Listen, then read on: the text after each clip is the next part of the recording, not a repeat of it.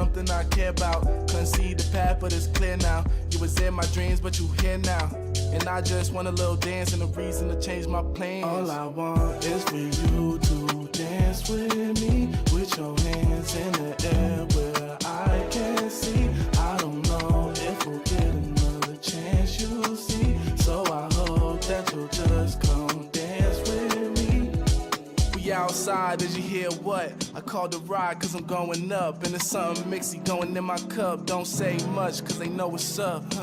You know it get cold on the late night. We getting all close like it's day night. You looking so fly, you can take flight. Now I got this feeling that I can't fight. Your curves got my urges flaring. You got me by the collar and I'm not caring. You see how the people can't stop staring. I'm trying to make you mine and I'm not sharing. Okay, let's bring it back a bit. She said you could have whatever if you ask for it. Well, I just want to have a little dance and a reason to change my plans. All I want is for you to dance with me, with your hands in the air where I can see. I don't know if we'll get another chance, you'll see. So I hope that you'll just come dance with me.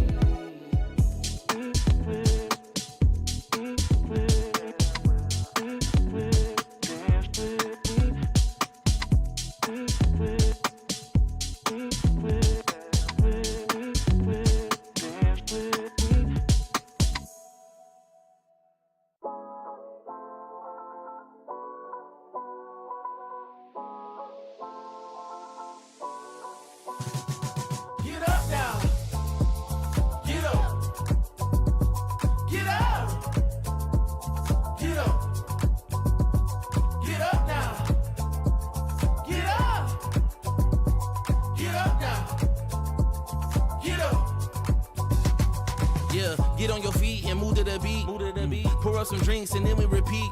Yeah. Chasing my purpose, need a release. Yeah. My life's a beach, I'm lost in the breeze. Do this with ease, don't play with my dreams. Yeah. It's so together, it's not what it seems. Heart of a tiger, life of a king. Yeah. Chasing my bag, my feet in the cream. Running these laps, not losing my steam. I'm feeling good, this life's what I need. Don't intervene with my energy. Yeah. I'm in her scope like Jimmy Iovine. Yeah. No Superman, but I'm feeling supreme. This not a movie, but I'm making a scene. Yeah. I can tell you how to live your life, but you just gotta get up. Get up. Get up. Get up. Get up now. Get up. Get up now. Get up. We just gotta live our life, we paying a price. Piece of the pie, I need me a slice. Yeah. Rolling the dice, the scariest spice. Sticky like rice, the tricky reprise. Yeah. Love will suffice, I suffer in silence. All alone, I'm lost on the island. Let's spread peace and less of the violence. Sebastian Bach on yachts playing violence. Yeah. The flowers violet, give me my rose. This for my city, all for my bros. Did it alone, so far in my zone. So raise your glass, let's all have a toast. I can show you how to get like me. Live your life till you die. Yeah, look, I can tell you how to live your life, but you just gotta get up now. Get up. Get up. Get up. Get up now. Get up. Get up now. Get up. Get up.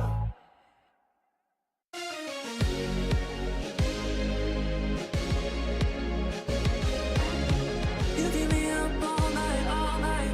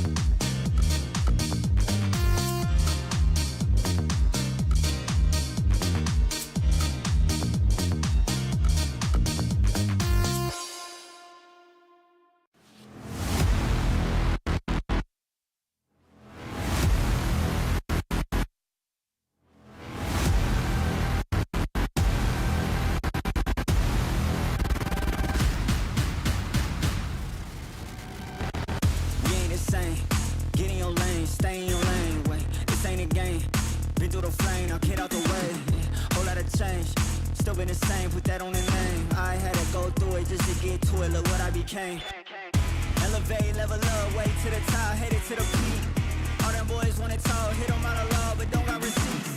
I do it with ease, to you it's a burden, to me it's a breeze. You feel that? That win is degree, that kickback. You coming at me, boy, sit back.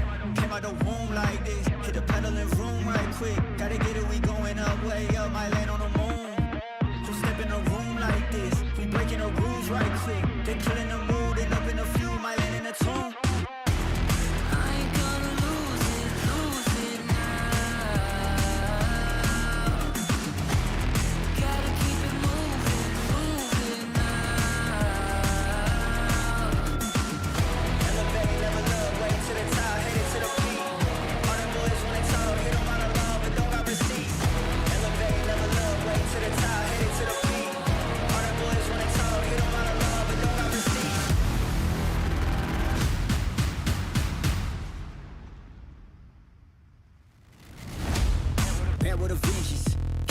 I'm leaving no remnants. They all in attendance.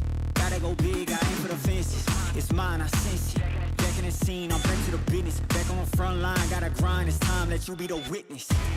At the time, turn a repeat to a 3P, yeah. Got the franchise on me, you more like G Lee, yeah. 21st century, you all the way BC, yeah. Old boy been washed up, I'm washed up in TT, hey. Came out the womb like this, hit the pedal and room right quick. Gotta get it, we going up, way up, might land on the moon. You step in a room like this, we breaking the rules right quick. They killing the mood, and up in a few, might land in a tomb.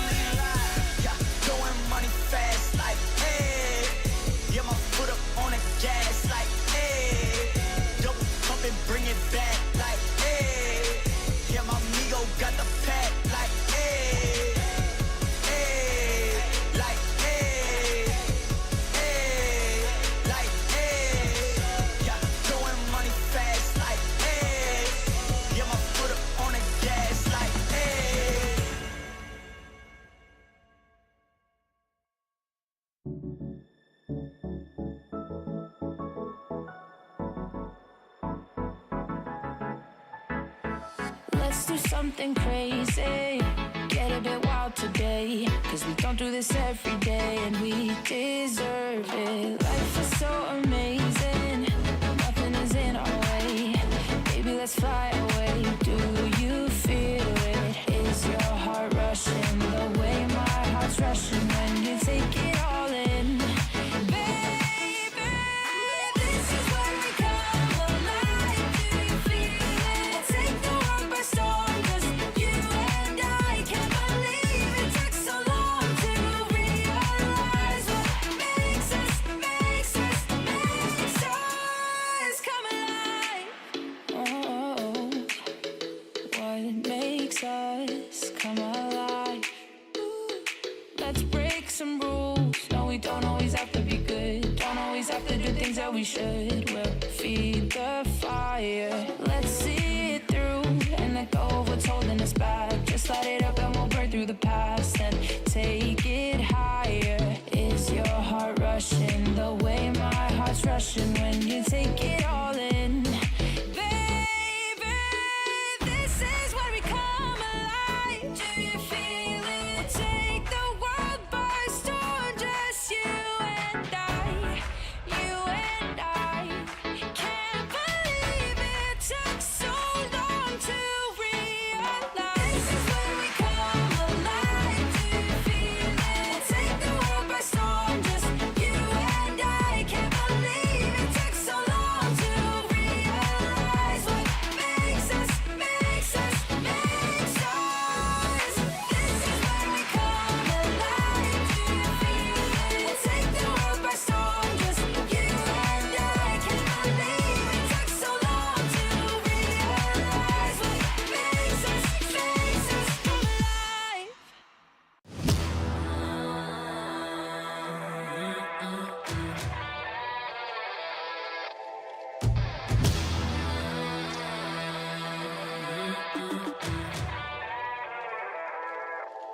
Yeah, motivated, I'm focused. Came a long way from the lowest.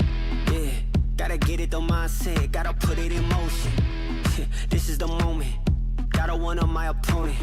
Back then they ain't noticed me, now they know it's me. I'm the chosen. It's my time, yeah, I put that on Bible. No excuses, gotta get to the final. Take all of my idols and turn them to rivals. It's all or nothing, man, the trophy is vital. Game time, bet I'm coming in clutch. No hang time, man, they can't keep up. The game's on the line, seconds on the time. Who can't fight? It's gotta be us. Better under pressure, go ahead and let it fall on me. I'm destined for it all, you better call on me. They say what doesn't kill you make you stronger. All that pain, it done made me to a monster. They say what doesn't kill you make you stronger. All that pain, it done made me to a monster. Yeah, whole lot of times they doubted I wouldn't be who I am without it. Sleepless nights, I counted. It all paid off, it's really astounding. I had to keep the faith to elevate. Hope for better days, they were coming. Now we can celebrate, knowing every day is abundant. Yeah, it's my time, yeah, I put that on Bible. No excuses, gotta get to the final. Take all of my idols and turn them to rivals. It's all or nothing, man, the trophy is vital. Game time, bet I'm coming in clutch. No hang time, man, they can't keep up. The game's on the line, seconds on the time. Who can't fight? It's gotta be us. Better under pressure, go ahead and let it fall on me. I'm destined for it all, you better call on me. They say what doesn't kill you make you stronger. All that pain, it done made me to a monster. They say what doesn't kill you make you stronger. All that pain, it done made me to a monster. All that pain, it done made me to a monster. All that pain, it done made me to a monster.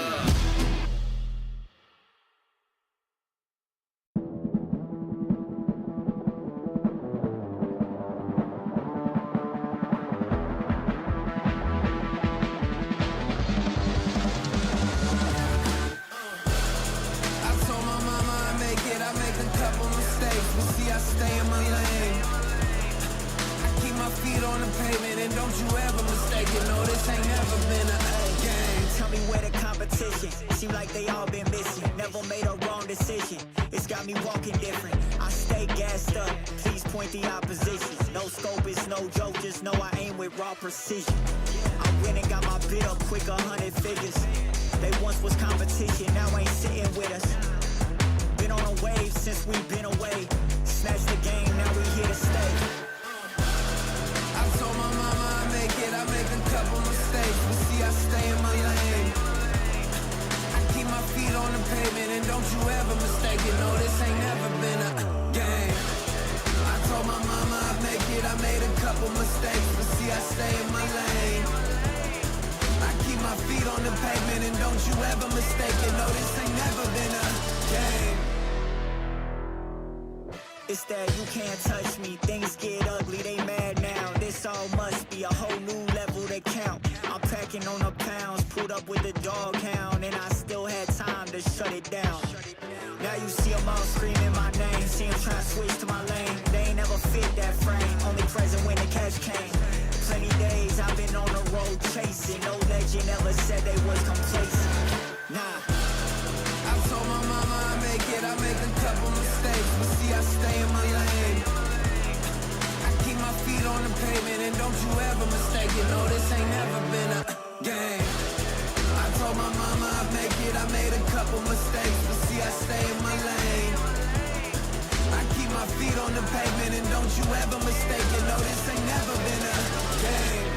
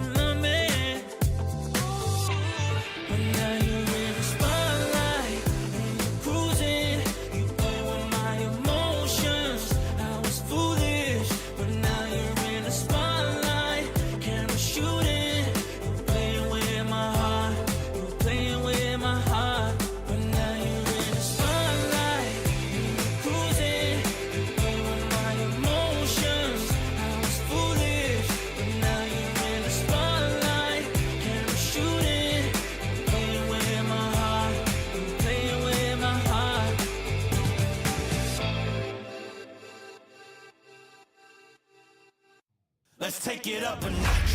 Running out the clock. I shoot my shot. I cannot be stopped. Let's take it up a notch. Let's take it up a notch.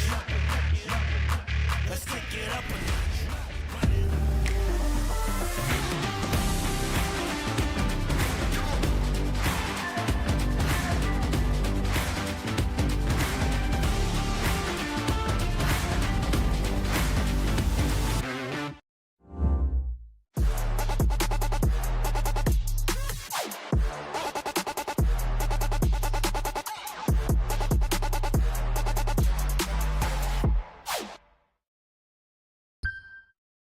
Just waiting for the defuse to come on through, the time ticking down. All you need to find is one headshot. Might just be able to clutch this one out and send them to the grand final. It's all left on Vanya's shoulders. There's one way to do it. That is the way to do it.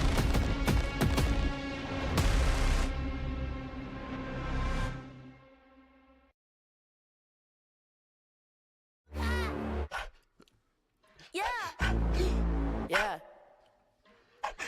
Let me get a punch. Let me get a punch. Let you feel the punch. Let me get a punch.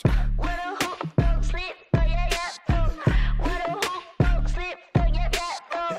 What a hoop, don't sleep, oh yeah, yeah, oh. What a hoop, don't sleep, don't punch me. Don't keep getting me pissed before I make you bleed. Pray for your rest in peace. It's the only piece that you need, even a punch. This is the purge. Everybody please your perk. Your perma kick these people with my kitty pound. Play with the wrong gal pound. Put when it put get the pop on out. Pop on now, yeah, I'm a kite ying my pound, pound, pound, pound. Pack it out, back it out. กูสร้างมึงภาพลับ yo how about now bruh จบบ้านนี้ไม่ต้องรอถึงหูพวกกูจัดมึงจุกดัง out Be the pepper pick a pack of peppers People like me pick a pack of bricks for a week per day per minute Rapper like me ทำพวกมึง panic บอกกูเป็นผู้หญิงมี pull the proof ไม่ควรได้ price เข้าใจมึง lose อะไรไม่รู้พร้อมพวกขี้แพ้มาพานกูพูดไปก็ไร point เขาต่อยสักชุดดีกว่าว่าพวก What a hoop don't sleep oh yeah yeah oh What a hoop don't sleep oh yeah yeah oh What a hoop don't sleep oh yeah yeah oh What a hoop don't sleep don't you push me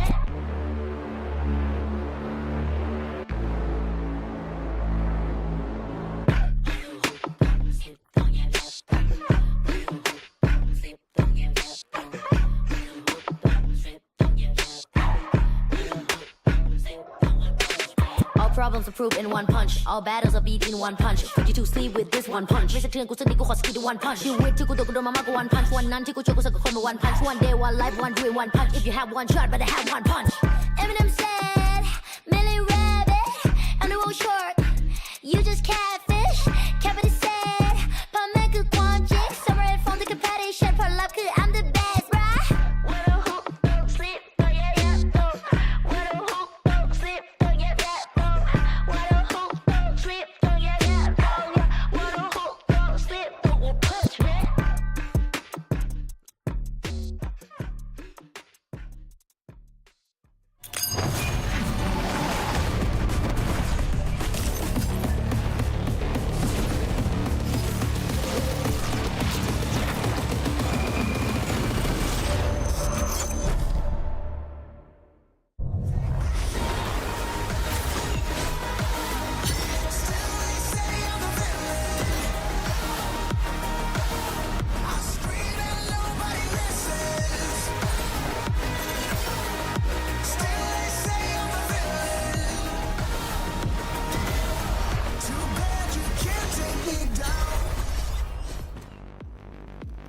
Hello everyone and welcome back to the live coverage of Foot versus BBL. It is 2033. Angel is now coaching Na'Vi. Pansy is the head of production here and we are still in overtime waiting for Foot or BBL to win this map. Who you got your money on?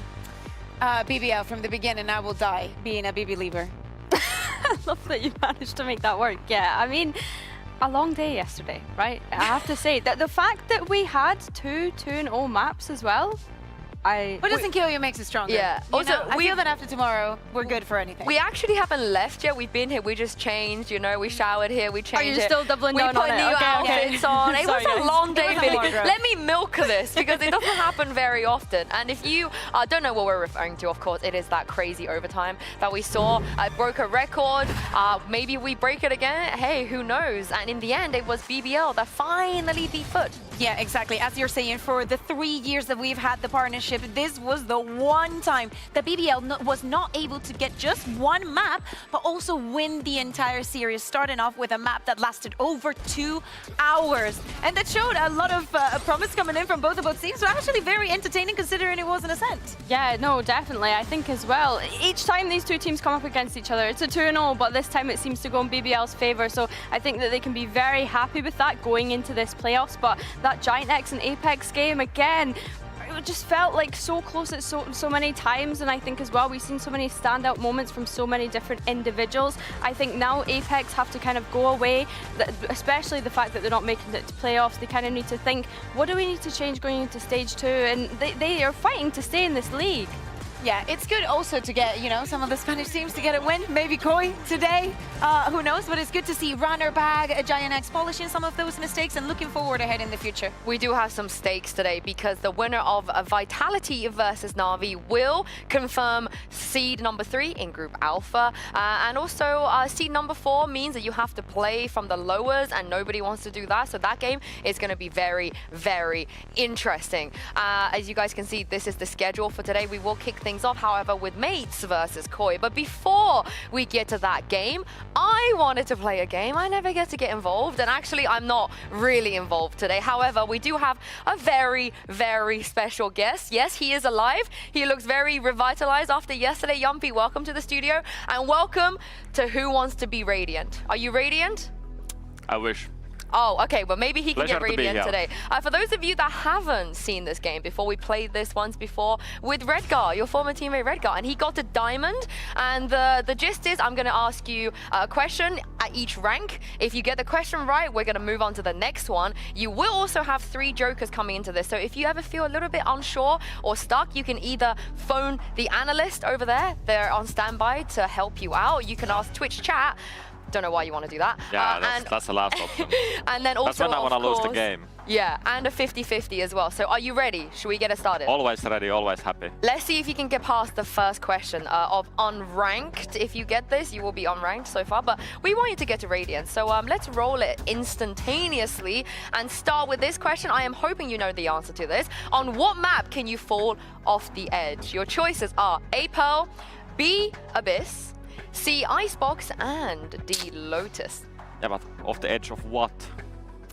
Like Glory? you can't the edge of sight or the edge of, you know, but Yeah. if the edge of map, I think it's the Abyss. B Abyss, final answer? Yes. Let's lock go. it in. Let's see if you can get past the Lock first slash question. in. Yeah, I mean, Redgar got past this pretty easily, so you can't do worse than Igor did. Very, very well done. Very well done. Nice and easy. We're going to ease you into this, and let's jump into question number 2, which is on, which teams played the longest map in VCT EMEA history? I wonder if you have a clue here. You might know this one. Fnatic versus M3C, B FPX versus Forza, C BBL versus Foot, or D GX versus Na'Vi. That's nasty, but yeah, go on. Giants Na'Vi was a pretty close one, wasn't it? Yeah, you can call it that. I think we go with number C, BBL Footballist. Are you sure? Yes. I Let's hope I lock go it in. 2-0. I like 2-0, so. Yeah, you like a 2-0? Yes. What about a 3-0? Yes, maybe we can go more. A 3-0 would be nice Yes. too, I think. Yeah, let's lock it in. BBL Ronaldo's versus favorite Foot. letter. This is Ronaldo's favorite letter. All right, okay, on that note, let's go for the next one. This will get you to bronze, I believe. Which team won EMEA Ascension in 2024? A Apex, B Gentlemates, C why we gotta do Pacific. this to me? Shout out. PCF, and D 2Game Esports. Well, this is trick question, kinda. Yeah, I but think so. EMEA Ascension. EMEA Yes, Ascension. EMEA, there has been a lot of good, Gentlemates was there, Pacific, close one, but we go with A like Apex. A like Apex? A like Apex, yes. That's my final answer. Do you have a favorite letter? Are you like Ronaldo? No, I don't have a favorite letter. M. I like M. You like M, but Yes. A is the correct one here. Yes. Let's move We are on. silver, right? You're doing very well, Yumpy, so far. Yes. Very, very, very well. You I like are on gold. silver. You like gold? Well, if you Yes. get this, you're going to get gold. Which of Breach's abilities does direct damage? Now, you have played a lot of Breach, so Yes. let's take a look. A, Rolling Thunder. B, Aftershock. C, Fault Line. And D, Flashpoint. Actually, this is a good question because Do you Aftershock, know? yeah, I think Aftershock is the name of the Kaboom, right? I never used to call the Aftershock, so What do you I think call it? Kaboom. It's a Kaboom, no? It is. I also call it Kaboom. Yeah, it's a Kaboom. So we go with Flashpoint, that is probably flashing, Rolling Thunder. I have actually done damage with Rolling Thunder to Martin on Fracture when he updrafted and I breach-ulted him. He got the space, but it's not direct damage, so we go with B, Aftershock. Are you sure? Yes. Final answer, B, Aftershock, or otherwise known as Kaboom. Let's see if you can get to gold with this one, and it looks like...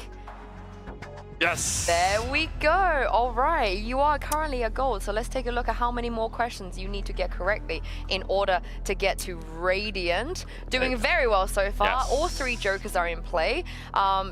This is wrong, right? You're technically gold, or am I wrong? Maybe I'm wrong. You have 4, 5, 6, 7, 8, and then 9. So let's get this underway. I want to see if you can do Radiant. Before we started this, I told the producers that if we get Yumpy here to play this game, there's a very high chance that he's going to go all the way. Yeah, So extra pressure over here. don't let me down. Do not let me down, because it was Extra you or pressure. Magnum, and I know I had less faith in Magnum. Yeah. All right, let's Same. take a look at the next question. Which of these players has Yumpy never teamed with in the VALORANT EMEA official? A, Harmy. B, Cryptics. C, Nats, and D, Eccles. Much love to Harmy and Cryptics and Nats, but I think it's Eccles. I'm sorry, Eccles, you know. But He left us to be Yeah, fair. yeah. He went to NA. yeah, exactly. So Yeah. it was Eccles I never played, but would have loved to play with him. Of course, he was the carrier of Liquid before I went there. So Fish 1, 2, 3 legend Yes, right exactly. there. Lock it in. Let's lock it in. D, Eccles. Let's see if he is correct, because I believe you are. There we go. Would have been really embarrassing if you didn't get that. Yeah, It's exactly. about you. Yeah, it's about you. Fortunately, we have no questions about Finland. I'm sorry to disappoint you. How many credits does a judge cost to buy? A, 1,750. B, 1,800, C, 1,850, and D, 1,900. my favorite gun to buy from my ex-coach, whose name shall not be named here. I think it's 1,850. That's a normal even number, right? But I think we asked the chat because I think on the chat, Twitch chat, we have a lot of judge abusers. Oh, do you trust So, them? Of course I trust the chat, you know? All right, let's ask Twitch chat. And Twitch chat, I want you to spam the letter of A, B, C, or D. not Ronaldo's the favorite numbers. letter. I know you sometimes, struggle with following instruction, but the letter, please. So if you think it's A, spam A, B, spam B, C, spam C, and D, spam D. And we will see in just a second what Twitch chat is going to tell you. What are you hoping they would say? How would they... C, I think it's C. You hope they would say Yes. C? Well, are you going to trust them if they go for a different letter? No. I think it's C, you know? Okay, well, Twitch But I just chat... need to confirm it from the Twitch. Yeah, let's see any judge abuses, any raised judgments. Yes. That's what we're looking for Bunny, here. my favorite player, Bunny. There we go. They win 55% C. There were some that went A and D as well. Would you like to go with Twitch chat? Yeah, let's go with Twitch chat. See. All right, let's go with Twitch chat, Sue. And lock in C, 1,850. You did have 2 other lifelines you could have used, so let's see if this was correct. Wow. Yes. Twitch chat are so nice Still in to the you. game, exactly. They are very nice to you. I thought they were going to troll you there. They didn't. You are still in the game. You have 2 lifelines left, 50-50 or court and analyst. Let's see if you need to use either of them. For this question, who had the most kills in this year's EMEA kickoff? A, Camo. Kiko? B, Kiko. Oh, you said that before it came up. D, Durke. and C, Derke even, and D, your teammate Sociable. I mean, it's either Kiko or Derke because they played the most games, right? They played in the grand finals, but I would say Kiko because Liquid came from the lower bracket. You said that before we even saw his name. That's, that's kind of crazy ball knowledge. Gio, incredible tournament. You know ball knowledge. Exactly. Would you like to lock this in? Yes, we lock B.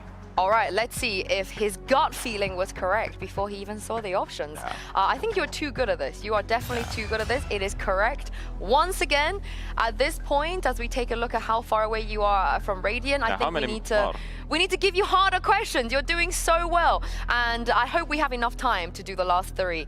Four even. Last 4, you're very, very, very close. And you still have 2 lifelines. So my bet is you might be able to do this, Jumpy. You might be able to Radiant. actually Finally Radiant. Ranked has been awful this season. We'll talk about that later because I agree. Yeah. Let's take a look at this question here for you and see if you know the answer.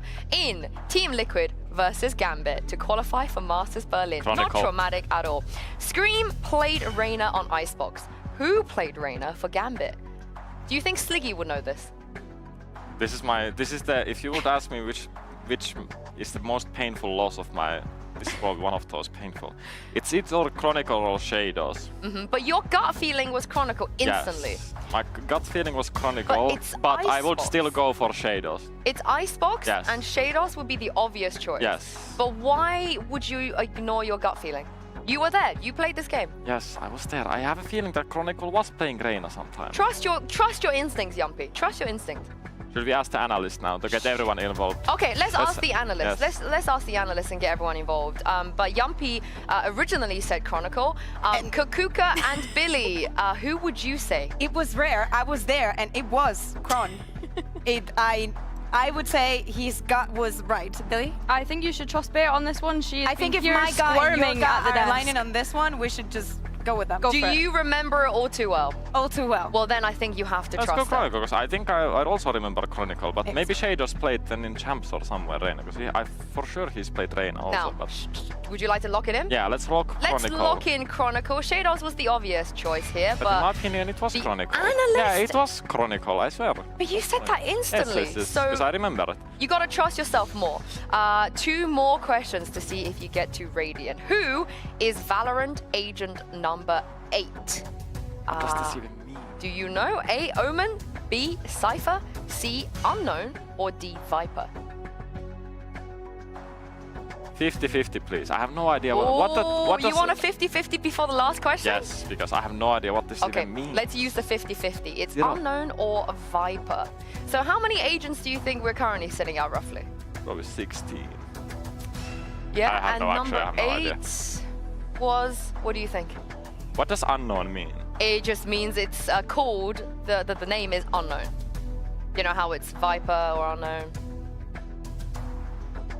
All right, Jumpy. I think we go unknown. He's gonna go Unknown. Let's lock it in. Let's lock it in. See if he gets it correctly. I don't know Viper if we was have original time. agent. Okay, let's go last one. Speed run. Let's speed run go. the last one, Jumpy. I need you to give Come it to on, me Radiant, instantaneously when you see the question, Yes. okay?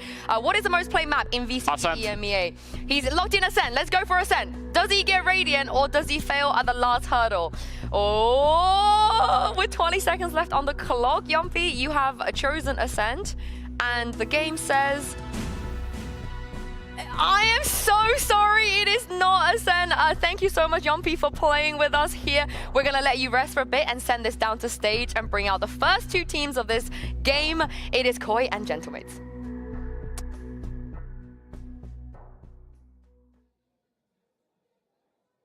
Check my pedigree, I got legacy in my pot. You playing hopscotch, I'm at top notch on the block. Slip and slide like me, nah. Spice it up with a sauce. Yeah, my Lord said don't do it, I said bah, bah, bah.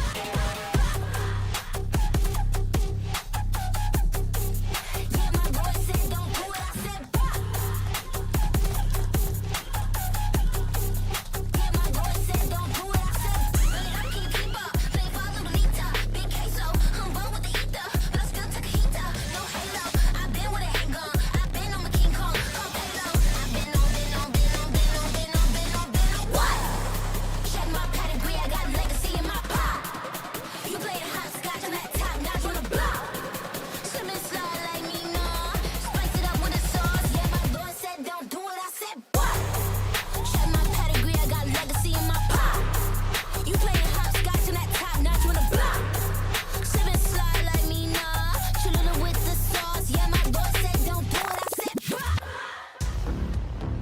BBL's dreams might be over for Koi and Gentlemates, but the championship points can still potentially make a big difference down the line. So this game is still very, very important for them, which means the map pool are also equally important. And they, so far, doesn't seem too strange.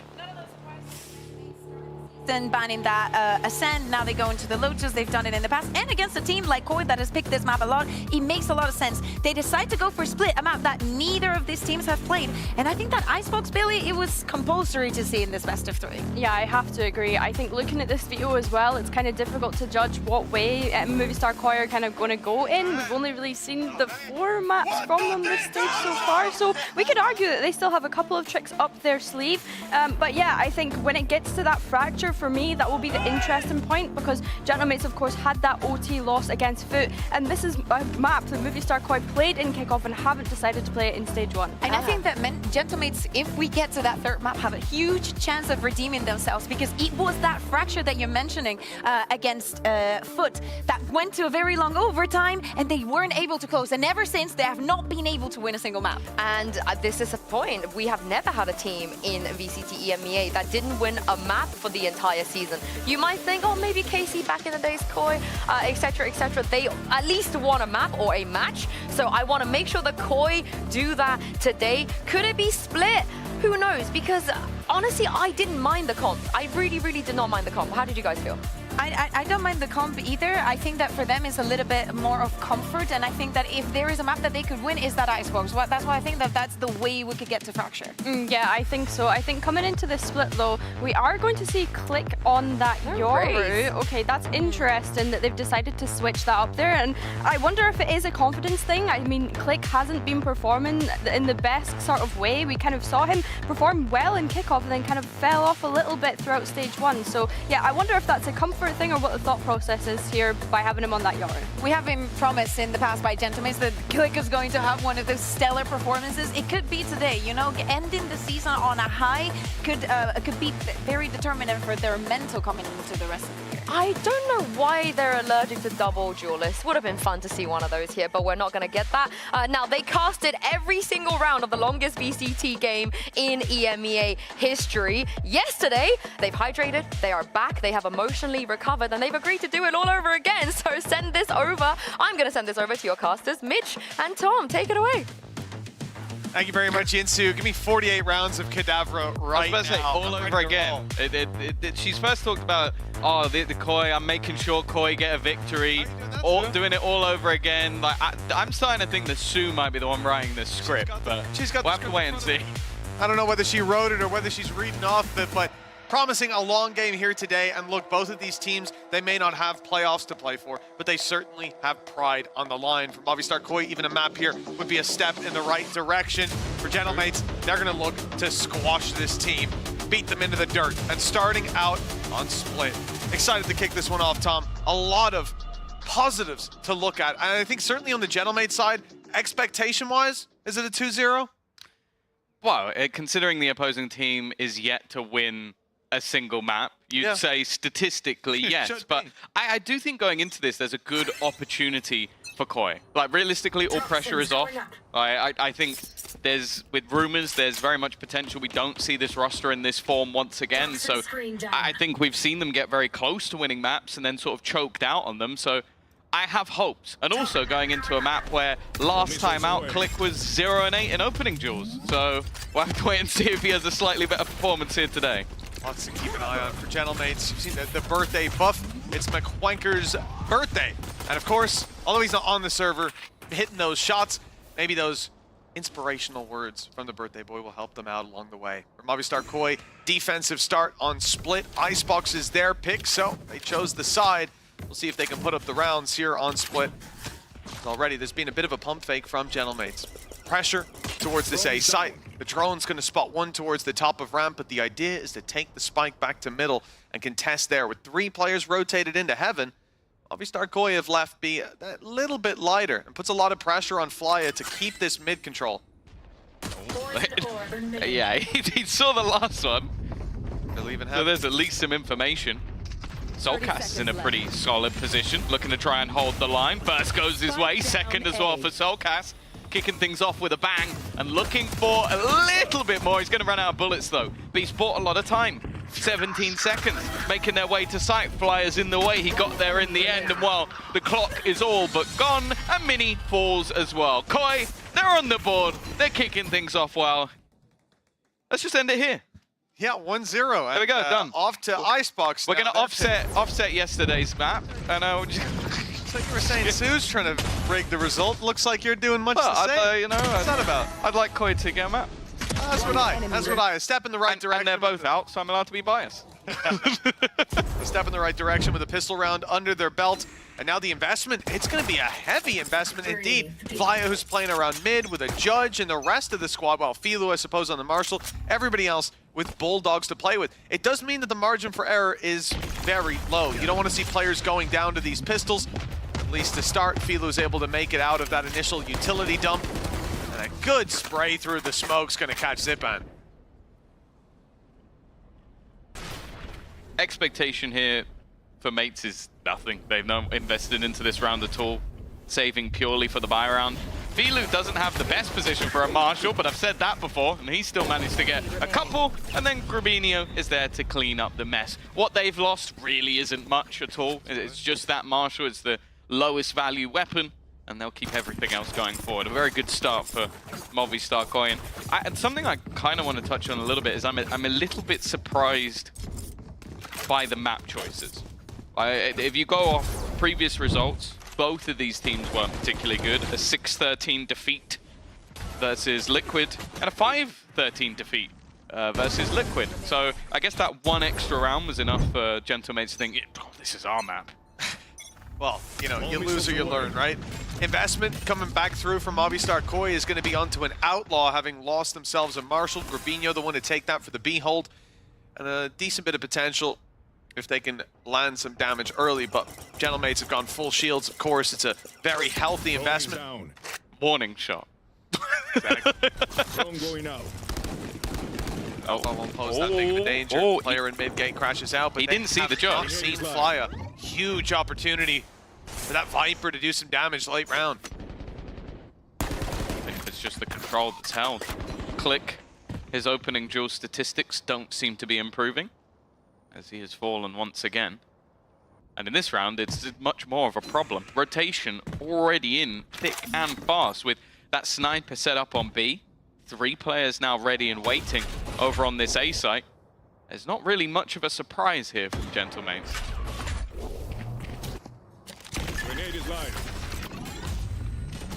They're very much ready and waiting for this push to come through. Let's see if the weaponry disadvantage plays a role. The Bulldogs 30 seconds. up against the Vandals that are in play on the other side, and they're cutting through them with ease, it seems. The decoy used, but not to great effect. Damage done onto Mini at least, and with man advantage still held. This is going to be a tough site push. Whether they even know the rotations have come through, that there's so many players. Okay, Breach utility goes out, 12 seconds. They've dropped Breach, don't know about Solkas. They found him just in time. The plant will come through, and well, Gentlemates bailed out of a bad situation because of those picks. It seemed like that was a really good opportunity. Now Zipan's late lurk leaves it all onto Grabinho. Mitch's favorite gun in hand. 2 of them one shot. Just like Mitch, this probably isn't going to work. Well, Grabinho's looking to make it a bit more palatable after the first, but that was Kamek. Needed a headshot onto him. 150 health keeps him alive. Stop smiling, Tom. I don't like that. You really wanted that to work. I really did. That's so bad. I really did. I was rooting for him there. I was about to put on a Koi jersey myself. 2-1. Well, you've been on the watch party, so you're basically halfway there. Yeah. Although I don't think you're very popular over there. No, well, listen, I've redeemed my reputation a little bit, I suppose. They enjoyed my Spanish skills. Can't debut them here, unfortunately. Well, yeah, especially because our producer is Spanish and would know exactly what you're saying. You can't get away with it. Alberto's in my ear. But 2-1. That was a decent attempt, though, from Movistar Koi. Good damage done. The bigger investment in round 2 gives them decent weaponry for the next. The Outlaw managed to put a few dents in Gentlemates' economy for this one, as they have to invest pretty deep. And light shields with damage on Zipan as well. Light shields for Mini. That's Grabinho in with a chance if he spots either of those players early on, because they brought the Outlaw back into action. Out goes Little Bud again, just in case. no one taking the chance after Durka's shenanigans at kickoff, so just making sure they haven't got too much ground. It's very slow and tempered from the side of Gentlemates. Trying to just take control across the map, work for space and see if they can find any aggressive positioning, but there really isn't much. Other than maybe A main, you could argue. Flyers off angle here, could be a nasty surprise. Not quite connecting the shot though. There's an opening duel for Click on the attack. Nice to see. Zipban with the trade keeps numbers in their favor. Here comes the Outlaw swinging in, and it's Zipban shutting him down at 2v3, and the defender's off site. A free plan to be attained. From here, is it going to be an aggressive post plan? I'm already looking at Zipban. He's up nice and close, and he has support as well. They go for that deep swing and hammer home the victory. Now for Filu, he could even decide to just save this weapon through to the next. 1v3 is not looking likely. No one's tagged low, and Zipban, we know on the Movistar Koi side, you just hit tab, you know that he's got his ultimate, but we can even see salvos are online. There's a stun for Kamek, and they've reset into that, well, I say passive post plan. That's not quite passive, and it's not like he needs orbs either, but I guess Zipban's just feeling confident.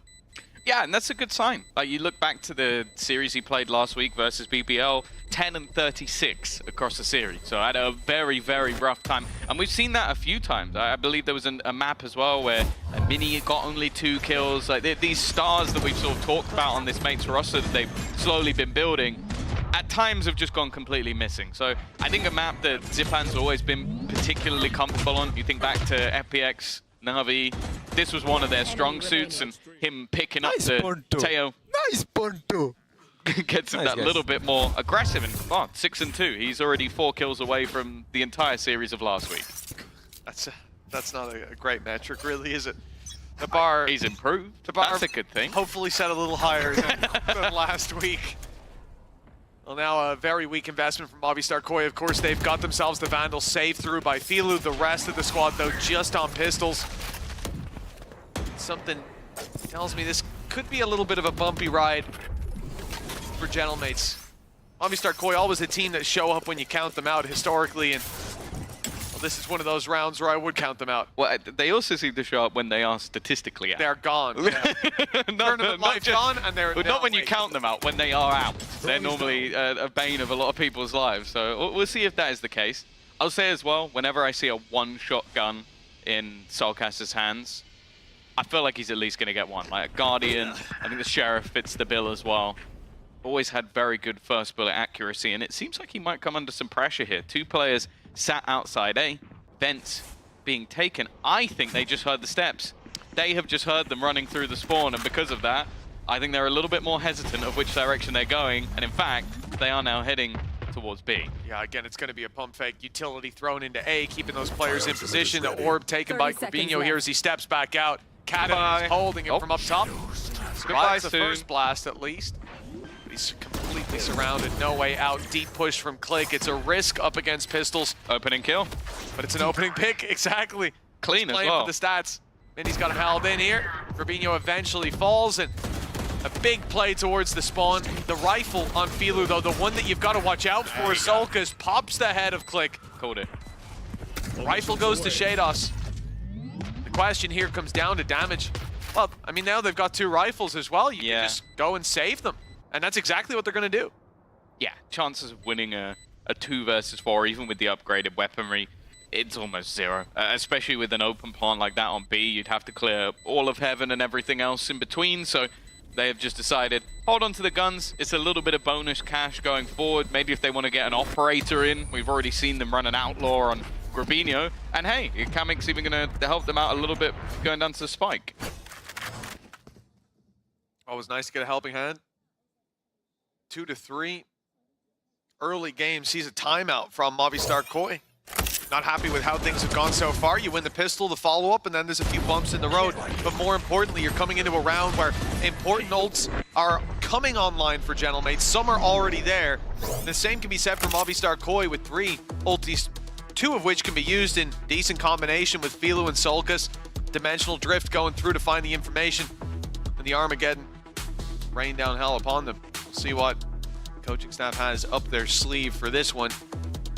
so far, it feels like at least once those rifles come out, the confidence is sky high for these mates players. You're seeing Click find those opening duels. You're seeing these deeper approaches to post plants, pre-plants as well, with Kick pushing into spawn in the last round.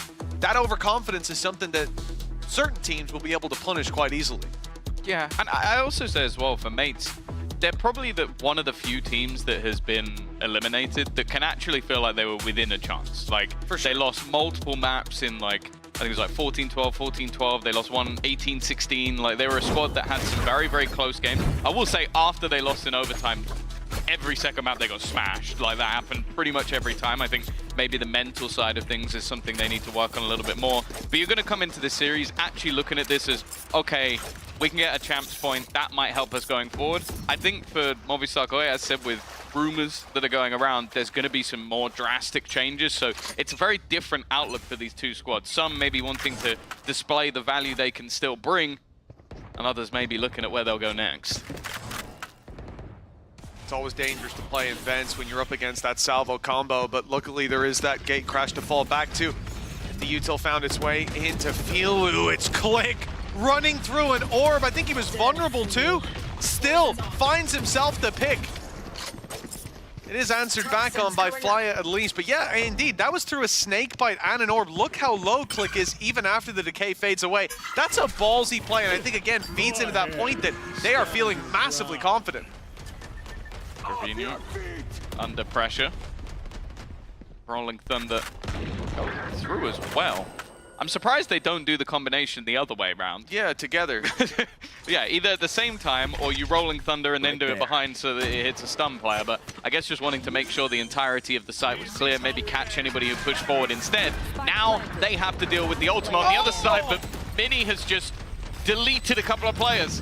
The star power of the IGL shining through once again, and once more for Grabinho, the first man on the site. The man running away from it. It is not what they were looking for. And I want to touch back on what I mentioned earlier. Click, when playing the Raze, was 0-8 in opening duels. I think right now he might be like 3-1. Like, he's had a really good start to this game, and we haven't seen this guy anywhere near the potential I think we expected. So even if this is just like, okay, this is a confidence mover, this is me proving how good I can be, I think that has its value as well. Oh, 100%. Just to build him up as an individual. And like we're saying, the overconfidence perhaps early on, but it's not being punished. The fact that a man just ran through a snakebite orb with a player holding from inside a vent, that flash I don't think even caught him. No, it didn't. And he still wins the duel. That is just phenomenal. Now, a little overeager perhaps from Kata, trying to take the heaven control.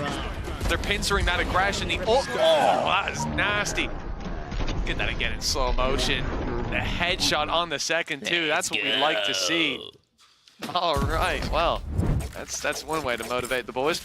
But yeah, for Movistar Koei, they just faced into a very weird setup. The fact that the ults are timed in the way they are to get Click the space on backside and maybe a fight up close. Grabinho falls back, players are pushing forward, but ults are keeping them back with the Rolling Thunder up into heaven. It was a big... That stun didn't hit. We talked about overconfidence. You see the stun not connect, still goes for the emergence from the dimensional drift. A very aggressive play indeed. I did not expect him to stick around, maybe to take a gate crash, maybe to get to cover before coming out, but well, it's been punished now. I think that the stun was close, so maybe just a slight mystery, but also, I guess once your team commits, you just go, okay, I'm committing. I'm hopefully going to hit this shot and just take the risk. We see a lot of duelists at the moment taking some pretty hefty gambles when it comes to Yoru, so I'm not really too mad about that, but finding a response now in this round is not going to be easy. A 3 versus 5. They managed the entries on the B site, or sorry, on the A site last time out. And with Shados not isolated, but if a smoke goes down, might be left in a slightly more troublesome position. Counter salvos, though, will buy the additional time needed to get a third person to cover off that heaven position.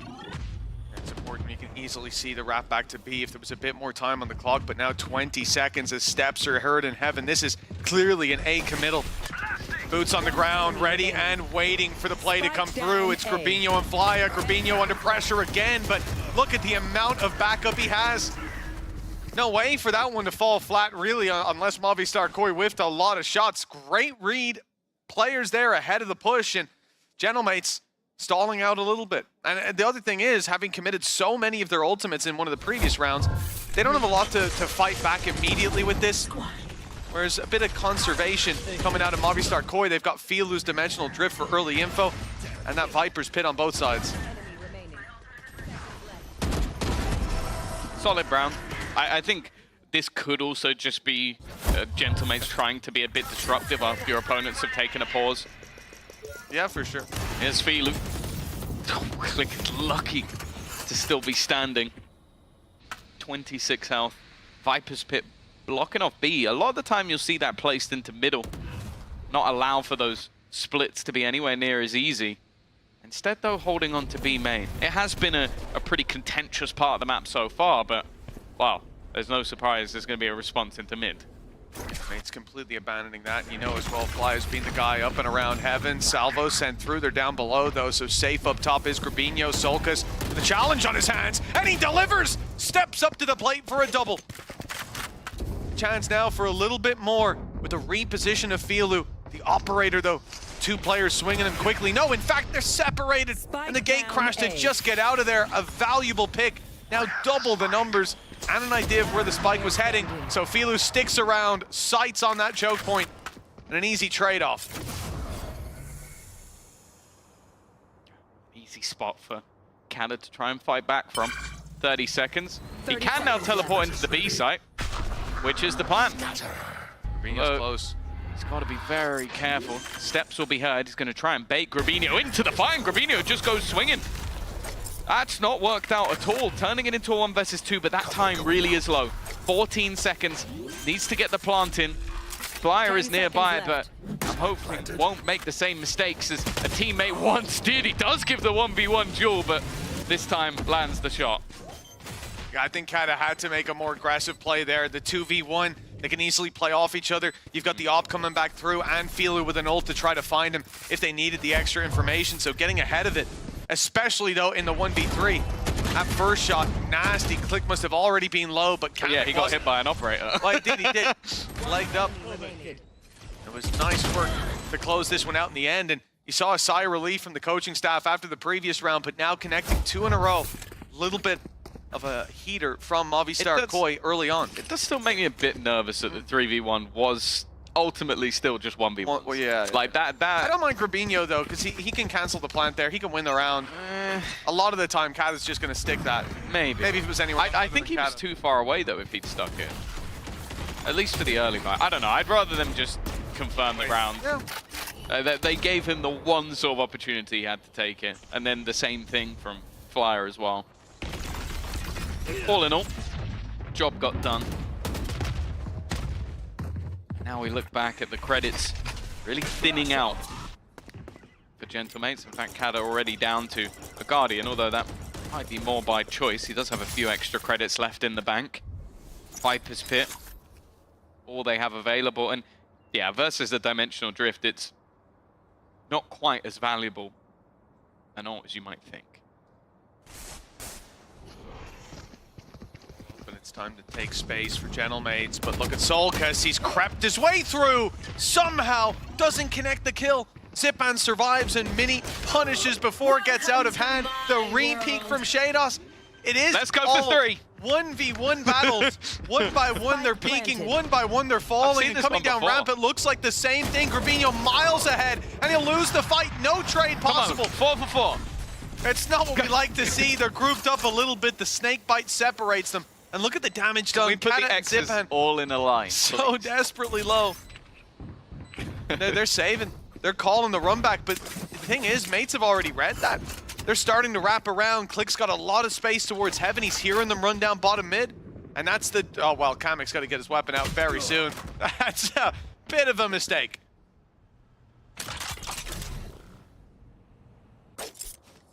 Guys, I think we should swing a ramp. I've got an idea. Definitely not gone to plan, and hoping that each individual player could catch a timing. Yeah, they are literally right next to each other. That's the first, or that's 2 of them, and then one was obviously the third, Grabinho, a little bit further down the ramp, but yeah, disjointed from Koi, and well, fool me once, shame on me. I don't know what happens when you get to the third. No, like, especially we saw the rotation come through, and I can understand you had one player, Filu, with an AWP holding up top, waiting for the peek further deeper into main that probably would come off the back of that initial fight. Now, if your guy on ramp wins that battle, you might get 2 picks out of that situation. You could be back to a 3v3, but again, you wait a couple extra seconds, your third player's there. He can go down ramp with you. You can look for the trade together and have that all posted. And more so the first 2 fights. The individual swings were a big mistake that got punished immediately. Snakebite to slow, but Cat has already passed it. They're looking to get aggressive in heaven. Movistar Koi have a setup for it though. Paranoia is good. No way out for Click. He's caught, but Kata swings through. Almost catches Grabinho through the smoke. That's a good return. Numbers back to equal footing, but Filu with the AWP. He's got a good position. He's got cover from Grabinho as well, and the ult's going to be used just to spot out these final players. Right, he's using it to retreat, but he's kind of left Grabinho behind. He'll at least keep that man advantage going, and more importantly, the space that has been guarded. Mini, though, from above, we know how deadly this guy can be! A quick double, and even spots out Filu! This guy's crosshair placement is literally perfect. Wonderful stuff from Mini once again. That's a nice closeout to the round. But taking a look back in the replay, you can see decent setup to start with. Kata taking the trade up top. Oh, I was waiting to see the actual dimensional drift activated. Because like you said, Tom, it did leave his teammates in a bit of an awkward spot. He is just hightailing it. It was Grabinho gets the first 2 kills. Let's go, and get some like, fingers. You're doing all right on your own. I'm just going to leave. I'll see you later. But I guess it's just the operator in that scenario, if they're coming from above, you are dead. Like, the chance of you hitting that flick, so he tries to reposition, but it kind of maybe seems that maybe communication was off a little bit. And Grabinho's coming in like, I've got your back. I'll be there with you. Wait, where are you? Where'd you go? Well, Movistar Koi pushing mid early on, getting aggressive on the defensive side, and it's netted them an opening pick. Cadaver the one to fall. Those smokes now pretty much out of the game. It's just the orb that can be positioned by Mini and the wall that he's already put down. He's looking to take an opening for themselves. The walk into sight is risky. No one's spotting it, but there's a breach just there, just seeing them. Oh no, the utility came out from Shados. That is a disaster. They have just contacted into the A site, and Movistar Koi took heaven control, fought down to ramp, but it's almost worse for Filu. He's surrounded now. Players can come from both sides. He finds one, but it's traded out. Click grabs one on site, and it's a 3v1. Early aggression was great, Tom, but that gap that they left on A so quickly exploited by Gentlemates. I'm at a loss for words on that. Wow, and there is the round close. Yeah, I think the only people, or the only way that Gentlemates were stunned in that round was the fact that the stun went through and they go, I think he's there. There's someone on site. How have we managed to get this far? But again, it just seems like a lapse in communication in those moments where you have a guy Heaven who's not watching main at all. You have a guy Side who's not watching main at all. Behind ticket. The guy, that's what I mean. They literally turned at that moment and go, he's just let off a stun from the site. Think about how long he wasn't holding that angle for. What was he doing? I mean, prepping a stun, sure, but you can have a pixel that's angle what I mean. I feel like it must then be miscommunication that he thinks the guy Heaven is watching to call for a stun, and then he's the same the other way around. That's disastrous. Well, not gone to plan, but they have got the opening pick in this round. Filu, he gets one on one side, he gets one on the other. He's literally got a kill on each extremity. That's the duelist you want, the quick switch-ups. And what, the TP? Got worried for a second, but this time the sight hold from Shados has worked out. And that is the spike in the corner of the site. It was an audacious play, but Kata probably assumed that Shados would have a stun out the whole time, so fair enough. He found out that he's found his number 1 on the keyboard, his primary equip. Final round, so ults are going to be thrown at this, and a decent read of where Mini might be. On the step forward, he knows that's a clone behind him, finds the first, fly it down. Rolling Thunder, though, that's going to end the round, surely. Shados hot on his tail, and will land himself another kill to close out the half. 7-5, a tight one to start us out here on Split. Movistar Koi, they've done well, winning the pistol and sprinkling a few more rounds throughout. Let's see how their attack side goes. Yeah, it's going to be interesting to see if Movistar Koi are going to be able to turn this at times. They have definitely been within this map. We'll have to wait and see until after the break.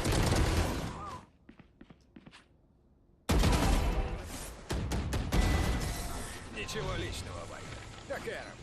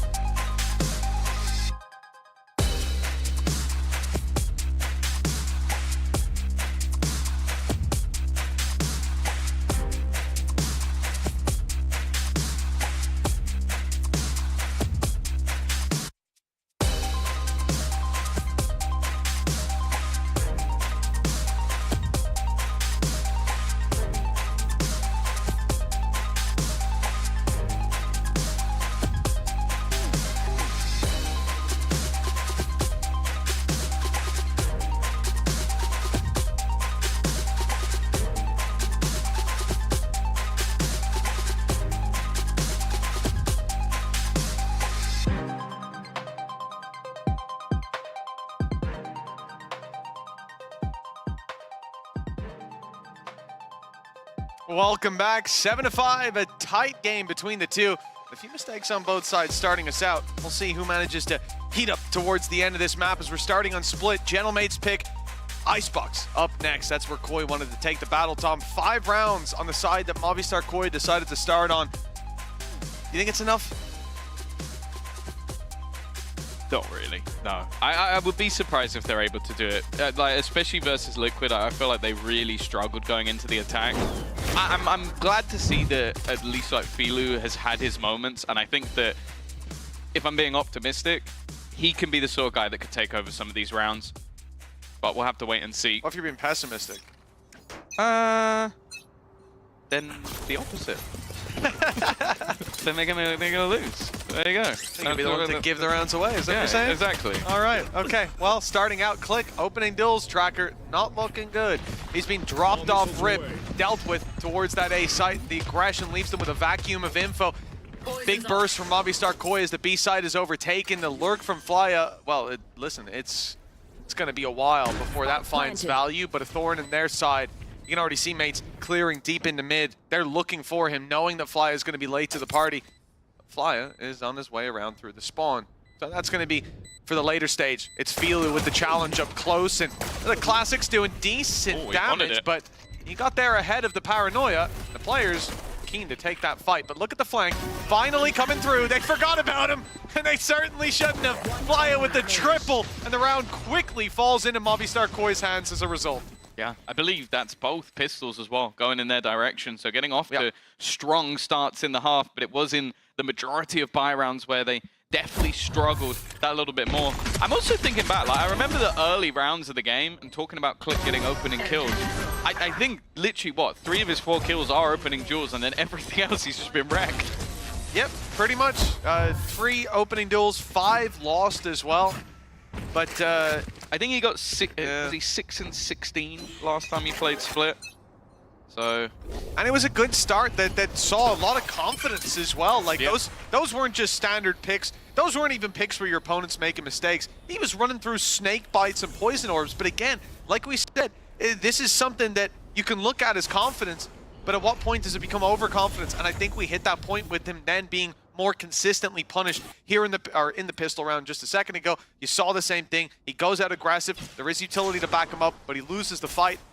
And that leaves them in a pretty tough position with the instant pulse out onto the B site from Movistar Koi. I think they've got far enough with no resistance that they're starting to read into the idea that there's nobody here. It's a B stack, a mid stack. And that is wrong.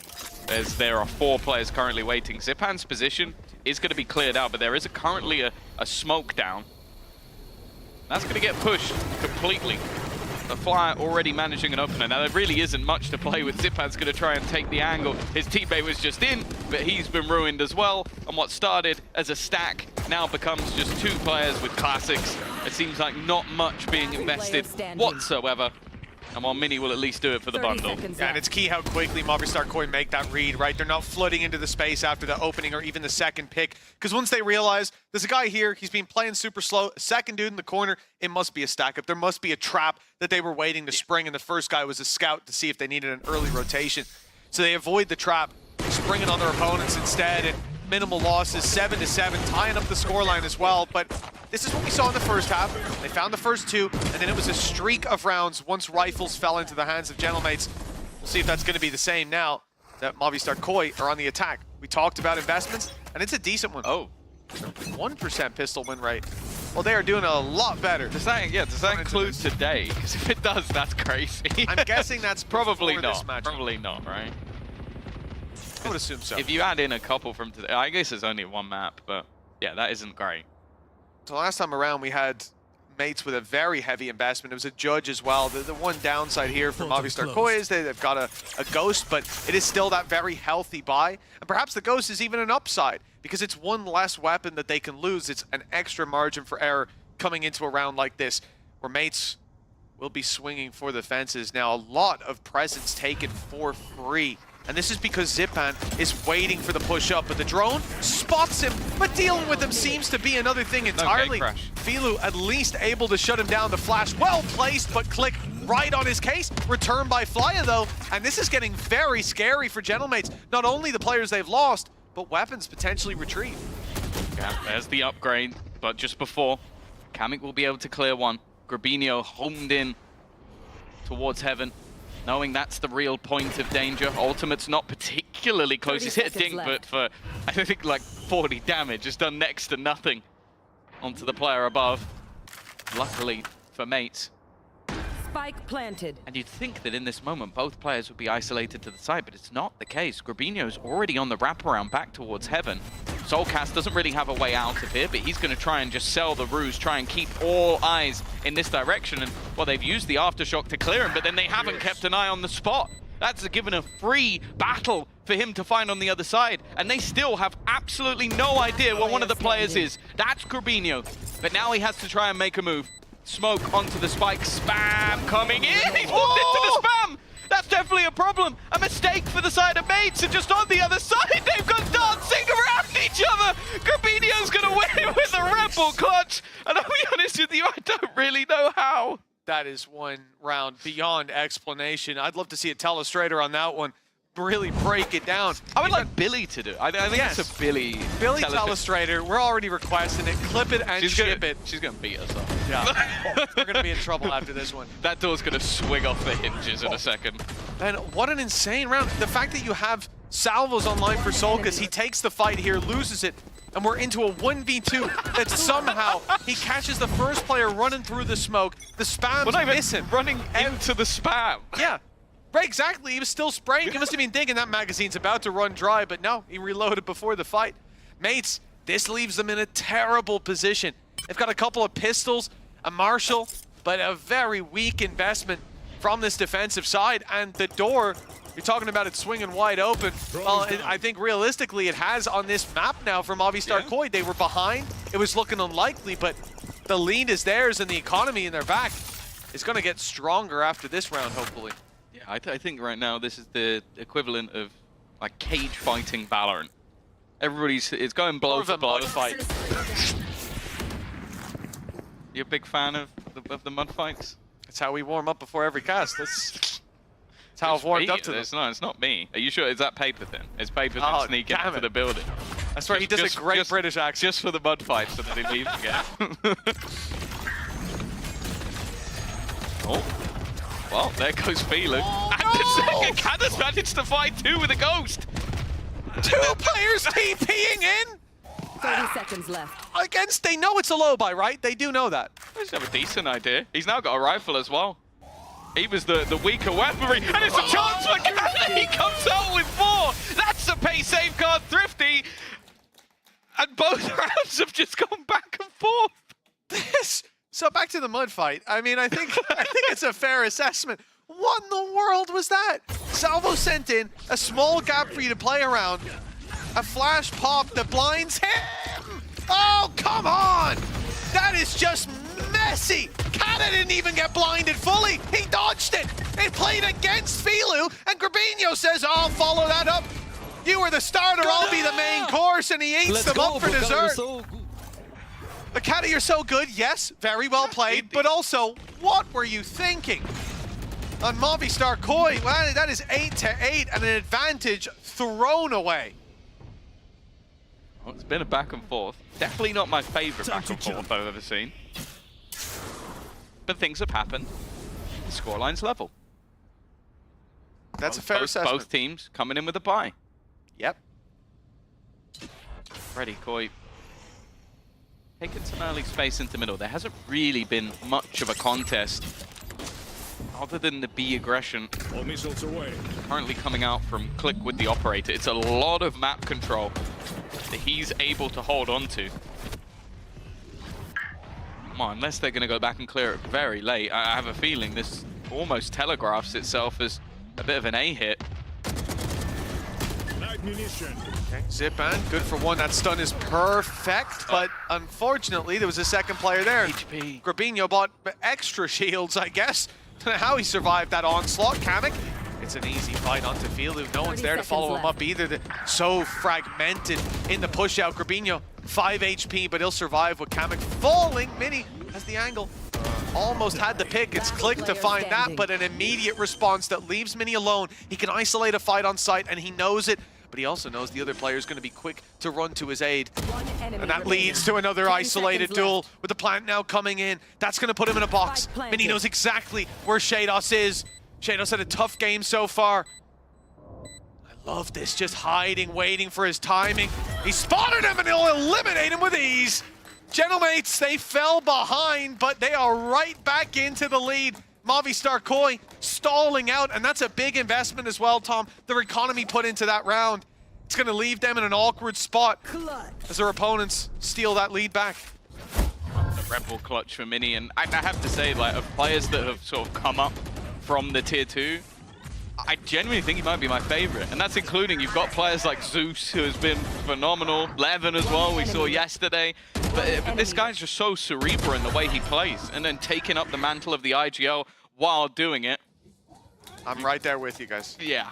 I'm right there with you. Definitely a few frustrating rounds, I feel. I would not want to be on the receiving end of this timeout from Movistar Koi. I think there's going to be a few notes. I think we might. Can we bring back Dice? Can we bring him back? I need. Mate, it's hard. Please, it's guys, hard please. No. This wouldn't be a please. This would be a stand up and shout till you get lightheaded. That's a tough situation. Well, you know, I can think Gorilla's of waving the hands. I can think of a previous man from Koi who would do excellent in these scenarios. Oh yeah. There'd be a hole in the desk. The desk would be lopsided at this point. His chair would have fallen over 6 different times. I do miss the Baba reactions. I genuinely, that's one of my highlights of the entirety of last year, is just seeing, like, every time it cuts to him, he's the most emotive man. And then you talk to him, super chill. Super chill. Super absolutely. chill. It's like, it definitely doesn't leave that moment. Koi's... Okay, there you go. That is a stat. That is a stat. That's 9-8. Mates. See, I don't even really want to say, like, have got the lead back, because the rounds that there's no telling both teams have lost. There is no, this is anyone's guess. Okay, stun out. See more predictable roulette wheels out there for Movistar Koi, but it's a weak investment. That's the one thing going for them. But if they can get onto a site, Viper's Pit, to secure that late, to get that plant into a much more comfortable position, and they are putting pressure on A. Just all right, Flyer, calm down. Kata's gone pushing. Kata's got his back to a player, and they've just seen it. Filu's got a freebie out of that. I love the gate crash. It was almost like a bait, like, he would have seen that go by and say, where's that coming from? Oh, goodness. Kamek's responded once again. Puts the rolling back thunder into a 3v3. Oh, the cage fight continues. He solo ulted them with a rolling thunder to get one pick, but at least it's Flyer. Well, it slowed them down. It slowed them down and got rid of the pit as well. That's something to write home about. Nice repeat from Kamek. He's got 3. Okay. He's got 4, in fact, and I think Mini's going to steal away the ace. This is the moment we truly get to see what kind of teammates you've got. Click going into the angle. He'll see him, and he calls it for Kamek. Beautiful teamwork. Lovely. A team-building exercise, and an ace for Kamek. Confidence sky high with double digits under Gentlemate's belt. With how that round started, of course it ends with an ace. Yeah, I was going to say, like, in a lot of rounds like that, when your opponents have a bit of a low buy, you don't really get that excited about an ace, but it was actually needed. Like, the way that this round started off, well, we cut to moments later. I don't know if I think the smiles might have faded quite quickly after that one, but yeah, definitely an important round for Kamek. And but again, let's look at what's... Oh, I like this old committal. Fly is not safe, not by any means, and with Click coming through the smoke, there's no escape. Obviously, Koi only sent him to A, though. It's going to be the push towards the B site from the majority of the members in a deep play. Coming in from Filu with the dimensional drift, but Click does the same. He's going to grab information now. Planter spotted, no one else. Where are they? They could be a main, but is the read there that it's a deep push into the spawn? Rolling Thunder! It's a huge mistake! Click flying under the radar! He's picked up 4, and although he'll be denied the ace, that's another big individual round from Gentlemates. He died because the Rolling Thunder pushed him into the air. Yep. That's so funny. I don't think I've ever... Because if he just sits in the corner, he's fine. That ran into it. That's great. I like that. I don't know if replay of that. Can we get the replay of him flying into the air and then dying in the back? Here we go. Here we go. I kind of want it from the other POV. Oh, that's fantastic. Oh, he's managed that. Everyone acing after each other, no? That's a 4K. It's a don't get overexcited, all right? You know, Didn't he get could that have last. had the ace. Yeah, They didn't they lost the fight. There you go. Misclick. Misclick. I like that. 11-8. We've had some rounds. Rounds have happened, Tom, and I've witnessed them. And their opponents went into that with 5 ultimates over on the Koi side. One of them got them the site, and one of them lost them. One of them helped Shados throw it back for for his opponent. Got themselves set up. The Armageddon. Ready, raring to go. Although info has definitely been had. And they have no map control. They are fully committed to A. The beautiful thing is we talk a lot about the combination of Breach alongside your Teho. I think here the stun sent through, but the ult is that little bit late. It's given space. In fact, it's given fake information. Koi thought they were safe to take that fight, to TP deep into sight. Not only was Kamek there, but the ult left that little gap for the run through coming in from Zipan. Now they've shut down a few players and good space taken by the attackers, but where do they take it in the end? Where do they head towards? Because there's re-aggression from Kamek, and he's catching them coming back out of heaven. Luckily, Solkus is repositioned, has caught him off. Now, Kata it's Kata's turn. Snuck into this little corner. 4 players on their way. They've seen him right Never away. mind. Beautiful clearance by Solkus, and much needed. Many deciding as well as the one player with low credits. I would love to see that ult combo with, if we could get Shados on a Breach and Governor on the Teho on the same team. It would be an interesting, like, see which one, or how they complement each other. I'm good. Honestly, I'm good. Okay. We'll see. Maybe we'll do an All-Stars game at some point. Mini big frag in IGL. But Yeah, I don't think he's going for this one.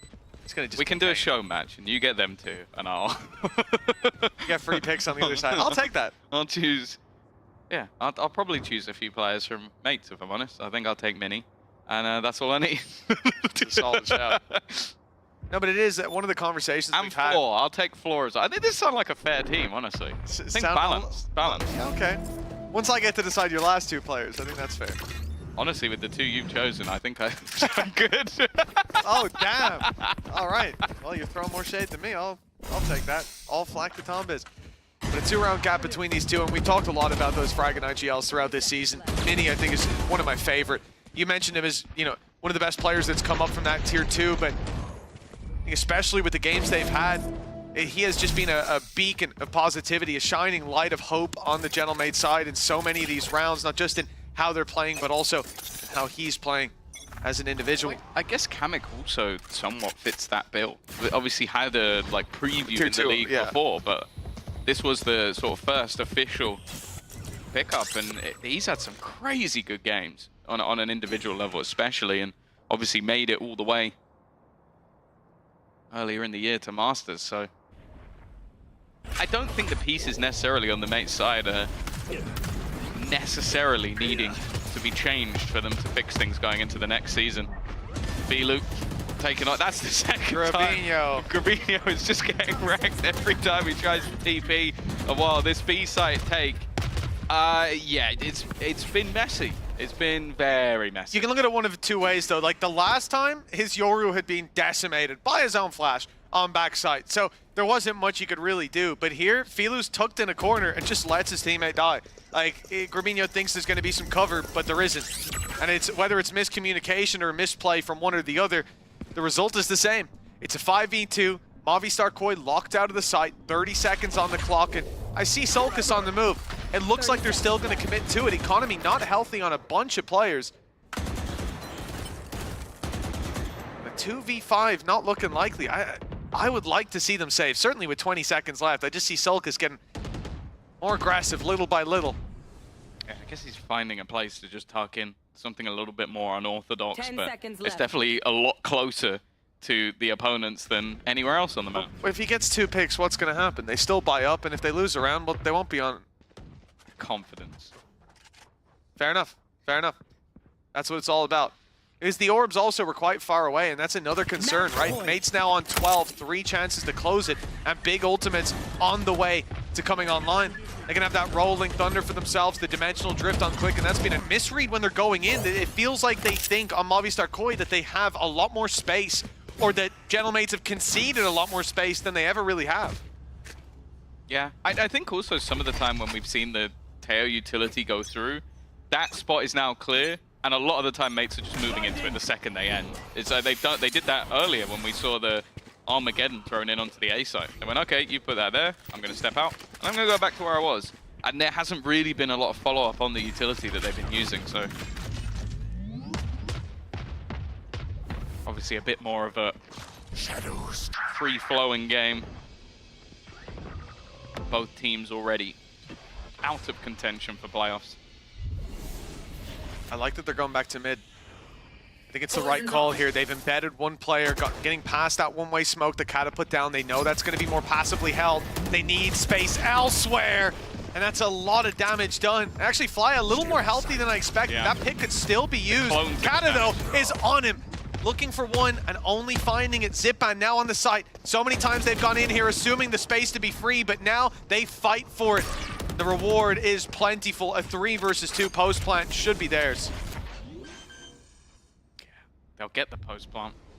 I see Mini alive, and I still believe they're going to be able to take this one over the line.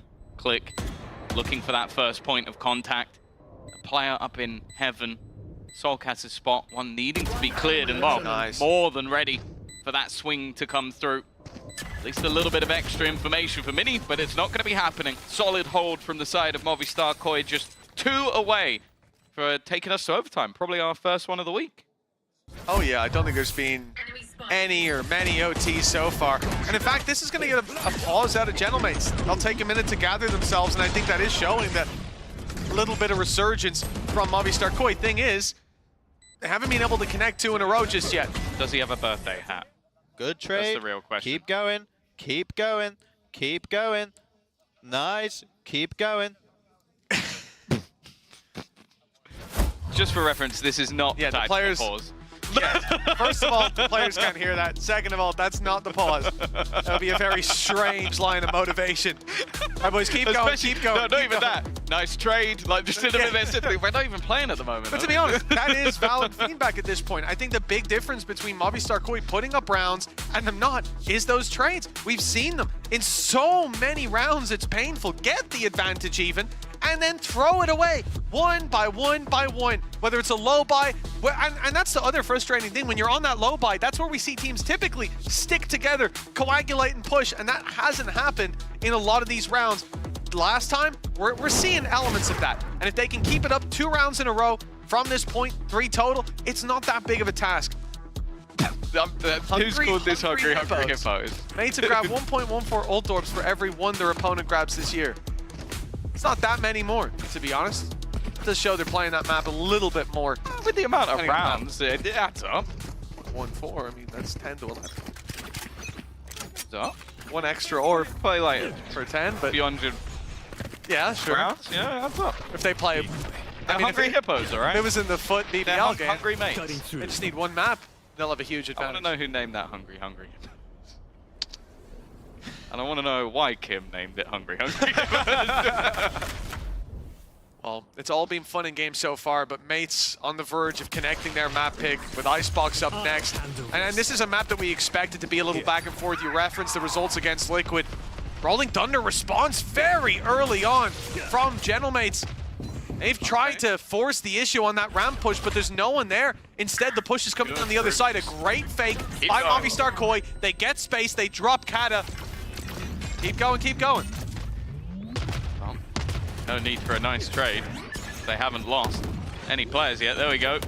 And there's a nice trade. Wonderful stuff. Rubinho, nice. Another stepping up massively.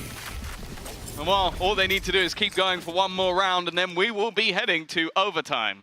I don't know what his warm-up routine is, but apparently 20 rounds is enough because he has certainly woken up coming into that round. You just go, important time. If he stops using shadow steps, Rubinho's the best player in the server. That's very true. Yeah, those steps have not been shrouding very much at all. Been left in the open. Once he's in that position, it's a lot better looking. Now Movistar Koi, a team that we questioned them at the half, but they had a burst of rounds that brought them back into it. And now, the gap bridge to just one. A chance to hammer home victory here and now. No big ultimates to bail Gentlemates out of a bad situation either. They used that Rolling Thunder. It was baited out in the previous round beautifully by Movistar Koi. Now they reap the rewards. Gate crash sent down towards the sewers. Filu is going to get aggressive, looking for a pick with this off. His chance given. The shot landed in the other direction. Him below. Definitely not the start that Movistar Koi were looking for. With Dimensional Drift available, going into the late round, Mates can use that either on the retake or just to get information. Movistar Koi in the last round did well to sell that bruise. Already just selling ideas on either side of the map, sending the fake out through as an attempted fake, and it has somewhat worked. Rotation coming in over onto that A side of the map as they still look pretty committed over on B. Oh, Mini stopping them in their tracks. OT being contested late into the game. Flya looked like he pulled it back, but Kamik's on site to close it out. Mates will take their map pick tooth and nail, but they get there in the end, 13-11 and 1-0. Up next, though, is Icebox. That's Movistar Koi's home ground. We'll see that after the break.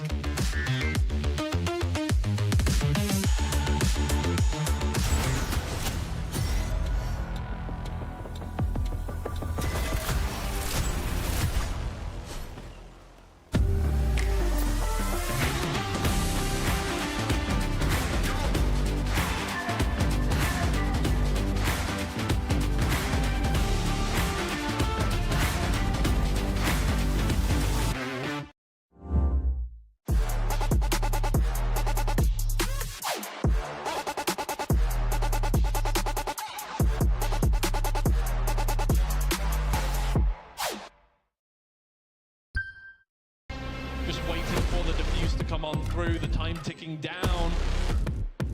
All you need to find is one headshot. Might just be able to clock this one out and send them to the grand final. It's all left on Vanya's shoulders. There's one way to do it. That is the way to do it.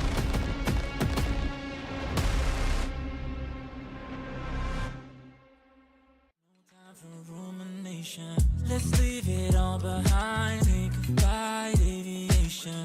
Want you, girl, by my side. Let me show my appreciation. I want you here with me. I miss your body, baby. No, I cannot believe that you're still single, lady. Wishing I could retreat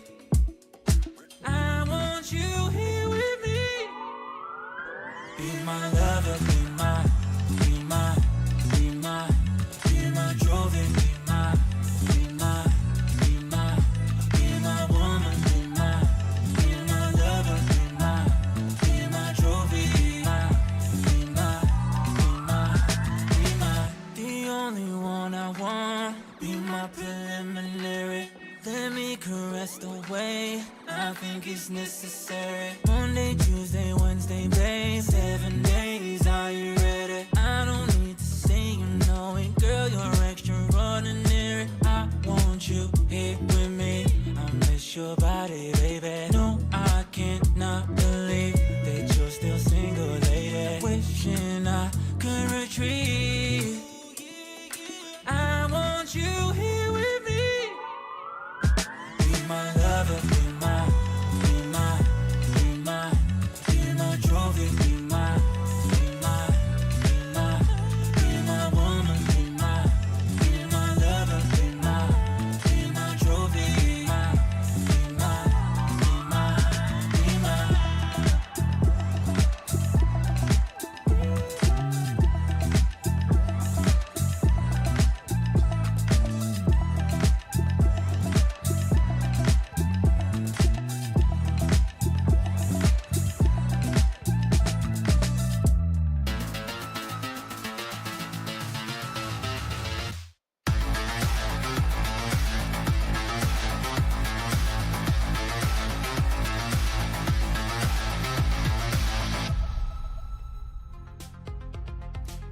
We narrowly avoided an overtime just now, but it is Gentlemates that take map 1 over Koi. I am your host, Yingsu, and I'm back here with Yumpy and Kakuka.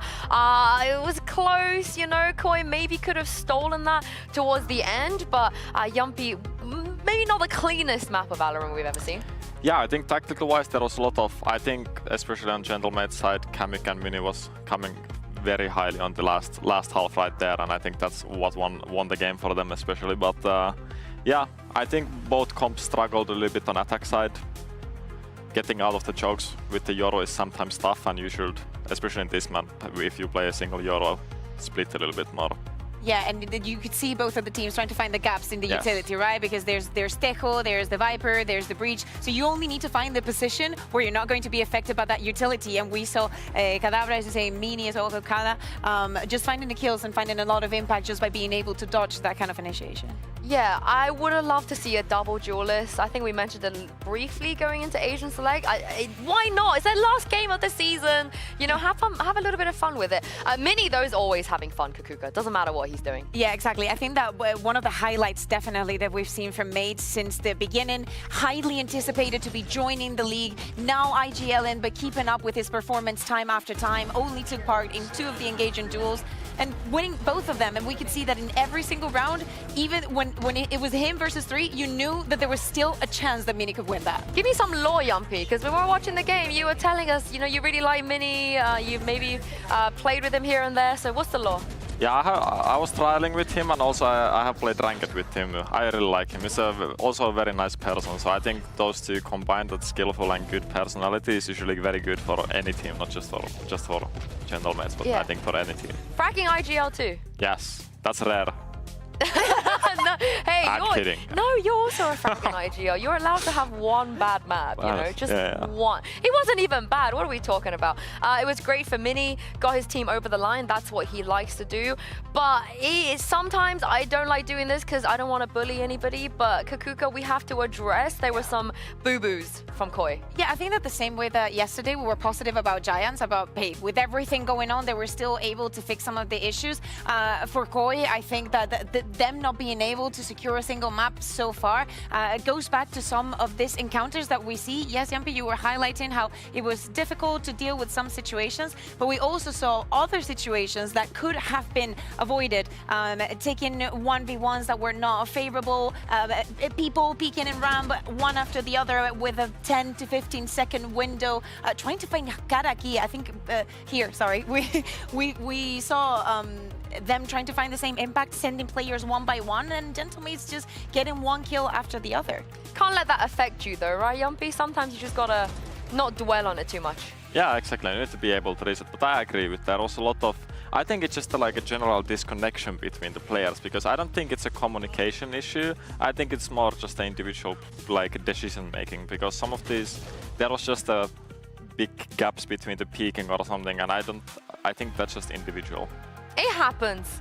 It happens, especially with there being no stakes. Maybe they're, you know, not thinking too much and not fully there right now, but it was close. They could have taken it to OT. We could have seen the first map win of Koi. We might just do that on Icebox because this is where they should be more comfortable. Even before this current roster with the old core, they were super, super good on Icebox. They were very, very comfortable on Icebox. And I want to see them send it. I want to see something a little bit more different. I thought we were going to see that on Split, but maybe Icebox is the place they do it. The good thing is that you use the word different, right? And Koi is the only team that we have in EMEA that plays the ISO on Icebox. Yeah.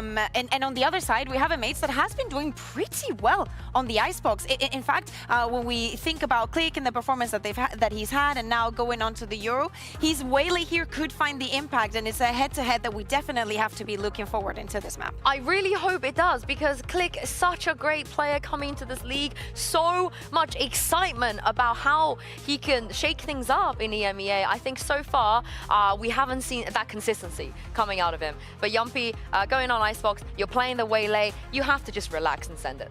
Yeah, I agree, and there's a lot of, because you can play with the aggressive, and even if you don't get the kill, you kind of have the train and dismiss the getaway card, so you should be abusing that a lot, especially in the early rounds, because you can take a lot of unexpected peaks. Ooh. And yeah, they keep playing the Waylay, so, but Philo is on Jet.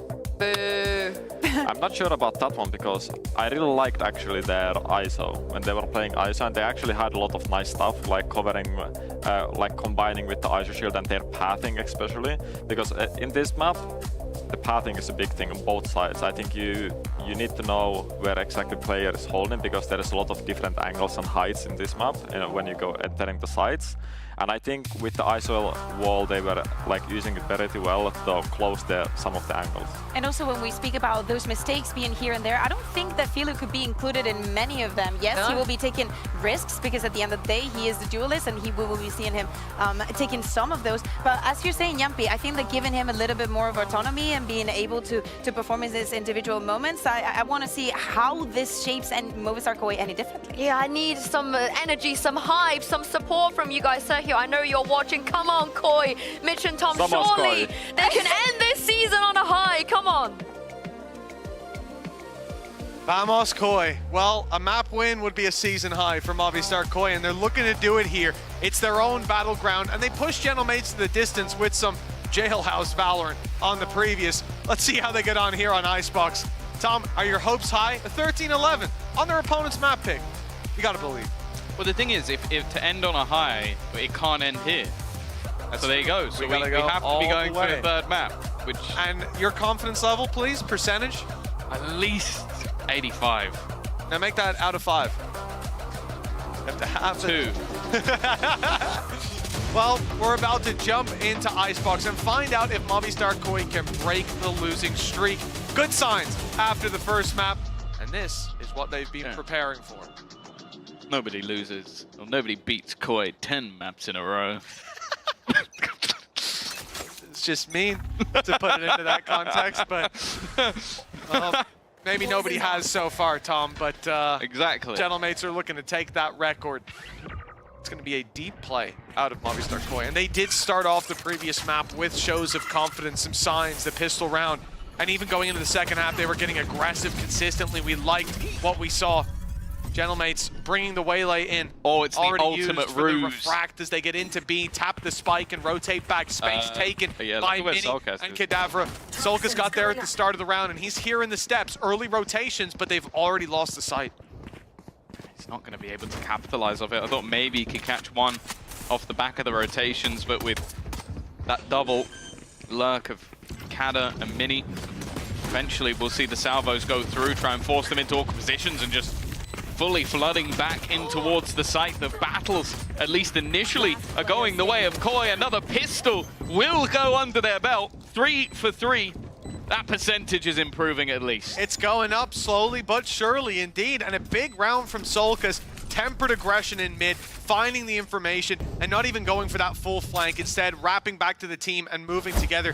That's what we want to see, because the criticism of the previous map, in a lot of the rounds they lost, even with advantages, it was that they were going in on their own. People were making the hero play, thought it's my time to step up, and Well, it was Gentlemates who were the ones with the hero plays, with the ace on Kamek, the 4K, and nearly ace on Click. See, that was so clean from Soulcast, it almost looked like, you know when like a new game is released, and they're like, look at this gameplay, and it's just clearly recorded and they're moving the guys out into the open. That's what that looked like. It just looked really easy for Soulcast. It did. Casual.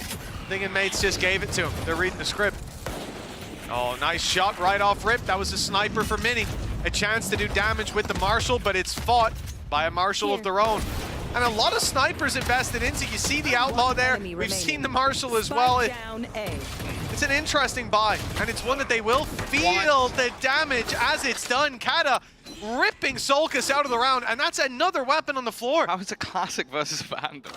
I don't know how he's managed to win that The one problem with this rotation is that the spike is down, and both players are there. He's hoping to catch somebody going for the flank. There's another problem. And picking up a Marshall, but really they're just going to hold this late into... They're pushing. Okay, they're pushing him now. This is a risky maneuver, but it looks like it'll pay off. He's looking the wrong way. Yeah. Free as can be. Do you know what the other problem is? What's that? He wasn't using the Gentlemates Classic, so he's getting fired which immediately. Oh, it's a skin. It was a separate skin. Yeah. Yeah. No, not another team. No. No. Okay. No, he's not a traitor. He's just not promoting the bundle. Which is basically the same thing, honestly. But the losses here, Tom, quite significant. In fact, did they even have an actual rifle? Yeah, I think they had. There you go. They had a Vandal, so that's not been retrieved. No, because the players who pushed didn't recover it first, so they went pushing with Bulldogs, and then, as you can see, Soulcast dives backside. They're both here. Ain't nobody making it back there, not even a Neon. So the cost here is massive. And even that pick for Kadavra will be felt coming into the, well, this round, certainly. 3 pistols for Movistar Koi. Make your bed and lie in it. I like what was being talked about on the desk as well, about the duelist switch. I like the idea of the ISO, but in practice, I think I just like the fact that Jack feels like it can take over the map more on this. Like, you have that sort of same advantage of, okay, you get the extra shield, you can take that extra space, but then you don't get that elevation that you're almost using it to fight against. Filu's aggression in this round has only been met with the lurk of Kata. Toxins going up. Very patient, passive round. I like this from mates. Like, you know you're up against a weaker purchase. You know the damage you did in the previous round, and well, at least for now, fly up. Oh, okay. A cheeky double. 2 for the price of 1. May still need a little bit more, but has actually bought time for the rest of the players to get into the back of the site. Soulcast here alongside him. 30 seconds left. Kata still the furthest forward, but they need to get this extra space into the site. Mini's done well, and now Soulcast almost has to just fade away, not to give away an extra pick. Still a fantastic early setup, even equalizing those numbers with the aggression of Shados. And Tom, again, there's no one with them, but they're trying to run the clock down because Salvos can now stop that plant again. 7 seconds, plant needed, and there's a swing coming through, but it's too little, too late. Click's already put Spike on the floor, but numbers even. Wrap around is perfect! And they stepped into Mini's crosshair as if on cue. A round on the board for Gentlemates. Hard fought, though, and costly. Yeah, it's sort of similar to what we talked about in the last round, where your opponents had a lot less. And even a little bit of luck that goes a long way, but I do agree. It's the same sort of moments where I understand Shados' attempt to try and basically just drop the spike in the open, but it ends up being their undoing. And I think they still had the salvos at that point, which would have done that job for free. It was a narrow margin, though, from Movistar Koi. If they just take down that planter, if there's a wide swing from Grabinho there, could have thrown the round away, but it could have also won it, as we could see. The spike being relatively exposed. Deeper play from Click as the refract just bail right back out of there, using that dash with the extra distance. There was no need to highlight that Nano up top.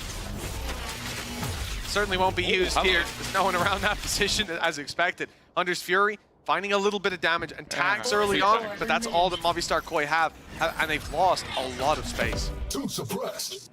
I've liked this aggressive waylay take that mates do quite regularly. The extra distance you can get on the dash definitely helps out with that. Soulcast watching the cross, but initial shot not connected. Maybe a little bit nervous at this stage. Shados kind of having to hold on to more ground than he would have liked. His teammate so incredibly deep, but 2 players winning their battles at exactly the same time. Still plenty of time to play with, but getting out of here definitely not going to be easy. Needs to fight forward, and Shados wins both battles, leaving it all on to Mini. But with 30 seconds, low HP, and 4 more to find, that's going to be a round for Movistar Koi. That's an excellent approach from Movistar Koi. As we said, they lost all of that space. That's what we're doing now. Yeah, absolutely. They left all of that space and surrounded the players.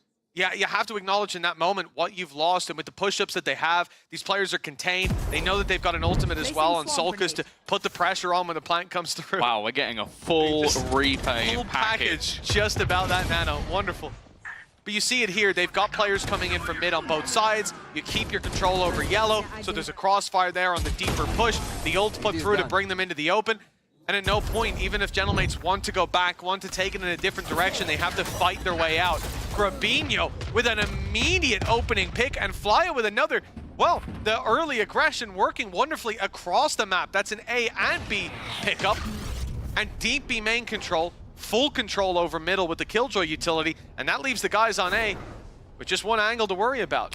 Yeah, I think the main goal for Mates was sort of a set play, utilizing a Guardian that was purchased for Click. He was going to dash over the top and hopefully find a blinded player, but they were not blind. Well, unless we're going to see some more Sheriff magic, I think this should be a relatively easy cleanup. The team ace, Movistar Koi up to 4. They are starting to run away with this half a little bit now. Yeah, 3-round gap, and the momentum picked up. It was a slow start on the first when they took 2 rounds, and then Mates were able to immediately fight back and start streaking rounds together. Oh no, he did get blinded, it was just a little bit late.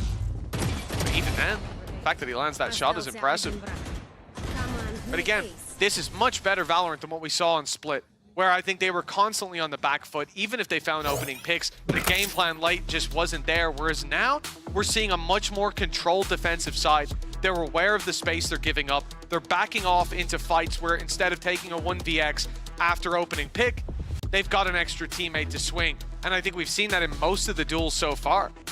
So a great sign, but a timeout from Gentlemates, as they're clearly not happy with how these rounds have gone. And they come into the next as well with some very high value ultimates.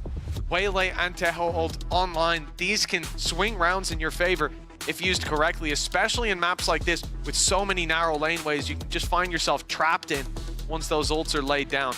Yeah, so a lot for Koi to think about. Especially if you combine them, like the convergence path Armageddon, that's your opponent slowed, and, well, an airstrike coming towards them. There's not really too much you can do about it, but it's all about finding the right place and the right time. Now, Click's been fairly comfortable just to pretty much dive head first into a lot of these rounds, and with the early setup looking fairly similar. They are set up outside of A. I'd be surprised if we see him just dash over the top again, but you never know. No, it's not the plan this time. And a more passive hold from Flya, I think, ready to catch him as he came up and over. Shock dart through, no damage on the back of it. Mates getting a lot of space. Again, Koi have been very good at conceding that space and fighting late with an advantage. It looks like they'll have no choice but to do the same. Flya sticking around. He's gonna have to cross, but Click won't catch him. And they get the setup. This is a terrifying post-spawn now, because they haven't had to use any of their ultimates. They could immediately throw one in.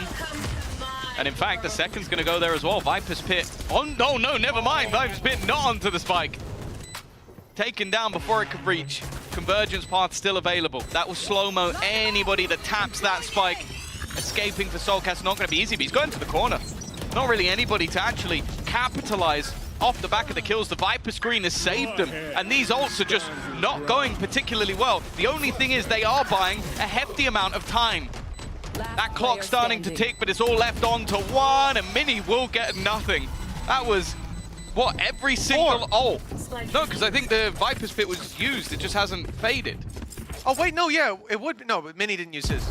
Oh, yeah, you're right. Yeah, so it's just looked a little bit faded. You're correct. Yeah, 4 ultimates put into play for 1 round, and you lose it. Convincingly. Very convincingly. Cat is stepping in as the ult is expanding. That's got to be frustrating, losing it like that. No chance. The stun that landed couldn't be followed up on the flash. Completely might have hit, but you're in a narrow alleyway.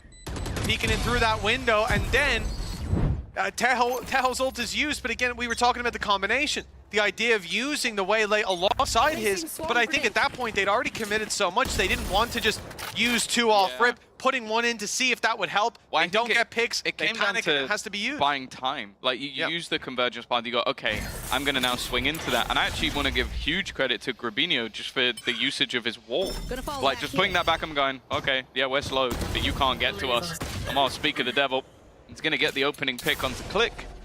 Akada, very quick to find a trade. Now, they want to get over and pick up that gun, but it's a dangerous cross. I think they're going to wait for that Viper screen to be ready and raring to go. And especially around like that where mates have economy, where they put ult economy into it and lose it. I can hear Sergio Ferra from here screaming, and then he's back in Spain in a soundproof room as well. With 4 rounds in between them and a chance to push this even further. Yes, a retrieved rifle will be found for Gentlemates, but this is, I think, one of the best starts that we've seen out of Movistar Koi on any map all season. And it's not just down to the scoreline, it's more so the promise. Everything's working out. They just dealt with a round of 4 ults with barely breaking a sweat. We see them peak together, and that's just another example of what was missing before, even at the end. Solkis and Shados taking all 4 of those final picks together, swinging to trade. And with 6-1 on the board, rifles will come into Gentlemate's hands, but an answer is needed very soon. They are tapering out of this map. Yeah, I think we've seen this once or twice. I remember I think it was early Pearl versus BBL. Shados got off to a flying start, but eventually slowed down. The Soulcast 10 and 2 currently on the board. It really has been a stellar performance from him. I mean, I'll get to wait and see if there is going to be a response. But I'll also say that Gentlemates are one of those squads who quite regularly have a very close map and then just get blitzed in the neck. So it's happened. Normally they're off the back of an overtime loss, but it seems like there's definitely some questions surrounding their map pool. Initial fight for Click doesn't send him back safely. He's a little in the open with the refract and caught and punished. 11 HP on Kata after that duel, so a 2v4 and an ult online, sure. But the spike lost and they have to push into heavy traffic. Gonna be caught by the headlights. Grabinho's 3rd of the round and almost got a 4th out of that. Filu beats him to the punch, but that is 7-1. And Tom, in a round like that, you'd almost think it was an eco that they were up against, but this was a full investment and a deep push from Movistar Koi that punished heavily. Oh yeah, they just got slaughtered. Like I think the second that player that's sort of holding the line goes down, there's just no way out for Click. There's nowhere for him to go. And then the rest of the team are just trying to swing back in to almost help out, and they've lost their lives at the same time. A solid push from the side of Movistar Koi, and well, no surprises to see the mates pull out a pause. Bear in mind, they've had 2 victories on this map. Once versus Foot, a 7-4 attack, as in the second half, of course. And then the other, a victory versus Liquid, an 8-4 attack half. So it has been the attack where they've put up the majority of their rounds. Well, I can tell you for free, they're not getting either of those scorelines. Now, I don't think you see it there on your scoreboards, your timeout scoreboards, but I'll tell you, Solkis 10-2, Shados 6-1. The 2 of these guys having a phenomenal performance so far with 7-1 on the board.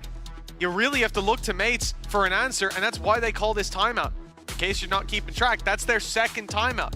They are out of resets at this point. That's sort of the funny thing. I mentioned that last round, and then in this next round, which was incredibly clean, neither of them got a kill. They both just didn't have to do anything because it was Grabinho sort of like running it down and just finding the majority. So that's the thing. That's the good thing about this for Koi is like, sure, they've had heroes throughout the majority of the map so far, but everybody's now stepping up. Everybody's feeling confident, which again, I think if you look back to any of their previous matches, I don't know if we've seen everyone online for this team ever. No, there always seems to be a missing piece of the puzzle. Filu, that's wonderful. Okay. A recovery on a bad start to the play, a double that puts them back neck and neck in man advantage. Solkis, well, he's gonna have to get out of here or go pushing forward to destroy that lockdown, but that is a risky play. Conceding the space, a much wiser decision, and we've already seen Movistar Koi thrive in playing those post plans, playing the late game. Mates weren't able to hold on to this site with even numbers forcing them into such awkward plants. Like they have the nanos a little bit wider so that you can't plant out in the open, and then the tuck spot, they immediately put the salvos in. So it just wastes a ridiculous amount of time for this attack side. Kamek, though, Mini, they both fight aggressively. It's going to be left all onto Grabinho. A second round looking likely, and it will be converted. The second pause is the one that makes the difference as mates are back on the board. And a lot of the time when they go for that play, they're low on time. So that repositioning based on the utility is sending them into an uncomfortable plant spot. This time, they just pump the brakes, just wait, and then take the fights together. A much better face. The Gentlemates push into the site. Filu did a great job in finding so much impact there. There was no need to throw him under the bus like that. They got there in the end. 7-2. The slow climb back from Gentlemates could start here if they have a 7-5 half. Yeah. Certainly the best of a bad situation. Movistar Koi going to do their best to stop that. A mid-split that they're off to. Already 2 players making their way through with that orb. A big fight for Solkis. He lands the first, not aware of the second, and his teammate isn't either. Shot in the back. The stun, good. Mini tries to get there first, but Kamek's rounding the corner and cleaning it up. Sacrifices had to be made. Fortunately, they haven't been made for much of a reason, it seems. Flash through, but Grabinho still landing the shot. Shados 1 away from having that lockdown, and timing here is going to be everything. Click is watching the angle, but it somehow doesn't manage to get a kill there. It looked like that dink was almost in the open, but it doesn't seem to matter. Lockdown available, but where to use it? Oh, irrelevant. As already Shados has hit the deck, and Kamek, well, that's back-to-back rounds where he has probably been the most impactful player in them. Yeah, and you look back to the previous map that AC had as well, resetting everything for the squad. They were up against Pistols still, but they had a terrible start with 2 picks going the other direction. He bailed them out. And with a 13-11 rounds like that are gold dust. At 7-2, no different. So through the little bar of the railing. That's unfortunate. That's the difference between an easy pick and you are him, brother. going you down. Are him. Let's go, guys. Keep it up. Starting to feel a little better on that made side as they see that gap closing. 5 ults on the other side, though. That could be the difference maker. Before, 4 ults didn't help out Gentlemates. We'll see. The lockdown, though, for retake could be huge. Put into play early is Kamek's ulti. This is going to get them A site with no threat coming out in the other direction in the form of those ultimates. They will have to play them for the post plant. But realistically, A site post plant, this is where mates have had those struggles. And now with those ultis in play, with a lockdown to push them back, this could be a difficult one. Zipman's got a response. Yeah, I was going to say, I wonder if the lockdown will end up being countered. Immediate usage of the Hunter's Fury, and Kada is on a very, very late lurk. This time alone could be enough to close out the round. They're trying to get in their face. They're trying to get in front. As Kada has come from behind about 3. He's doing absolutely everything for the squad as Click looks to clean up the final pieces. A massive lurk from Kada. A bit of an oversight, but also who's expecting anyone that late in the round? Well, it's just a fantastic read. Again, your opponents have so many ultimates. A lockdown especially. What are they going to do when they're forced back by Kamek? Of course, they're going to play for that late round lockdown. They're going to delay their retake that little bit longer, which gives you the time to make that flank. And he could not have timed it any better. Getting there just in the nick of time to pick up all the players coming in through spawn. And putting it 7-4 in the board. Like we said, 7-5, considering the position they were in, or even just starting the half out, that's not a bad position to be in. Movistar Koi, they're going to feel the walls closing in on them. You mentioned their opponents used 4 ults. When that round, Movistar Koi used 3. And again, it wasn't a particularly close round, so it seems like the optimization of those ults has not really been the talking point. But more how the opposing side have been able to adapt to them. First time for Movistar Koi was a Viper Wall. Second time was a Giga Lurk coming out. This time though, Kamek Click combining once again. Kamek's been fantastic, but he will fall. A chance for a 5th round, which honestly, from where they were at, 7-1 down, that's not bad. It's the fact they send salvos in to push those players into the open, but then lose the fights. And now late round, Viper's Pit's online, securing the spike. Snakebite was sent deep as well, buying them that little bit more time, but the wrap around the left is causing issues. Bladestorm looking to dive in and pick up that Viper, drop the pit, but Viper's further back. They'll have to get through a Mini and Zipan first. The gap watched on the left. Zipban up close and ready for the duel. And it's Filu with it all to do. Running right into Kata, who previously was deep in the choke point. But he took a lot of space towards the site to close this out. Smiles on Gentlemate's side. This was 7-1, but they go into the second half just 2 away. Yeah, a very solid recovery coming out of Gentlemates after a pretty rough scenario. We'll see if Koi can break the curse or if another 2-0 is up for grabs. We'll be back after the break.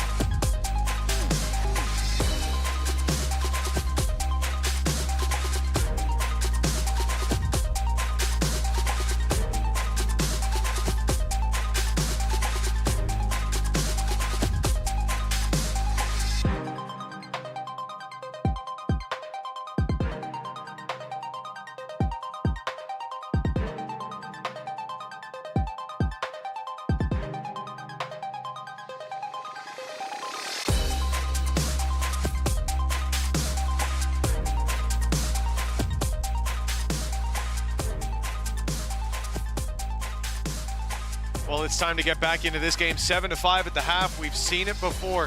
It was Koi that were trailing. They had a big early half in half number 2 of Split. They won all the pistols so far as well, Tom. And now, with the lead under their belt, it's all going to come down to the start of this map. The start of this half, rather. If they can take the pistol, that lead's going to extend, and they can run away with it, and their stats are going to look a whole lot better at the end of the season. Yeah. We saw they were the lowest. Did it say globally the lowest pistol round conversion? I don't know if it was or bottom 3 globally, yeah, lowest here. It was a tough statistic to swallow, that's for sure. It's definitely been rough. But they are 3 for 3 in this series in terms of pistols, so that's at least been one of the major positives in this matchup. A chance with them already in the lead and heading into the attack side. And well, Kata's been wrecked by salvos alone. That is not a bad start. In fact, Kamik is desperately low as well. Yeah, there's a lot of damage done in that initial engagement. 3 players spotted outside of B, one of them already dealt with Zipan on the push-up being taken down. And from Movistar Koi, look, 5v3, grouping up, taking the spike, it's not a bad idea at all. The information that Mates had is fading, leaving a big gap on that defensive side in terms of where these final players are, and that will result in a 5v1 or at worst a 5v2, depending on what site they go to. So I like the group up. I think anything short of that, and we would have questions. I mean, the real question, though, is, Mini, you're fragging IGL, no utility to work off of. Can he shut this push down? And he's done well to find the first and get out scot-free. Oh, didn't get much further, though. A nice shot from Filu. Kamik, 1 shot to the pistol. Click needing to have a hero-like performance. Be a lot to ask for him, right? He's not going to get anything for it. Last man, incredibly low, and an easy cleanup for Koi. They're converting that pistol again and again. 4 for 4 in the series, and looking to try and build off that. Yeah, I mean, they've gotten a lot of rounds in those early halves. It's been a saving grace for them a lot of the time, looking at Split as well. There being such a close scoreline. That's not ideal. Did you teach him that? He used to be his but before Tejo coach, came out, I taught him exactly how to make that play. I knew the abilities years ahead of time. Exactly. Absolutely. No, I think that... I just thought maybe you still talk and you were like, I've got this great plan. Yeah. What you do is you aim up and then you just run around the corner without checking if there's any util. Yeah. At least that's how you play rank. All right. Well, that's not true. That's, Which bit? I don't run around corners. I stay behind the wall. Oh, okay. You know this. You know this. But you do throw the games. 1 or 2. I've been known to. Cat has snuck up to yellow, but they're going to expect this position. Indeed they do, swinging in, taking him down. Mini's got a double with a classic on range. Zipman's got one more. This is already costly. Kamek won't last long in that situation, but 3 picks in a round like that, you'll take it. Yeah, no, decent damage done for sure. Of course, we've witnessed this in the last map as well, but somehow Movistar Koi still managed to do a lot of damage and even in some cases convert going into the next. So they'll probably play this one light. That's what they've been doing throughout the matchup so far. I'll also say again, like you look at the sort of solid points of this map. Solcast playing that more aggressive tail seems to be working. Filu on the jet, still looking incredibly comfortable, and Shados being up there. It's good signs for the squad on Icebox, and you have to bear in mind they have been 2-0'd in every single series so far in stage 1. A map victory for anybody else would just be, well, you know, another day in the office for them. It's everything. Kamek has a nasty flank, but shot's not connected.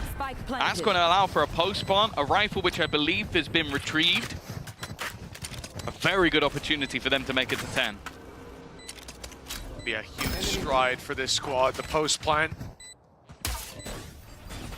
Difficult to deal with for Gentlemates, having to push all the way back, and they're using utility to clear yellow.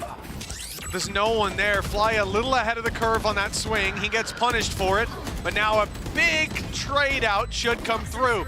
It's Filu with a double and a 3v2 on the back of it. Snakebite sent in. Zipan tanking it to get it to half, but to make sure that there's no shenanigans. Double digits found for Movistar Koi. Double the rounds of their opponents. And it was Gentlemates 7-1 down and a 4-round consecutive streak that got them back in. But losing that round there, that puts a real spanner in the works. It's going to have to be a flawless game from this point forward. The best spot we've seen them in a while. Do you know who the last team they took a map off was? No, not off the top of my head. In the Kevin Game 7. Oh my goodness. They did lose the series, but that was the game where they were eliminated in the lower rounds.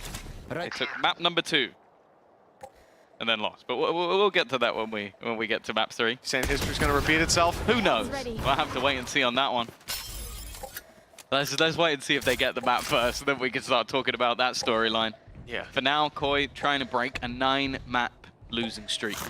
4 series in a row. And this one starting off similarly to all the others. Close, but not quite enough. I said in terms of standings, in terms of even the championship points, there's some value. But I think the main thing will be pride. You don't want to be breaking records that nobody else wants. For example, like losing the longest overtime in history. That one for Foot must have been a bit rough yesterday. Especially against BBL. Yeah, that context makes it worse. A sprinkle on top. For Mates, this isn't a round that we're going to put a lot of stock in. They've got pistols. A lot of weaknesses. And even if they had numbers on the site dealing with Movistar Koi in this form, they're moving together. They've got the weaponry advantage. The only player really isolated is Flya. A few times he likes to get... Oh, he's looked the wrong way. Got worried about the player coming from mid. But still, that pickup, it's not going to get them the round. But it does get Kata a rifle. Whether he decides to save this or try to make it even more costly, it's really a take your pick. Yeah, I think the value of damage after your opponents win a bonus round with weapons missing really isn't there. Yeah. Getting the Viper's Pit at this stage, you're not particularly close. So I definitely think holding onto the gun has far more value for the squad. But that will be an 11th round. Movistar Koi just 2 away from getting their first map victory in their last series in stage 1. As I said, I think the story around this squad is that changes are coming. It would at least be nice not to have that record. Well, it is just proof of concept, right? Like the idea that most teams, and we've seen it so many times, where teams stick together and they maybe don't look great at the start. Maybe they don't look great in the middle, but by the end, they get there. For Movistar Koi, if they can take a map, take a series towards the end of this stage, I can at least legitimize that the work that they've been putting in was for something. It was worth something. Now ulti sent through. A very blind ultimate. I guess it's a Sulcus, ruse. but They're trying to push up on the other side of the map, but it's not really sold much of a ruse at all. I guess they had a read on fake where somebody was playing. Oh man, look, they're putting a nano through a drone. They made the steps running up. So it looks like, oh, Movistar Koi are stupid. They put an ult on B and they ran A. They think we're gonna think it's B? No way. And now they go back. And in actual fact, it's worked out wonderfully. Mates have played into their hand, and although they're realizing their mistake now, with the Deho drone going through A main, it's too late. Plant's already secured. Post plant now for Movistar Koi. Hunter's Fury post plant as well. This is powerful. In fact, it's sent deep towards the spawn. An aggressive play, but they've given up on it halfway through. Divided, and they've been conquered. A 2v3 that they're left in. Grabinho in a nasty position, and Flya drawing the rise, telling them, come on in, push me down. And as the wall falls, Grabinho stands to take one, buying that little bit more time. The stun catching him just about, and Zipban's gonna get it to half. But he's gonna try to stick it all the way. It's a big mistake. Grabinho hot on his tail, and 12 rounds now for Movistar Koi. The map that was promised, long have they waited, but now just one away from their first map win in a long time. They left it late, there's no doubt about it, but it seems like they've found some footing in this map. A map that, again, you look on paper, 2 defeats for Koi, 2 victories for their opponents. They clearly put the work in, they found the gaps. And as I said, across the board, we are seeing what this team can do. Maybe when the pressure dissipates, when the goals have yet to be reached, but it's always the way. Yeah, unfortunately for Koi, that is the case. Every single time you start to see the promise, but too little, too late. 3 players sit within this site. No ultimates online, but for the side of mates, they're pretty close. Clearly expecting some overreactions from Gentlemates. You've got a player sat in the spawn on Movistar Koi, Grabinho, looking to catch that B main aggression if it comes through, that mid push that could be in play. That's why they made that initial aggression on A. Now, they'll commit to it that little bit more, but Filu, he doesn't find the welcoming party he was hoping for. They'll grab an orb, send it back in the other direction, but again, there's been no overreaction from Gentlemates. Decided to pause. Mini will get one and well, almost a second. Soulcast desperately low, almost finding a trade. Grabinho's looking for a gap. Now he's heard the steps towards the spawn. And they killed Mini. Yeah, and because Mini's down, they actually don't have the information. Clicks deep position. Could hold value, and he's definitely wary of players coming in from behind, but look at the time. 12 seconds left as they look to try and hightail it in. If he gets rid of the player planting, it could all be over, but he gets executed by Soulcast, has to plant a little bit more, risking Kavik just with a blind spray through the screen. That will be a round onto the board. Mates, with a long way back to truly crush any dreams that were left for Movistar Koi, but it is only a blip. Unbelievable. A little spam at the last second. Of course, there was no choice but to plant in the open at that point, having already been pressured from the backside. Great delay put into play. Good trades to start it out. Like you said, Tom, it's a long road back. Let's go. Keep it up, guys. From 6 more. Gentlemates. No. 6 more. 6 in a row. No room for error. No mistakes. And for Gentlemates, if they win this, not only revenge against Movistar Koi for taking that map off them a long time ago, but they already got revenge. They won that series. they want to do it flawlessly. Do they? No, but it would be a devastating way to end the season for Movistar Koi, not only without taking a map, but being so I don't want that. close to the finish line. There's some things I find like, oh, that's a bit funny. Like this guy didn't get any kills, or like, oh, he went pie. That stuff I don't mind. Someone whips on a turret. I don't want to see a team not win a map in the entire stage. It doesn't feel like something that I ever want to see for any team. Click, set up, ready. This choke is one of the deadliest for the convergence path, but he's still seen nothing. He has no idea. He has no idea how far they've gone. An oversight, especially as the solo B defender. Sure, the rotations will come in thick and fast with a lockdown and a null command. They have a lot for this post. There must have been a call to have Click close by. The A site. Lockdown goes into play.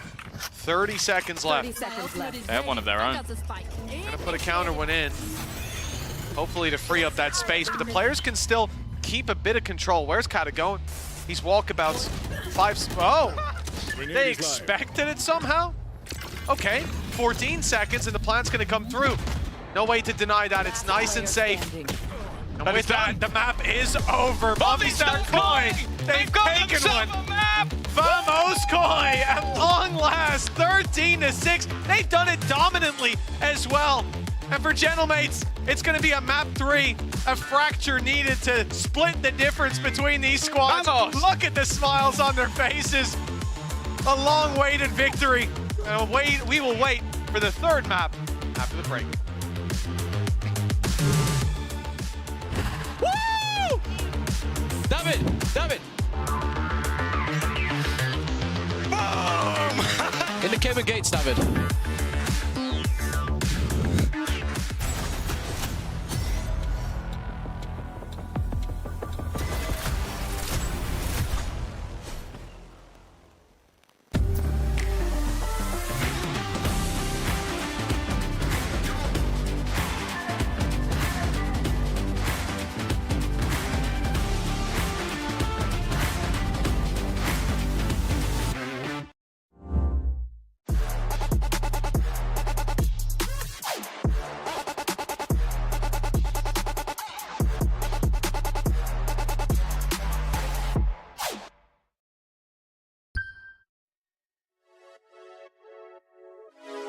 Friday night putting them plays in, but it feel like a special occasion.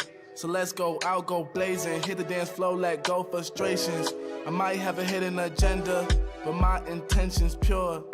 I'll give you all that I got, and I hope that you don't need more. It's okay, just take my hand now. Damn, me and sweating your hair out. You got me creasing my sneakers. That's usually something I care about. Couldn't see the path, but it's clear now. You was in my dreams, but you here now. And I just want a little dance and a reason to change my plans. All I want is for you to dance with me, with your hands in the air where I can see. I don't know if we'll get another chance, you'll see. So I hope that you'll just come dance with me. We outside, did you hear what? I called the ride cause I'm going up. And there's something mixy going in my cup. Don't say much cause they know what's up. You know it get cold on the late night. We getting all close like it's day night. You looking so fly, you could take flight. Now I got this feeling that I can't fight. Your curves got my urges flaring. You got me by the collar and I'm not caring. You see how the people can't stop staring. I'm trying to make you mine and I'm not sharing. Okay, let's bring it back a bit. She said you could have whatever if you ask for it.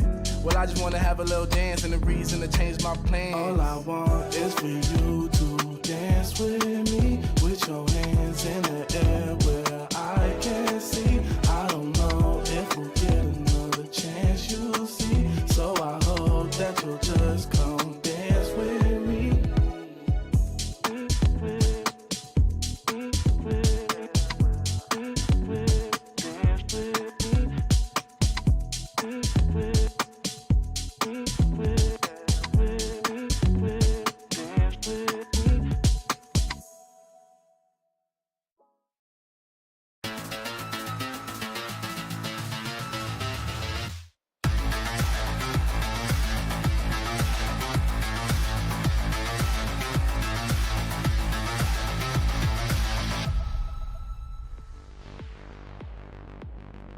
Yay! They did it! Koi won a map!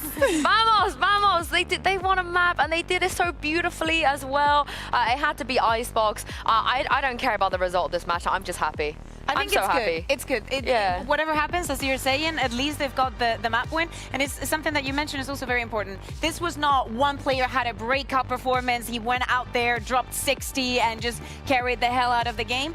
Koi are doing very good on pistols, 4-for-4 in the series. And this one, I think that we saw a team that was actually playing together. So good job. I have to agree, because what you guys were speaking about on the desk previously was the disconnect, right? And on how they were playing in split. But I think this time round, you could see them actually taking those those fights together, swinging together, communicating with one another, and it looked as though they all were kind of on the same page, which is something that we've not really seen from Movistar Koi. Oh, I wish they just, when Icebox came back, just went full in to the Icebox, you know, because they've done things like this before on this map, and I'm very, very happy that we saw a great performance. We also saw some great performance from Soulcast. Even on map 1, I think he had a really nice start. This entire season, very consistent in the variety of agents he's played too. Exactly. When we think about Soulcast, historically, he's been playing in so many roles, and he's been filling those gaps very, very well. At the beginning, it was more on that Sentinel and whatnot, because you know that he has the flexibility to do so. But I really think that he is excelling as a Tejo. I think that the ultimates that he was having were having a lot of impact in finding and making so many situations way more easier for Koi. I have to agree. I think coming into this season as well, Soulcast was one of the players I was looking at. Can he get back to that tier 1 level, you know, having to play in challengers with Apex last year? And I think, like you say, Bea, his Tejo so far has looked really, really good. I mean, look at the stats speak for themselves. I hope that they can go all the way at now, Billy. They might as well. They might as well win a series, eh? Like, they actually might as well. And I think getting that map win, maybe this is the confidence that they've needed that whole time, and this is maybe where we can actually see Movistar Koi in a positive light. Yeah, and you guys have mentioned already, they just played well. They just played very well. So, Kakuga, let's take a look at this retake and talk about how they played well. It is so important. I don't know if you have a saying for this in English, but in Spanish we say, la paciencia es la madre de todas las ciencias. Patience is the mother of all sciences. And it's very important for Movistar Koi to understand when to do certain things, when to go for duels, when to fight against the utility, when to react. When you have a team in front of you that is dropping so much and still has so much more in their back pocket with all of these ultimates, where to position yourself and where to actually go find the kills. Yeah, definitely. I think this is something that was actually really good for Movistar Koi. The fact that they were able to recognize the amount of ultimates that Gentlemates had in this round in particular, they just decided to completely stride forward. And I think that Viper Wall as well, Tom highlighted it on the cast. It was such a great help for them in being able to get that defuse. It is indeed, and I want to see them do things like this on Fracture as we move on to that map as well. I'm going to cope, like big time, hardcore cope, that maybe they can carry this over the line here. Because if you're Gentlemates, this match could have been a 2-0. This could have been theirs to walk away with, and now they're being forced to go to a map 3. And as I was saying, we were going into this best of 3. This Fracture for mates before coming into this match was the last map that they, you know, were almost closing that against Foot, and they were having a very, very bad record after that. But on the other side, we have a Movistar Koi that has not played this map since kickoff, if I'm not mistaken. Yep. And we've seen some nerfs here and there. We've also seen Soulcast, as I'm saying, now playing on the Tejo. So I have a lot of questions of, is Koi going to change the compositions and the roles within that map? Yeah, I have to agree. I think that looking at it last time, it wasn't even Soulcast that was on the Tejo, was it? It was someone completely different. Yeah, it was Shadows. Yeah, exactly. So like you say, I want to see if they've moved the roles around, if they're sticking with that same composition. This was a strong map for them. You know, they beat Team Liquid on this map in kickoff. They beat them 13-10. The only thing I will say on that note is Gentlemates have beat Team Liquid in a series. So I wonder if that will play a factor in it. I also think now they've won that map, I think there's a lot of pressure when it comes down to how we're going to finish the season. We still haven't won a map. They've won it. I think they're going to be able to relax. They're going to be able to breathe. They're smiling. They're joking on stage. The vibes look good. And I love seeing Koi, this side of Koi. Look, Shados is smiling. What is he joking about? I need to know. I need to know what they're joking about. And on the other side, I'm going to say this in the nicest way as possible. Again, you know, I don't want to be too mean, but Click is getting abused a little bit. And if he comes in with that Neon, if you're playing on a character where once you get abused, you're going to snowball into not being locked out of the game, I think that is the ticket for Koi to win this series. But there's been so many situations. I think that we also saw it when we were on Split, some bits here and there that where he's not giving his A game. But you bring up, without noticing, a very interesting question. Is he going to be playing in the Neon? Is he going to go back to the race? Where is the comfort? I think I would like to see the Neon, and I would like to see those setups, because if they were very, very close to closing it against Foot, never mind, he's got on the waylay. But there is those changes on the other side. Soulcast now in the Tejo, Shadows just away completely also from that double Sentinel that was the staple for Koi this year. Yeah, no, I think I really actually like this Movistar Koi composition looking at it. I think the amount of aggressiveness and explosiveness they're going to be able to have behind that breach, behind that race, behind that Tejo. I'm expecting a lot of micro fights going on between those agents. And Gentlemates, well, I just hope that Click's Waylay performance can improve better going into this fracture. I mean, you've got Flyer on the other side of this. Like, you know, I want to see Flyer be able to mitigate some of that waylayness. Waylayness? Yeah, waylayness.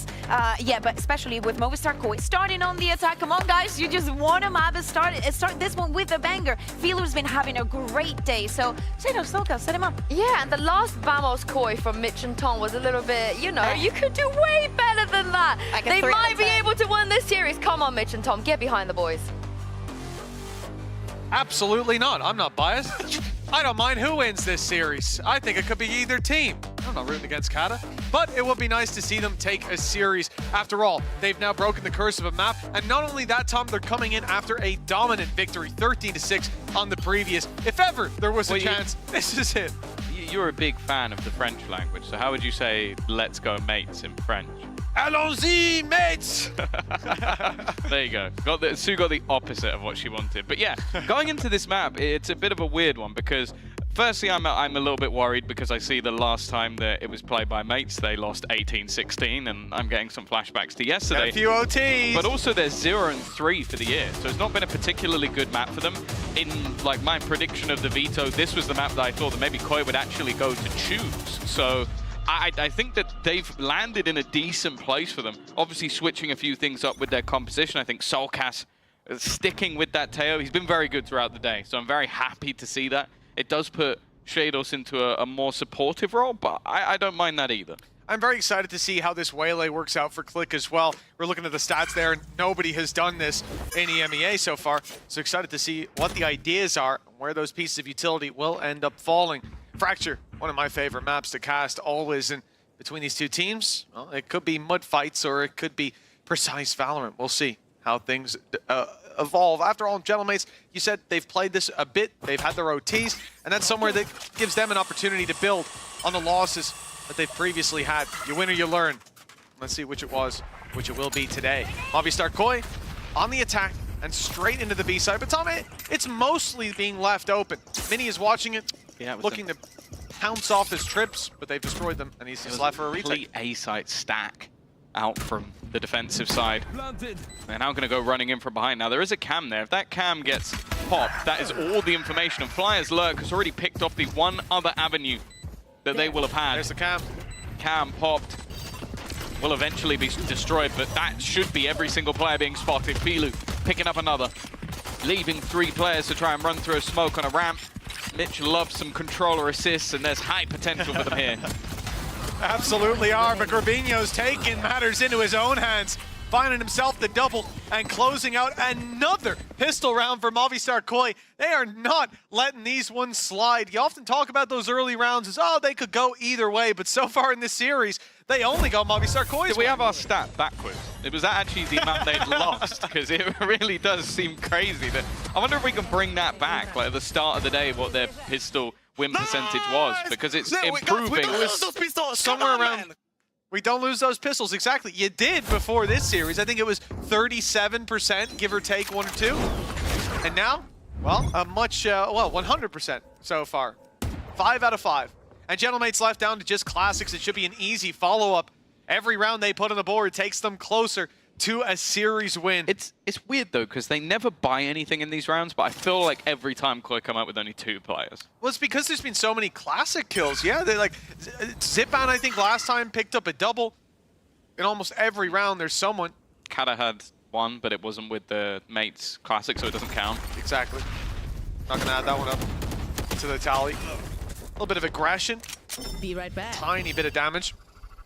Realistically. Not expecting a lot from these classics. Going for the one-tap classic. Isolating. And he's gotten a decent bit done there. Shados down to 28. Solka's tagged from the earlier fight. Gravino's armor's been stripped. Mini's the one to watch. Ah, that could be a problem. Let's see, he still wins just a straight 1v1.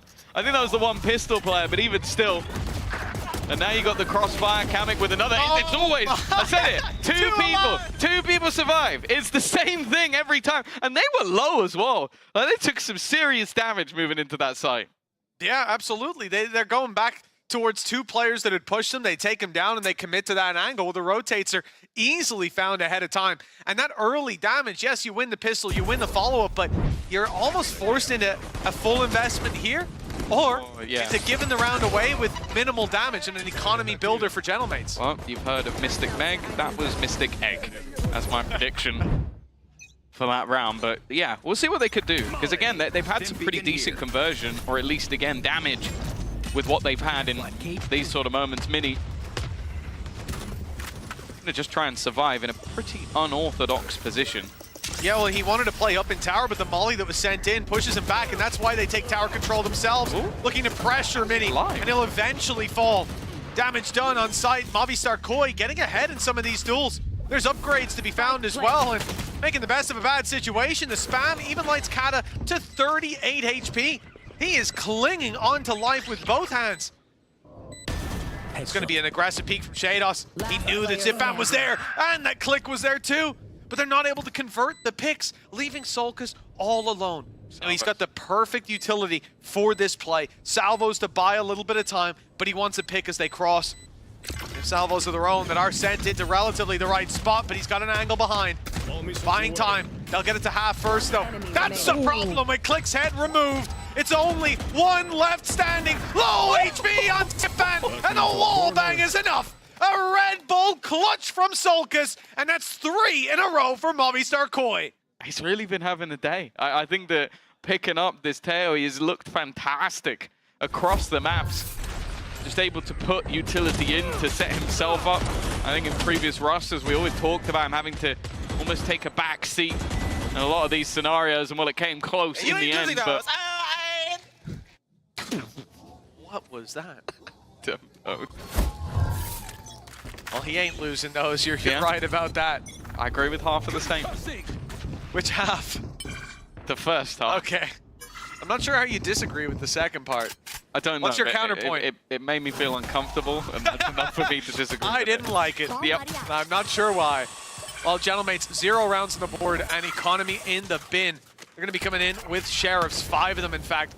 An ultimate in play for Zipam, but not likely to see the light of day in this round. It's just a bit of an overinvestment if you throw that one through. Movistar Koi, gentle rotation. It's going to be 5 towards the B side. Traps covering off their back. And look, if they do go diving in, there is a danger that the traps catch them. But more importantly, you've got Kata and Mini. Crossfire enabled as soon as the cam spots contact with Sheriffs in hand.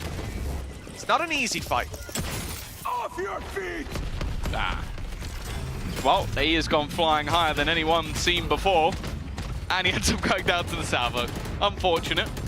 Kamek does well. Through smoke. And they do have themselves, well, now an extra pick, and they've got the army. Yeah, I was about to say, is that going to be thrown into play? It is, and that's enough to displace Soulcast from position. A solid spot from Flyer, but he's only going to get one. And after all of that in the last round, solid work from Koi. This one falls flat versus the Pistols. A great utility as well from Mini. It's his traps that have to be dealt with. They give a trigger point for those spams through the smoke. I don't know if we'll see it in the replay, but Kamek landed a hell of a shot. I don't know if there was a reveal. I don't think so. Let's see. It was just after this. It's also, you lose a round to a pay safe cast Thrifty when you had the opener and you used that Rolling Thunder in the middle of it all. That has got to sting for the side of Movistar Koi. And now your opponents, well, okay, the showstoppers on your side, but definitely have a slightly better purchase. And even looking like they're going to invest into an Outlaw, they've got a good read on the shield situation of their opponents. Operator for Click going in, but he won't be finding much around that angle. Movistar Koi giving up on north side control. They've got a trap to cover, push up from B and expecting no aggression on Dish. Look at the rotations from Gentlemates. It seems a little bit over-eager. 4 players go to B. In fact, Kata was on his way, but now he's sat up in heaven. Opportunity to pick up 1 or 2. The cage has robbed him of that, and Look, they even burn their showstopper here, assuming that there'll be players closer. Spike planted. Kamek manages to stop them. Rolling Thunder was online already, and it'll be deployed right after these salvos. Stun already gone. So in terms of the and indeed Aftershock, this is great. They're burning up utility very early on. An off pick, and they might not need that Rolling Thunder. In fact, it won't be available because Kamek's lost his head. But as said, everything else is going right. It's going their way. Flya struggling, and he won't land those shots. Grabinho has to pick up all the pieces, and a damn good try of it. But Gentlemates get there in the end with the defuse. Yeah, this round honestly just looked like an incredible read from the side of Gentlemates. They saw the showstopper. They went, we're going to completely avoid the site. Know that, okay, if we're playing any close corner or any of these aggressive angles that we've had before, that showstopper will pick us off. We'll let them have the site. We have Rolling Thunder. It's perfect for the retake. Now, they didn't get to use it. They didn't need to use it. But I just like the plan that they had overall. I think they were setting up to this moments ago, so it's almost a saving grace that Kamek gets picked off as the round starts to fall into their hands. A good attempt in the end. Grabinho, he was right with that call. He left one on 10 HP. The other fight onto Mini could have changed the game. Mini took the ult orb from the defuse, interestingly, instead of giving it to Kata for the orbital strike, so they'll have the opportunity to pick up some info early on. In this round, though, it's all about Click. Opening duel with that operator. Weak weapons from Movistar Koi, but we have seen stranger rounds so far. That was sort of the more interesting thing for me, is obviously you switch out your Neon for a Waylay. I think Neon has always been a pretty strong performer, and when you've had rough attack sides, I feel like a lot of the time Neon can help you out quite a bit on the defense with these aggressive fast rotations and those pushes. But so far it seems like a lot of the plan is to have those sort of walk downs from Click and just basically take those aggressive fights with the operator. Now Flya has got way too much space. A little bit of an oversight from Mates, which will garner a kill. The thing is that wherever they go, they're pushing into a two-player setup. And they don't really have the weaponry for it. Yeah, and the constantly changing traps in play for Mini, giving them that information when the push comes through. Cam already broken. Good opportunity to catch them unaware. Salvos will send them back by space for the walkout, and maybe they can even get a plant out of this situation. If they do, Solkas, massive utility. Oh my, they've taken Kata. The op up close. Solkas, yeah, I think he was spotted. It looks like Click's aware. He's coming in, but it's a stinger on the other side. He had to hit his shot, and he does right away with the connection. And there's the ult for Mini. Good thing he had that online. Information falling into their hands. Great stun. Filu in trouble. Salvos, and he's being watched by 3. They know exactly where Shados is too. No utility to help him out, and an op holding the angle. There was no way back in. Gentlemates, back up neck and neck. Yeah, nice round from Click. I think very aware of every sort of risk. Wasn't overzealous in the round, especially versus the Pistols, consistently waiting for there to be a player ready to trade. And I think a round that very, very easily could have got out of control ends up being just quite comfortable because of that, because of his read, because of the positioning. Oh, that will be the scoreline leveled up in their game versus Foot. It was that defensive side where they were able to get a majority of the rounds. And well, after having that early lead, after having a bonus that eventually ended up slipping, Koi have decided to take a pause. So a good time to talk about expectations coming in here, Tom. Starting out on the attack side for Movistar Koi, we already know that they're going to win the pistol and follow-ups, right? They get a 3-0 start. Where do you think the goalposts are for this squad coming out of half one? But it's weird because both teams have obviously changed their compositions quite a bit from the last time we saw them play, but you go back to Koi versus Liquid and they put up slightly more rounds when it came to their defensive side. But I will say, when they played that Liquid squad, they came up against what, in my opinion, was one of the worst comps we've seen so far. No duelist, where they attempted to basically have camo flashing on Gecko. I really didn't enjoy it. So and they did better on the defense against that. Yeah, so it's kind of one of those, like, they won the map, they did well, but I don't like what their opponent is doing. So I think it's hard to read into how they'll play on this one, but I do think that there's a lot of potential for aggression on that defense when you have that sort of Teo in combination with Breach and the Raze. So I'd say realistically, I think it's going to be fairly even all the way through, but maybe I added both teams on that defensive side just a bit. Well, for Mates, it means time to keep putting up rounds. They're 3 in a row so far, but they've been tight. Movistar Koi always getting boots on the ground, a plant out of these situations and losing out in the post plant. Big ultimates online, Grabinho and Solkas. So it's not like you want them to have that plant. And Click can't keep getting away with this early fight towards main on B that finds an easy pick. Fialu down in the dirt. You talk about the difficulties of attack sides without duelists. Well, that's the boat that Movistar Koi are in now. I think as well, this is my almost perfect use of the refract. By having an operator, defensive side, you can push somewhere and you can, if anybody, you miss your shot, you're out. And you can go very far back into safe position. So I think that's where the value's come in. Kada, he's got to get something from this and he doesn't.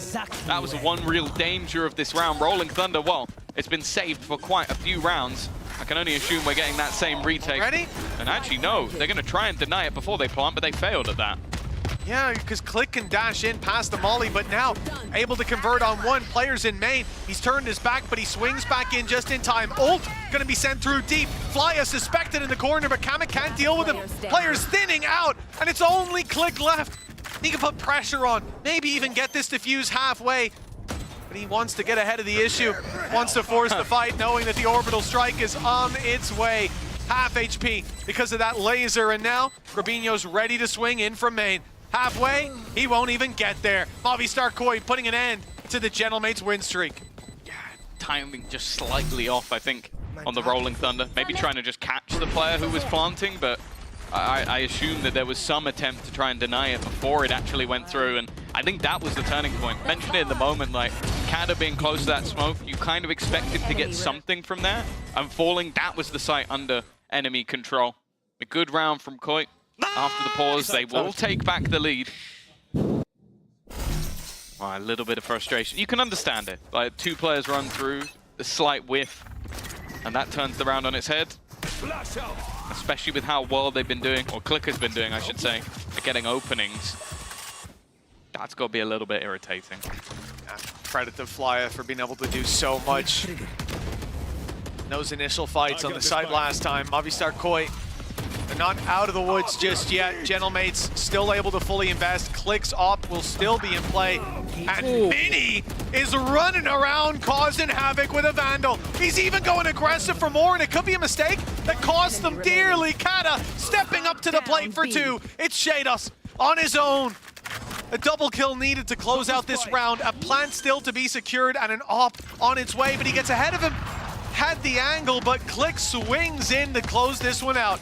Back and forth with the rounds. Gentlemates answer up with the disruption of Movistar Koi, and the problem is those attackers don't have the same credits to fall back on. Yeah, I feel like we're going to have to see if Movistar Koi eventually shift where they're placing their Rolling Thunder. Because I think both times they've tried to use it into this B site, both times it's gone up towards the tower, maybe expecting somebody to be there, and both times they've been wrecked the second they tried to use it. So show yourself you can. It's seeming like more of a hindrance than something that actually helps them, and as you said, economically, now completely in the bin. That op from Click reposition now to Arcade. Full north side control. They see nobody outside Arcade.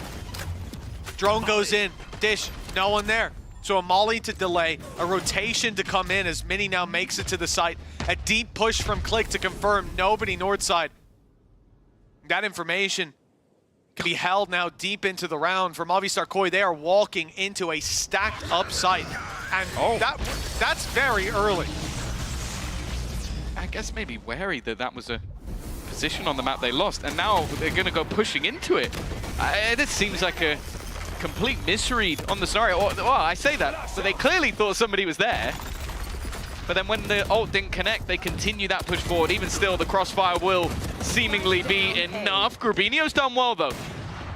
With the ult from Soulcast still online, with a rifle retrieved in his hands. The only problem is he has to cross to the site, which is, well, pretty unfortunate from where the positions of his opponents currently are. Well, Zipan makes that pick a little bit too easy.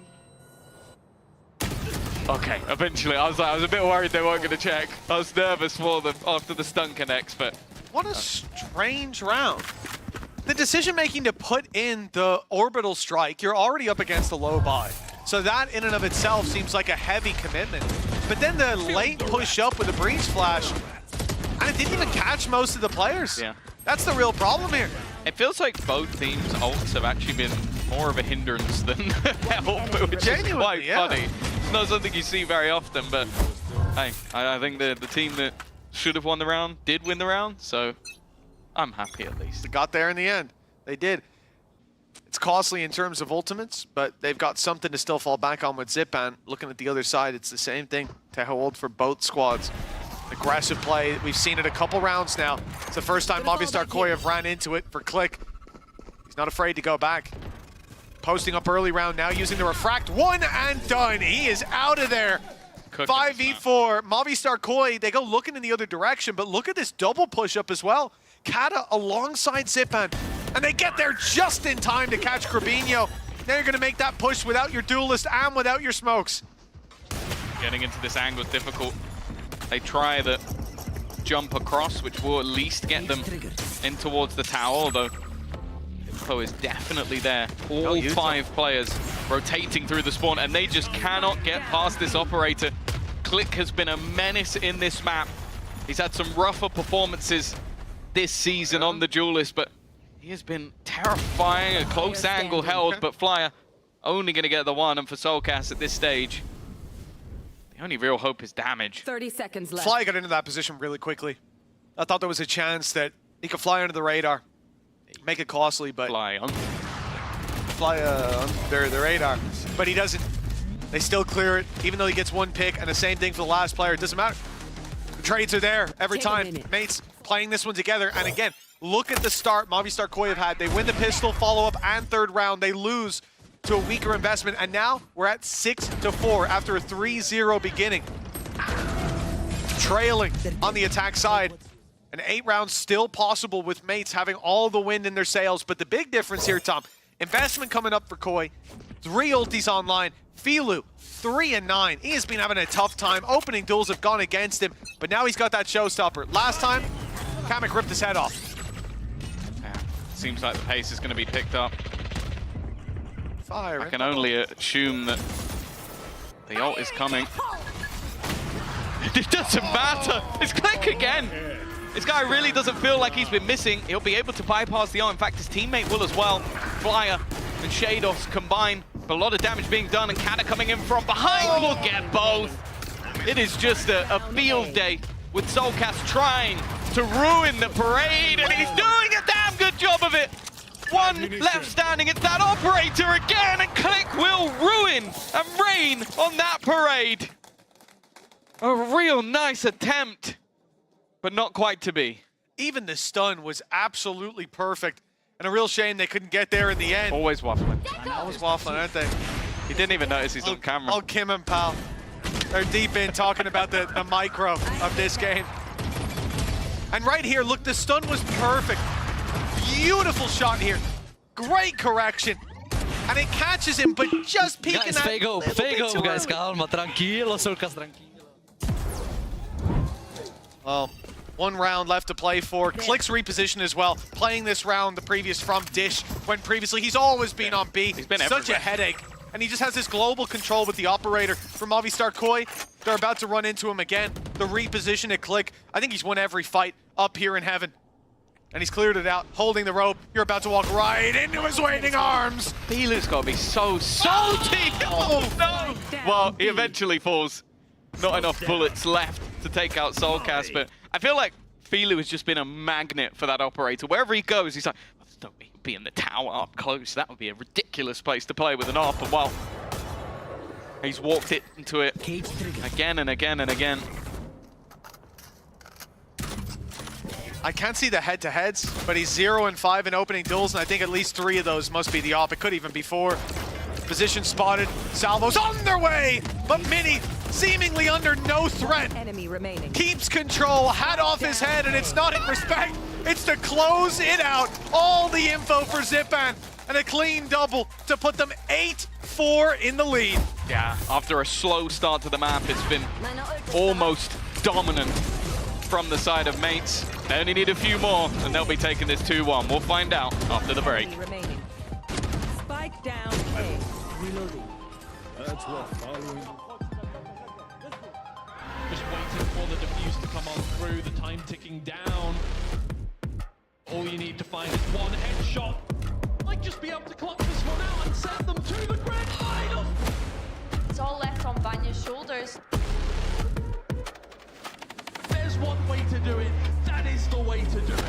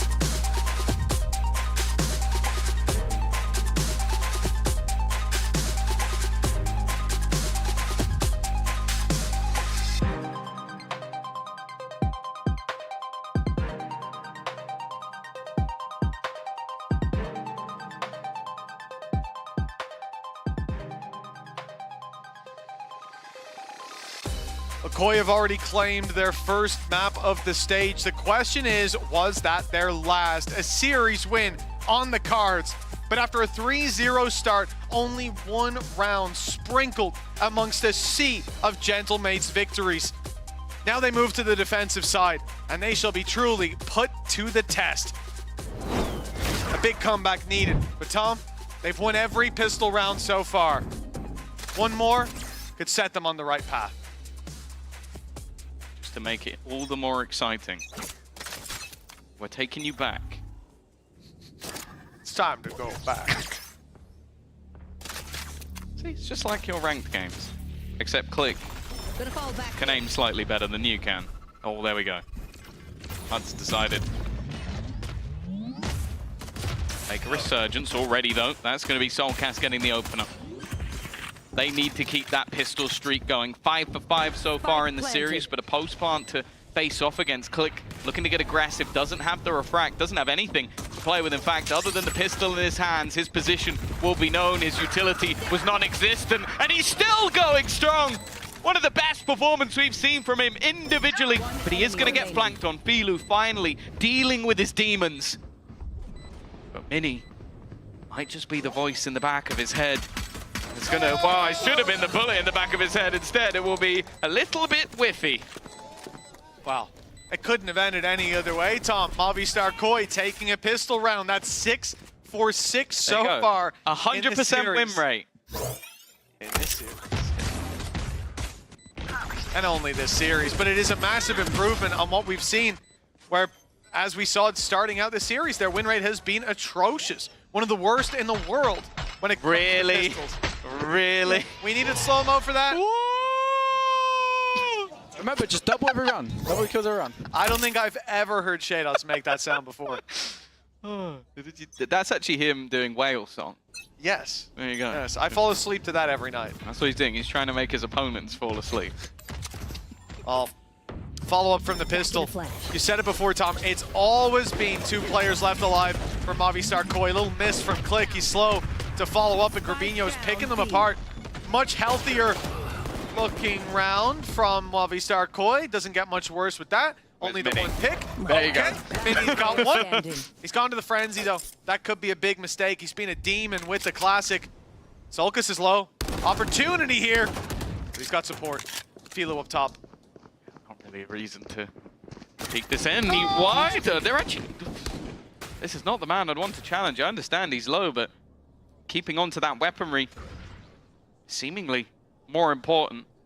Looking to just break the trend of how many players are left standing, and they will. It's going to be 3 to survive this time out. A slight improvement for Movistar Koi, who will get to keep some of that weaponry. Did they get the Bulldog at the end? Maybe they did. I don't know. I think I walked out 1 Bulldog, a Vandal, and a Spectre. It's not the worst. Certainly not as bad as it has been before for this squad. They'll be able to come into the next without pulling any punches. An extra Bulldog pulled in for investment. And for Gentlemates, 8-6, the gap closing, but Rifles come out here. Click with a big performance in the early half in these last 2 rounds.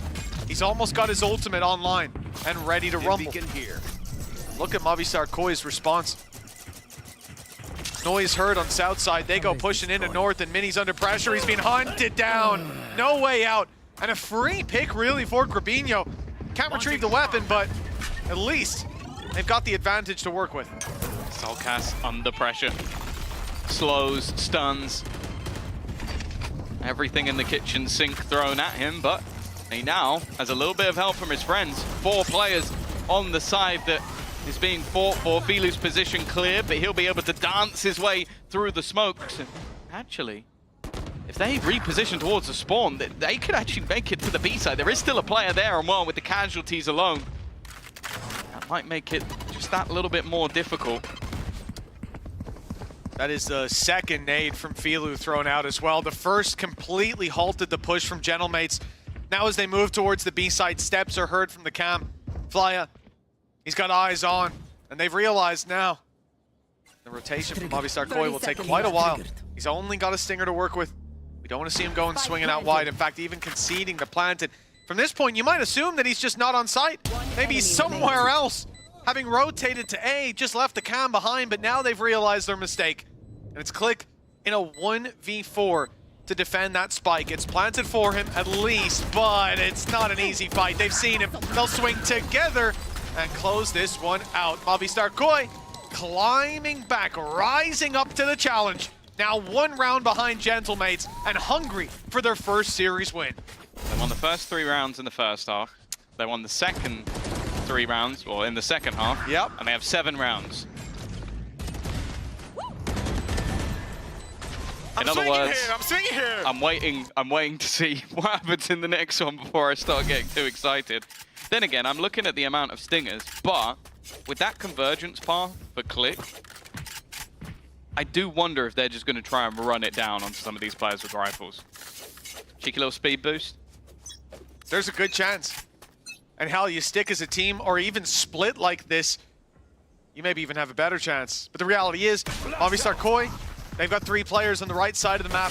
They're not playing deep into angles, so they won't be fully caught off by these players. The dash in, spotted, Filu ready. Well, I'm not sure what Kamek thought was happening there, but he did not have the free space he thought he did. Swing out from Filu, doesn't get there, but it's a 2v4 that he's left his teammates in. Easily secured by the rest of the squad, and that is the mold broken. 4 in a row for Movistar Koi, 8-8, neck and neck. And getting ever closer to picking up that series that's evaded them. Look at the top, 0-4. No maps picked up along the way, but today, everything is changing. They've broken one by getting their first map after 9 straight map losses. Now they're looking to break the 4 series streak. Actually, I see the rolling, they hate it. 4 in stage 1. And the difference now, though, is obviously when you have that defensive side operator, there's good opportunities for Click to find value without having to take crazy risks. Wow, speaking of crazy risks, a complete pincer. I don't think I've seen that one before. I don't think we needed to follow that, I'll be honest with you. I could tell that wasn't going anywhere. That is a new one for me, let me tell you. He was just singing, they see me rolling, they If we just saw the map collapse, just like the full north side of the map. Tech, Flya. This is a nasty position. And he's got 5-3 for it. The IGL finally adding the fragging as well. 4 for him. Kada, last man standing. Well, 1v5 ace needed. He got the first. Damn solid performance from Flya. Orb taken, spam is good though, and Kada will be dropped in the end. He gets more orbs than he bargained for in that fight. 9 on the board. Movistar Koi, 5 in a row. The lead now theirs. And that was a full buy coming out of Gentlemates that Flya single-handedly tore to shred. Okay. Who thought that was needed? Oh, wow, look how close that was, Tom. I'm so glad that we had a third-person camera of that, just so we can see where it went. Absolutely nuts. And obviously for Gentlemates, they're not expecting someone to be there. There was heavy rotations early on from Movistar Koi. They pushed south side on A. They got all that control, so then you're a little more comfortable to embed and cut off those rotations, keep that map control. But there was no way that Gentlemates could have known that that had happened. Still, the fact that 2 players swing to start with, they had the right idea. They were ready for him being there. Yet Fly had just hit his shots, and in no more important of a moment could he have stepped up. That said, I think it's going to be much more difficult for Click to sort of keep that performance going on the attack. But you're the guy diving in, taking space to come out with a multi-frag in rounds is much more difficult than what we saw on the defense. And without him, it is much more of an even playing field, maybe even leaning slightly the way of Movistar Koi. Soulcast has been having, I'd say, one of, if not his best series of the tournament so far. Swinging hit. No surprise there, though. 31% of his team's first engagements. I think it's probably more. Well, I know it wasn't Kim because he's too busy waffling in the crowd. So that one I think was written by William. Getting the credit he deserves. Thank you, Captain Cal. 9-8 for Movistar Koi. The lead taken. Ults online. Orbital Strike. Not far from Rolling Thunder either. And Solka's just 2 away. They're taking so much space every single round. Free. The first, we saw them go all the way on that south side. Now they've taken the full north side. Now it doesn't give them full info as to where their opponents are actually going, but they can start to put the pieces together. Soulcast moving closer into the corner. Grabinho also has that orbital strike if they need it. Although it might not be damage, they may just want it to delay. They even leave that trap online. They've got the information, but they don't want Gentlemates to know just how far ahead of the play they are. Movistar Koi with a big opportunity. Orbital Strike put in. It forces the dash out of Click. He's wide on sight with no one to help him out. Zolkas ends up going down. Nade and a salvo good as Kata falls and numbers thinning. Gentlemates being left in the dust.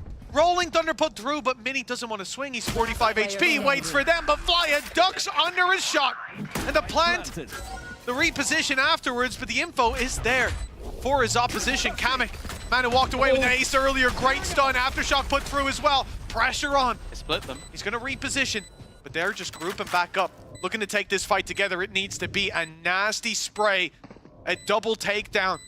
They haven't got a ton of utility, but still a flash on Shados. Where does that get thrown? Backside or into main? In fact, it's a jump peek across. It's risky. It's giving him a chance. The spam puts pressure on, but Shados is defusing it. He's going to stick it all the way. The spam doesn't get him. Shados saves the play with that defuse and even takes Kamek down after. Double digits for Movistar Koi. We knew they had a strong start in every half, Tom, but this is getting ridiculous. That's disgusting, though. The initial, this is what we said about sort of combining those ults. It was the convergence path sent in alongside the ultra strike just to eliminate Soulcast. But then while dying, he places salvos and trades himself, which again, not too common. I think a lot of the spam damage actually went onto Flyer instead. Wow. A little bit of that, you know, NA toxicity coming out. Oh yeah. Us guys in the EMEA are much more chill. Just watch Padatek when he played against Gentlemates. Or most teams. We had to bleep 99%, but the rest was just telling Kamek that he was baiting. That was I enjoyed those comps, I'll be honest. Well, having mentioned the combination of ultimates, combinations of utility, there's a very dangerous duo online for Movistar Koi. Perfect for a retake.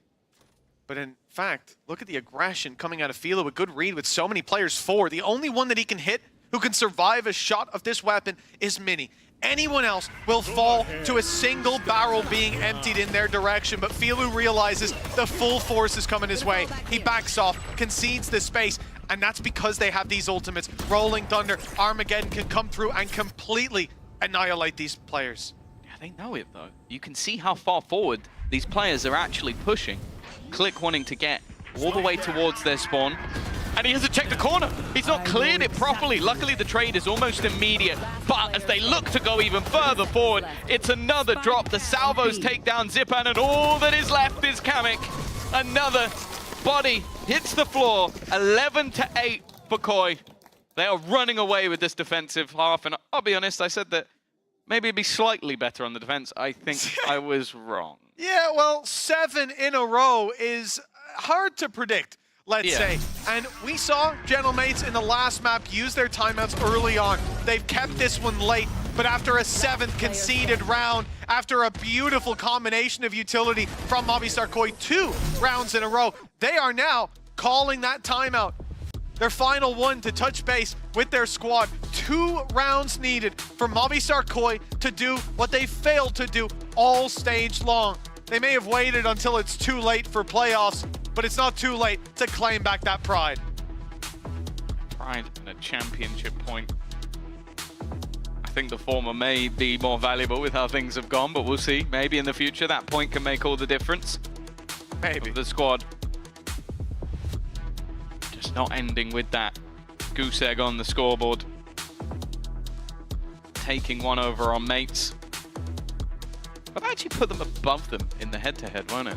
They'll literally not finish last if they win this game. Yep. So mates will be the one at the bottom of the table. Maybe some conversations will have to be had, but which is crazy as well, considering if we see Liquid get the victory, the only team to have beaten them will have been mates, and then they finish last in the group. But in a weird group. Again, like, I feel like in a lot of Movistar Koi's games, we haven't come in and gone, oh, it was close. Oh, they were real close to taking that. But when it comes to mates, they've had their OTs that they lose and then they run out of steam right after. Yeah. And I think that's the thing is, like, you could imagine a world where they take those series 2-1, where maybe if they come in with the victory, they look a little better on map 2. But that hasn't been the case so far, and yeah, it's how the cookie crumbles. Movistar Koi with the chance to claim that extra spot up above. As you said, a chance point, but I think for these players, they just don't want to end the stage without a single win on the board. Dash in from Click, caught by Flya. He's been phenomenal so far. Finally put to bed, but Philo and Corbinho quickly filling in the space. Spike is theirs, and it looks like another round for Movistar Koi. After a pause from Gentlemates, they get nothing. That's crazy as well, because that position has been consistently played by Soulcast, so I think him being able to get away with that is very surprising. Well, okay. A 1v1 for Zipan. He'll take fights like that all day long. The nade will do a little bit of extra chip damage. There. You do have to be careful. Salvo's forcing them out. Another fight taken, but then the swing comes in from behind. Soulcast alongside Zipan as well.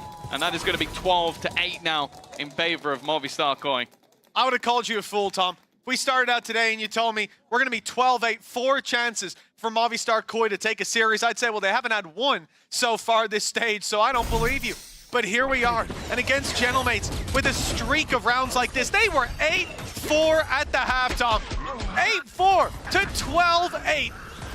How they've managed this will be studied. Some parts of it maybe don't need to be. A 1 round between them, 4 chances to close us out, and a weak investment from mates. They've decided to go together to A main. They're trying to pick up the pace, but instead they've been met by the operator.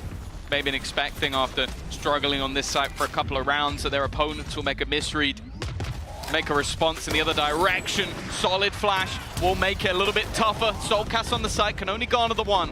With Shados desperately low, he will also fall. A spot has been held by Filu, but he can't do too much about it. They're aggressing forward. Flya, this battle may end up being everything instead. It's going to be the switch up, an attempt to get to the site, and it's actually Mini to get that kill, coming back in from the spawn.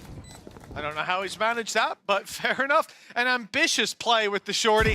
One that unfortunately hasn't worked out this time. He expected Mini to be further away, which is fair enough after he goes for the fight at spawn, but I want to see the last kill. Cage triggered.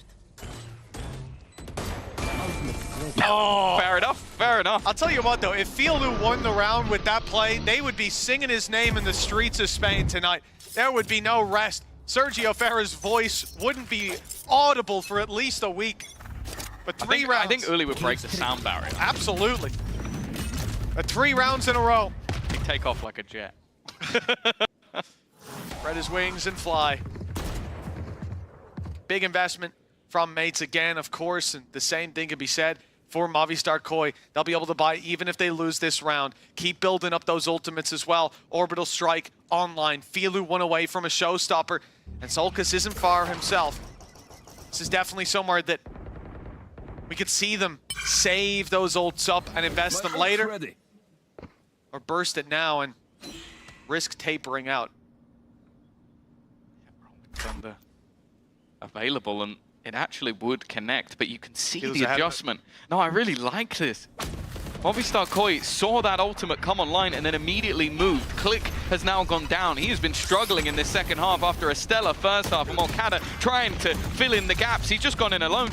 There's nobody else even remotely close. Now we have that rolling thunder coming in, but like, how is that ever going to find any value? And if you think you've got an open site on the other side, you must know by now that you might get the rotation of 4 players, but Flyer has not left. He's always here. They could even spam it out. You got to assume it. They've got players on either side, but Fly is not taking the bait. Showstopper's on its way to back him up. 12 seconds left. He just has to delay, and he won't take Zipan. In fact, Kamek is stepping up for a triple. Gentlemates have the Showstopper to contend with. The nade in, the time low, the spray. Good for Filu and Movistar Koi. At long last, they've taken a series. 13-9, 13-6 at the buzzer. They've done what nobody thought they could. They've ended it with a Red Bull clutch, the star duelist. And of course, a big victory for them. I think for many coming into today, and many of these sort of like lower matches, you didn't really think there was too much on the line. But I think for this squad, it meant a lot to prove that, okay, we were doing work, we were trying to get ourselves to a point of victory, and although it came right at the end, smiles all round for Koi. It might be too late for playoffs, but like we said, you got your champ points, but you've got the pride of not just taking a map, but taking a series off a team who have pushed some of the best to their limits. This is the win that they've been waiting for, and a well-deserved victory lap. At long last, we get to see that smile on Gorilla's face after the game. I've waited so long. And finally, they're the ones center stage in the EMEA. Oh, let him in, he's only little. And a well-deserved foul after a well-earned battle. It's a good way to close out their stage 1. At least, as said, showing what they had to offer, showing some of that individual brilliance, showing that when the synergy is there, the squad looks decent. Because I don't think there was a bad player in the server for them today, which I think you look back prior to the season. Well, for the coaching staff, I know for a fact that they have put so much into this squad over the last few months, and even though it hasn't necessarily gone to plan, well, we now get to finally, for the first time this stage, have a victory interview with Koi. I've been looking forward to this day, Tom. Thank you very much. I'm now joined by Soulcast from Koi. Congratulations, you guys managed to bring out a win finally at the last stretch of this split. It's a long time coming, right? Because you've had so many close maps, so many opportunities. So why do you think it happened now? Because we wanted to win when it mattered most, so we did it. No, basically, I mean, yeah, I don't know. A lot of the games, yeah, they were pretty close. It obviously does suck when like we haven't even won a map and stuff, and like some of the games that we watched back, and there was so many like small things that happened that just changed the shape of the game.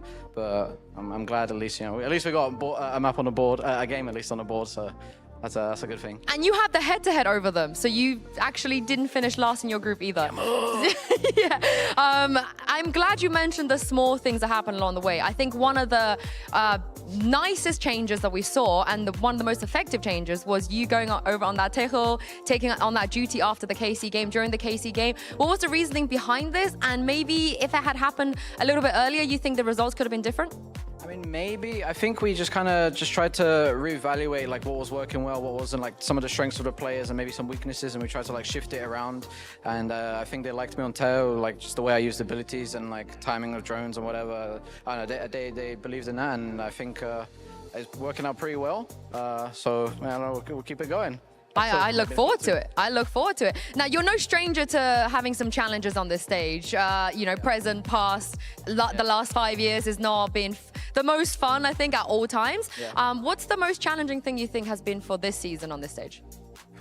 I think it's just the kind of the endurance of it. Like in tier 1 right now in Berlin, like I know all the players and stuff, you know, it's a long grind, like playing like almost every day, playing until late, you know, even when you come home, you want to still like do VODs, aim training or whatever, and it's like, I think the biggest struggle has been like this, yeah, just endurance and trying not to feel like burned out and stuff, and especially for us, like, you know, we're not having much success on stage, which makes it become even harder, and it's just a bit of like a just massive slog, just trying to get a win, but I think, yeah, I'm glad that we won, so it doesn't feel too bad, you know, at least, I mean. It's so many times it's been close, you know, it hasn't been as dominant as it's looked on the score sheet. What's next? Another map, I don't know, at least another game, win another game. Yeah, I don't know, we'll see. Yeah, we'll see what happens with Koi. I don't know if there's Operation Oppenheimer going on in the background, but I don't know, we'll see. we'll see. Don't laugh, whoever, Pal, why is Pal laughing? And lastly, before I let you go, what's been, because at this point in your career, I think you've seen it all. You've learned so much from every roster you've been a part of, but what has been the biggest lesson from this split? I don't know, it's tough to kind of point out one thing. I think, well, there's like loads of things. I think it's just trying to maybe something you didn't learn before. Yeah, I think it's just like really trying to kind of talk about things and mistakes that we're doing like a lot earlier, or like bring up kind of problems that we've been feeling like a lot earlier. I think we kind of spoke kind of how we felt a bit too late with how we're kind of playing and what's everyone doing in the team. And maybe if we spoke about that a bit earlier, we probably could have had more time to, you know, start playing a bit better and whatever and start winning some games. So that's like the biggest lesson, is to just make sure we bring up things a bit earlier. Well, you got this for Split 2. We believe. We believe, Dom. We believe. Thank you very much for joining me, and congratulations once again.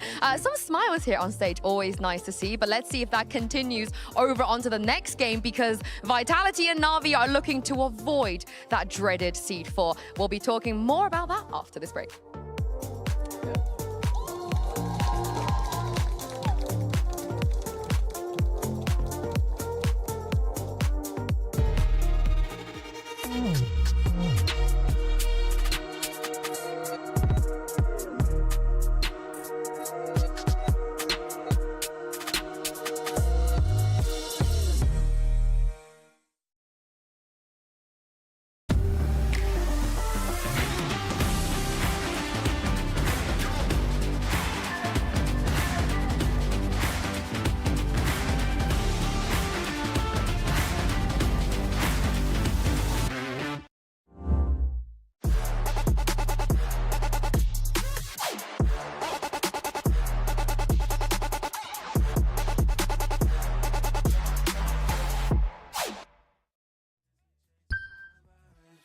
Feeling good, feeling great now. A hater can't play with my day now. Get that negativity out of my face now. In my city, I'm the man of my state now. Yeah, I'm living life to the fullest. Baby girl, you're talking to the realest. Energy and joy, you can't steal it. Good vibes all around. Baby, tell me, can you feel it? I woke up, so I'm blessed. Just another chapter in the test.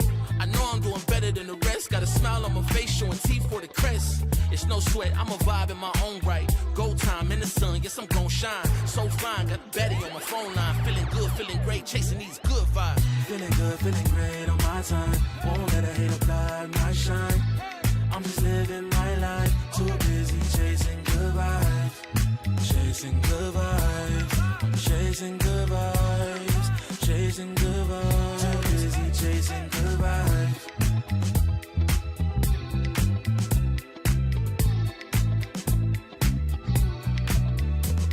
Put my soul on that beat, I'm ready to feast. Margaritas with some divas, I'm pouring the drinks. I'm living life to the fullest, the blessings in me. Don't really care what you say, whatever you think. Nah, unequivocal miracles with the lyrical. With the homies tryna pop like the cereal. Lucky Charms, got a model on my arm. Go watch on my wrist, garlic parm. No alarm, fireworks, I can feel it in the sky. I got love in my eyes, but there's money on my mind. I see passion and pride that despise all the lies. I've been around the world, so I'm down for the ride. Good drinks, good people, and good times. Fast cars, pretty women on FaceTime. More money, more fun in my life. I'm just chasing my shots with good vibes. Feeling good, feeling great on my time. Won't let a hater blind my shine. I'm just living my life. Too busy chasing good vibes. Chasing good vibes. Chasing good vibes. Chasing good vibes. Too busy chasing good vibes.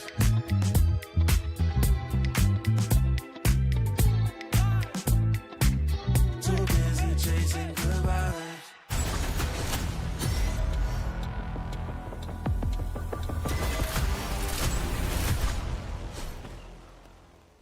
Welcome back to Throwback Thursday, where we take a look at an iconic moment that happened in the history of Valorant. And today I'm joined by Les, and there's a very good reason for that, because today, Les, is an anniversary for something that's happened in your career. Can you guess maybe what it might be? I don't have idea. Maybe 2022 that I won the Champions. I don't know. Oh, close, but it was a little bit earlier from 2022. It was the grand finals of Masters Iceland back in 2022. It was actually today, 3 years ago. And I know you didn't win this final. I'm not here to re-traumatize you, but I think this is probably a very iconic moment in the history of your team, of you, and of Brazilian history as well. So how much of this do you remember? To be honest, I think this tournament I remember a lot of things because it was my first international. It was the first time that I left Brazil, as I never went to a different country. This was my first one, and I think this tournament was the most important to show to myself that I can be in the top, you know, I can be with the best players in the world. How old were you at this tournament? I think I was 16. 16! Were you nervous about, like you said, leaving Brazil for the first time, going to a new country, and all of this? I was really afraid because I never went to a place so cold like Iceland. So I was like afraid because in Brazil we don't have like the same cold. So I bought a lot of like expensive clothes because I was like, maybe I can die in this country. How are you feeling about Berlin then? Because Berlin was quite cold in the winter as well. Yeah, but I'm used to it already. I went to a lot of countries in Europe, and I went to Madrid when it was winter, so I was more used to like the cold. But Iceland, it's different, the cold there. It's a nice country though. I had a really nice time there as well. You didn't win that grand final, but you did end up, you know, later on in that year going to champs and winning champs as well. Did you learn a lot from, you know, losing there on that stage and all of the experience you gained? I think the best experience that I had, because I lost one game, it was in Denmark, and this final. Like this final, it was the most important for me because we beat the Optic in the grand final winner, and like it was a really nice game, and like we were so confident to the grand final, and then they went and they stomped us a little bit. It was, I think, 3-0. It was a 3-0, yeah. It was a little sad, but like I learned a lot about that game because like it was a really good team with a lot of experienced people, and like it was a really hard game. And last question, looking ahead, because we have Masters Toronto coming up as well. It's been a little bit of time since you've been to a Masters event too, so how are you feeling? Actually, no, I lied. I'm forgetting about Bangkok. But how are you looking forward to that one, you know, going back, I guess, over to North America soil as well? To be honest, I really want to go to this Masters because basically all the years that I had in going to Masters was the same experience. The first Masters, I go very well. Like I went to finals and I went to semifinals. But the second Masters in every year, I don't go or I lose really fast. So I really hope to go to this one and at least go to like semifinals, these things. Of course, I want to win, but at least break this curse that I have, you know, that every time that I go to the second Masters, it's not so good. I believe we're going to break that curse this year. Thank you very much, Les, for joining me, and I look forward to your game later today. Thank you. Bringing a tear in my eyes thinking about the past. But let's talk about the present, because right now I am joined by Billy and Flyer from Koi.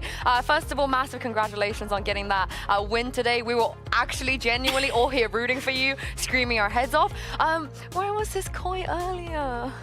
Man, I feel like it took a long time for us to get used to the stage, to be honest. Like even map 1 on Split, like a lot of times where it's like downtime and we need to be proactive and like moving and like making a plan, and I feel like we're just letting them play the game.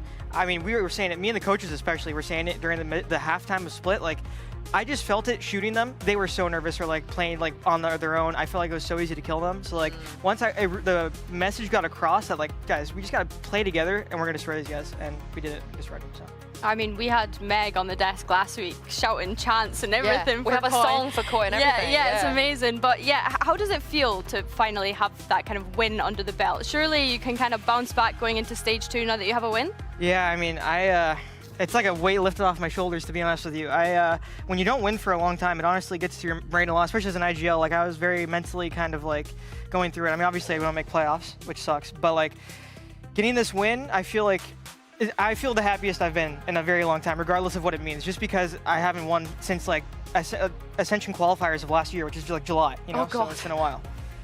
Yeah, I mean, a very deserved win as well, because it was a great performance from the whole team. You know, it wasn't like one person carrying; everybody was on form. Absolutely, I loved it. Hey, you can still make champs. Yeah. You can still make champs. Think how amazing of a story that's going to be when it happens. Yes, and so can these teams, as you guys can see here. But more importantly, as we head to Vitality versus Na'Vi, the winner will lock seed 3, the loser will be in that seed 4, and Billy, which means they will start in the lower bracket. You know how Angel is haunted by having to start from a lower bracket, because that happened 100% of the times last year. It's so sad to think about it, isn't it? And I mean, that could be a contributing factor of Na'Vi not making an international event last year. But I guess, Flyer, from a player perspective, is it difficult starting? I mean, of course it's difficult, but how much does it weigh on you having to start in that lower bracket of the playoffs? I mean, I personally wouldn't want it at all. You obviously want more chances than one.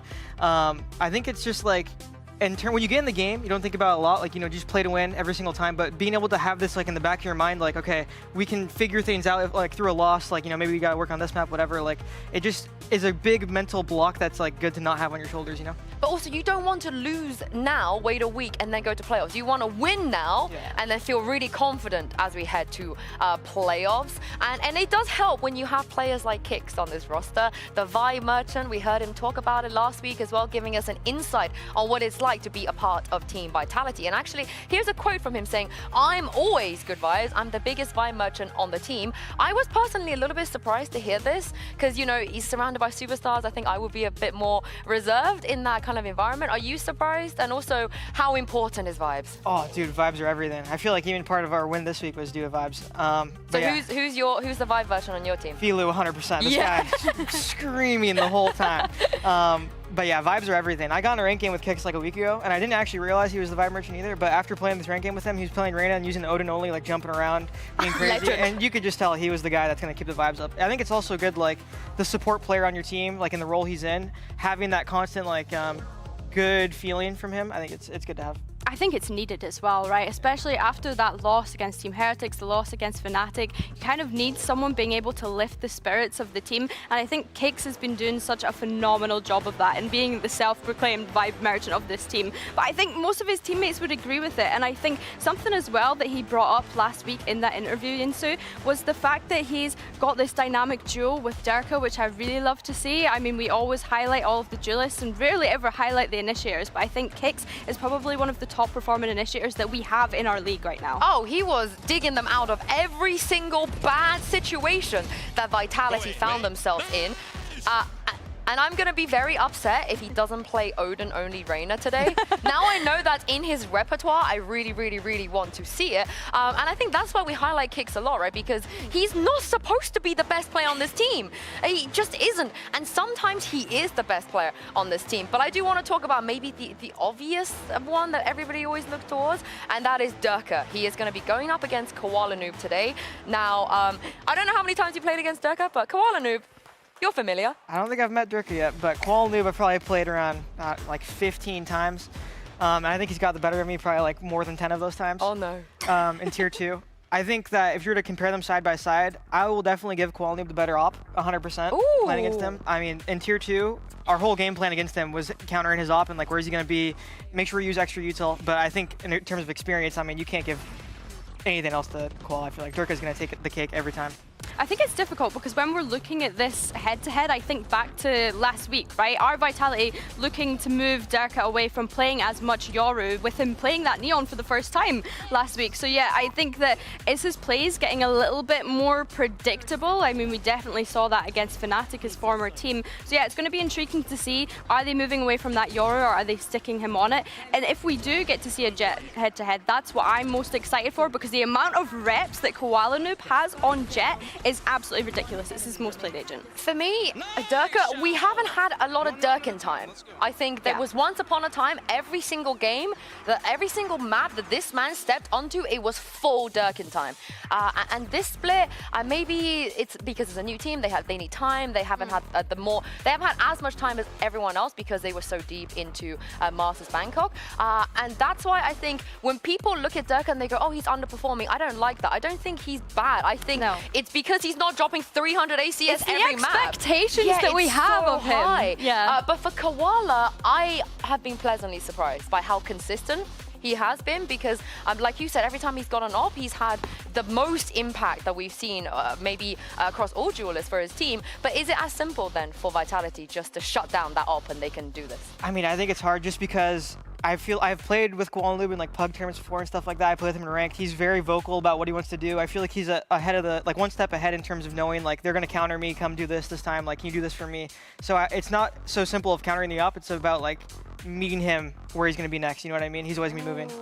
I love that insight. I love that. I'm going to write that down. If I ever have to play Koala Noob, you know, just in case, I've got that. But these are two teams who have had their ups, their downs, and now finally their momentum. Vitality and Na'Vi have battled their way back into form, and today is not just about a win. We've talked about it already. It is about avoiding the lower bracket and setting up a real run at playoffs to make it all the way to Masters Toronto. So let's send this back to the stage and welcome the players from Na'Vi and Team Vitality.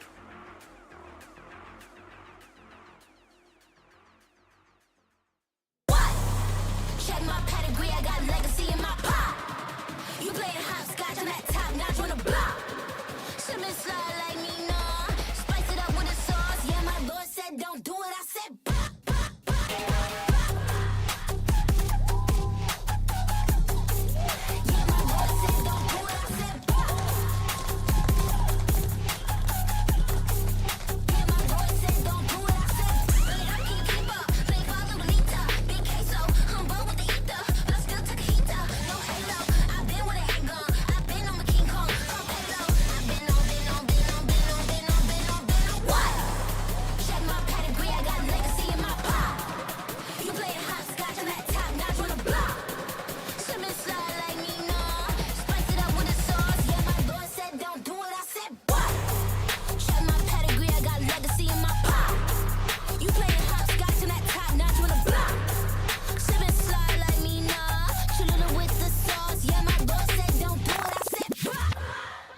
The season is far from over for these two teams. It is going to be about who is going to look more convincing at playoffs and who's going to have a better chance at playoffs as well. Let's take a look at the map vetoes here.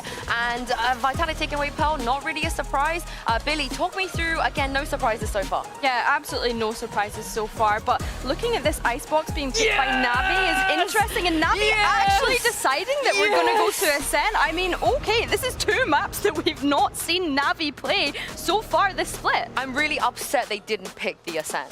This is the biggest bone that I want to pick with this Na'Vi team, because Na'Vi have always been good at Ascent. It's been their home ground. They pick up a player who I assume Flyer, Koala, you know he's going to be good on Ascent. He's going to be crazy good on Ascent. Yeah, like that's like a no-brainer for him. So the fact that they've avoided this for so long really annoys me. But let's talk about that Haven real quick, because if they do what we think they're going to do, we're going to get that ISO Yoru comp. Do you like it, Flyer? I mean, you guys had an ISO player. You decided to take him off the ISO for some reason today. I mean, I've never been a big fan. I've liked Haven my entire career, but this last year I've hated Haven. I just hate the comp. I feel like it's very like out-aim the other opponent instead of like out-game them. So I don't have a lot of experience with it, but I think it's just pure meta. Like you can't play against it really. So. Are you talking about the Vitality Haven comp here? Yeah. No, I think the Vitality Haven comp, I think, as I said, we saw Durka get shut down a lot when they played that against Fnatic, and it's not looked great for them. And I think that has to be because they said that they could joint that comp and make it look better, and I think that they felt the pressure off of that, and they just not getting away with things they need to. I want Na'Vi to run that comp. I don't like, whatever the hell they were doing before Billy, I don't like it. Yeah, I mean, the Haven comp, I just think it's so interesting that we have Angel playing the Vise on that Haven. Like, I don't know what the decision behind that is. However, I do love to see Xiao back on that Sova. Yeah, and it looks like Vitality have just decided they don't want to play that comp at all anymore. And Durka is going to play the Neon. Again, this is one of the... Durka never plays Neon. This is super new for him. Yeah, this is why I asked, is this something that they're going to be keeping with? Are they moving him away from that Yoru? Has it become too predictable? And it looks as though they're trying to answer that question at least. And then the rest of the roles, I mean, I hate to bring up the word comfort, but these do look like comfort roles for the rest of Vitality, which I'm happy to see. I know you don't like Haven here, so Fly, I'm gonna ask you, who's getting diffed in this Koala versus Durka head-to-head? I mean, it's hard to tell. I mean, honestly, I feel like the comp with Durka as your duelist, all these stuns, rockets, everything is going to help him out a lot. He's a great entry. I think I'm going to have to take Durka on this map, but I feel like the interaction with Durka and the Vise is going to be difficult just because, you know, Yoru versus Vise is way better, you know, bait the wall. They're going to have to work around these characters a lot harder. Yeah, I have to agree. I think, as we said, Angel on the Vise is something that they were suffering from last time that they played Haven. And yeah, I mean, looking at the rest of Navi's comp, I mean, it's tried and tested. We've seen it. Yes, it didn't work out for them so far. I think it's Vitalities that we need to hone in on, right? The amount of aggressiveness that they have behind that breach, behind that Tejo, the amount of A lobby control that they're going to be able to take starting on that attack. And it's just, yeah, it's going to be really nice to see the sort of switch in utility between these teams. Yeah, and I really didn't expect this. I'm not going to lie. I didn't think that they were going to be the ones to drastically change anything. I thought Na'Vi, surely, after what happened against Team Heretics, it would be them that changed things. But I think this makes it very interesting too, because it also takes away Fly at the prep, right? Na'Vi cannot prep for something like this. Yeah, 100%. I think that Na'Vi is a big prep team as well. Like macro, they love the macro, thinking about the game outside of just shooting. So I think taking away their prep is going to be big for them.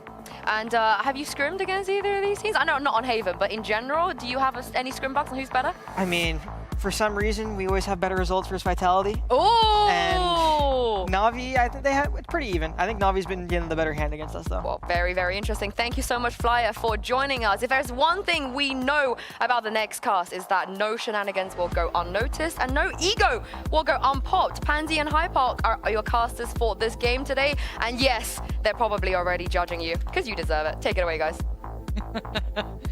Well, we wanted to kind of start, I guess, on the composition. Yeah. Change and not change as well, because as much as, yes, Vitality and Occasion did look good initially with that composition, it felt like it had run its course. Good, yes, but still a little underwhelming. Yes, is I the best agree. word for it. So yeah, massive positive to see this. It's a lot more front heavy, and actually a really good contrast of two styles of play here.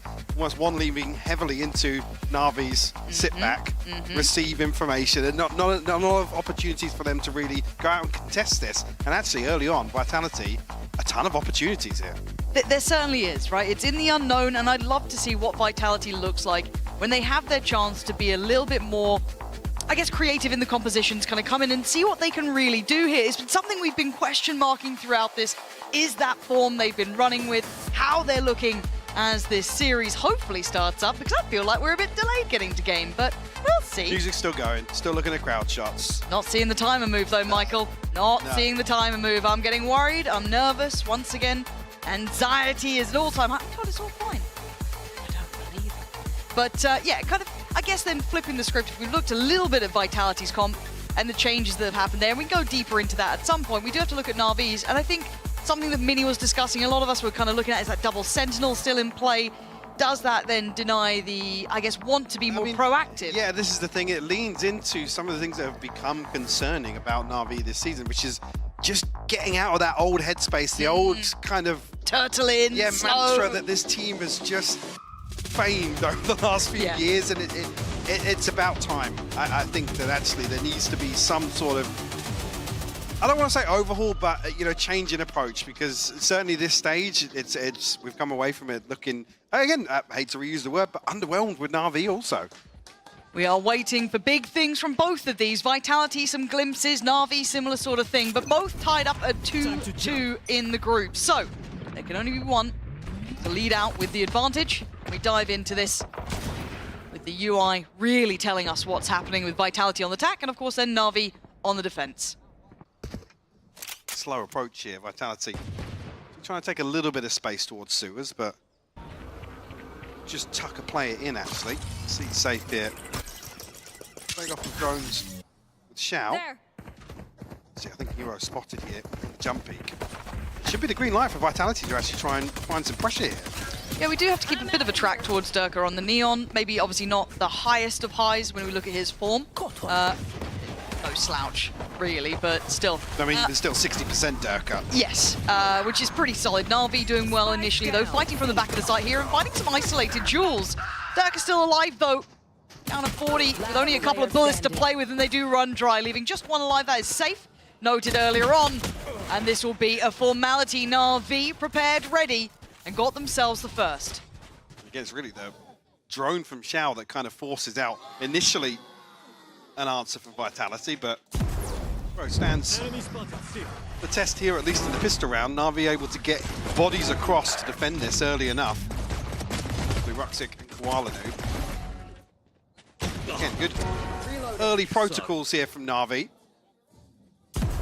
Like I said, this composition doesn't really enable them to go out hunting, so really look towards Xiao and Hero to be the ones that are, I guess, relaying the information, the crucial information for Na'Vi to make moves. And something else I do want to kind of hark back to, which I guess if we're talking about the likes of Durka, you can kind of do the same for Hero. A bit of a specialist on this C site, on this map. It was something that suited him very well. Even in the previous teams, he looked very solid at it, one of his better moments. Less with an early identification on the ball. Decent enough info to maybe drag forward here. Again, going to force the hand a little in the future for Vitality, who are still taking the tour. Just waiting for somebody to swing out long here, but I don't expect Na'Vi to be doing that. Xiao, obviously, tucked a little further back with the rifle, so second layer of defense here on A site going to be pretty difficult Vitality to overcome, but sightlines cut. Oh, less lucky to survive there. Actually, on the second shot, Angel will shut him down. Actually does find Seavoff as well. Look, one of the last performances, Angel was one of the highlight players. It was surprising at times, but mechanically he looks pretty solid. This was never going to be the one to write home about for Vitality. It was only classics, but for Na'Vi, a solid in-zone flawless to keep themselves moving forward. 2-0 now, a very good beginning. That's what you're right, looking towards this round now for Vitality. Necessarily got a taste of how Vitality want to embrace this new composition. Said plenty of options here. The early engagements, you got to say, leans towards Vitality, but it's whether or not we see any sort of commitment from Na'Vi. Happy to sit back and almost sponge a lot of this pressure. The double Sentinel composition. Rather than set that straight into sewers. Yeah, and it looked like everyone turned, I assume, for the dart that came through to try and break it that Xiao sent in. And they caught Kicks just completely unawares, glancing into the sky. Huge win in the buy round. That's massive. Love that little idea, potentially. Koala Noob does give away his presence, but still going to be a hindrance, but is going to be forced off. The judge noted as well, so I don't expect anybody to be entertaining Garage side of Vitality. Less going through the protocols once again in mid. Draw out a smoke as well from Ruxic. Vitality collapsing once again into this formation outside A. But the smoke going to keep Xiao here. Dirk has already gone pretty deep at this. Does he carry on? Okay, Paranoia drawn out. They've done well, right? This is kind of it. They've got the utility where they want it to be, but Na'Vi not feeling any pressure. We're down to 35. They do need to make a move, and somewhat soonish. C feels completely unavailable. They're going to know the Cypher setup's still there. They've cleared a lot of the Vice util, but Angel's fallen near on for free, just spamming through the smoke, hoping for the best. It's opened up the potential of a plant towards B. You can see what Dirk is maybe intending to do. At least patrolling that smoke for now. As a glance back towards the C connector. Koala looking for an upgrade, but less patrolling the backlines here. Shut that down. Durka deals with the dart, but Hero is going to find the wall bang on him, sorry. Xiao, those darts have been lovely for him. A lot of reward off this, actually. They clear the close corner. The smokes are going to be coming in the one-way now, kind of negated almost, with the double smoke on top, and Na'Vi clearing house down to, depending on the Teo, the Salvo is going to find both. So strong in the post plant. And surely it's there for save. Very controlled for the Red Bull clutch, giving Vitality their way in. Right down to the wire. It does come out with a Red Bull clutch. And the groans from the crowd echo. Lights out and away we go. Yeah. Ah, we have Oh, the we have a Tech Wars chant singers. now. Yeah, no, it's brilliant. That's nice what it's work, been crowd. missing. Appreciate you guys. That's You're what's here been with us. missing. Yeah, look, we don't have cheers for teams, you know, apart from the URE, but we have a Let's Go Tech Pause, and that is why I like EMEA. No one else can pull that off. So, well, what's the issue? What's the issue? Oh, no, it's oh, still investigating. Yeah, Well, that's not a investigating. good look. No. Not initially. No. I can't even get the blame on this one. You know what I mean? Like, initially it was like, ha ha ha, funny joke, Panpoc, Tech Pause, woo. But now, it's not even me. Obviously, as soon as we do, as per usual, yeah. find half a life saying, yeah, when we get an update, we'll let you know. Just need to get that. Need to get that on the soundboard. Yeah, just play it. Just yeah. play it. Yeah. So how's the day been? Yeah, pretty good actually. Yeah? Good first series. Oh, got any signs? What we got? Marry me, wait. Oh, cameraman's wait. wait. From plant the spike to marry me. Damn. Okay. Damn. E-dating simulator. Yeah, play. Never getting away from the allegations. Just a Kicks fan. Yeah, Kicks fan in the audience. Yeah. Love it. Love to see it. So far, Respectable. 0-3. We're gonna have to hope that helps him out. All right, he needs, you know, we'll get there. Look. We didn't even, Say it how you see it. didn't even have the scoreboard up on screen. No, but I can see it. Yeah, I know. Playing along at home. Are those the only two signs in the audience? Surely not. No, there's more. Okay, there's more. Cameraman, please. Send us assistance. No, we don't want to look at the players. No, Come on. what? You got Angel looking miserable. Give For us... a change. Yeah, Right. same. Here we go. Right, I need a hero. That's nice. That's I like pretty that good, one. Olá, Brazil. Nice. Bem-vindo. Oh, you're going to run us a little bit of that? Obrigado. Obrigado. Very nice. Very nice. Very good creativity. Look at that. Anything else? Anything else we've got here? Wait. Got dancing already. Oh, wait, what? I can't even see that. The lighting's Hold on. awful. Let's go. Let's go. Yeah, I get it. That's solid. Let's go. Play on words. I see what he's done. That's smart. Yeah. You after my job? Durka go. Yeah, standard. Yeah, I agree.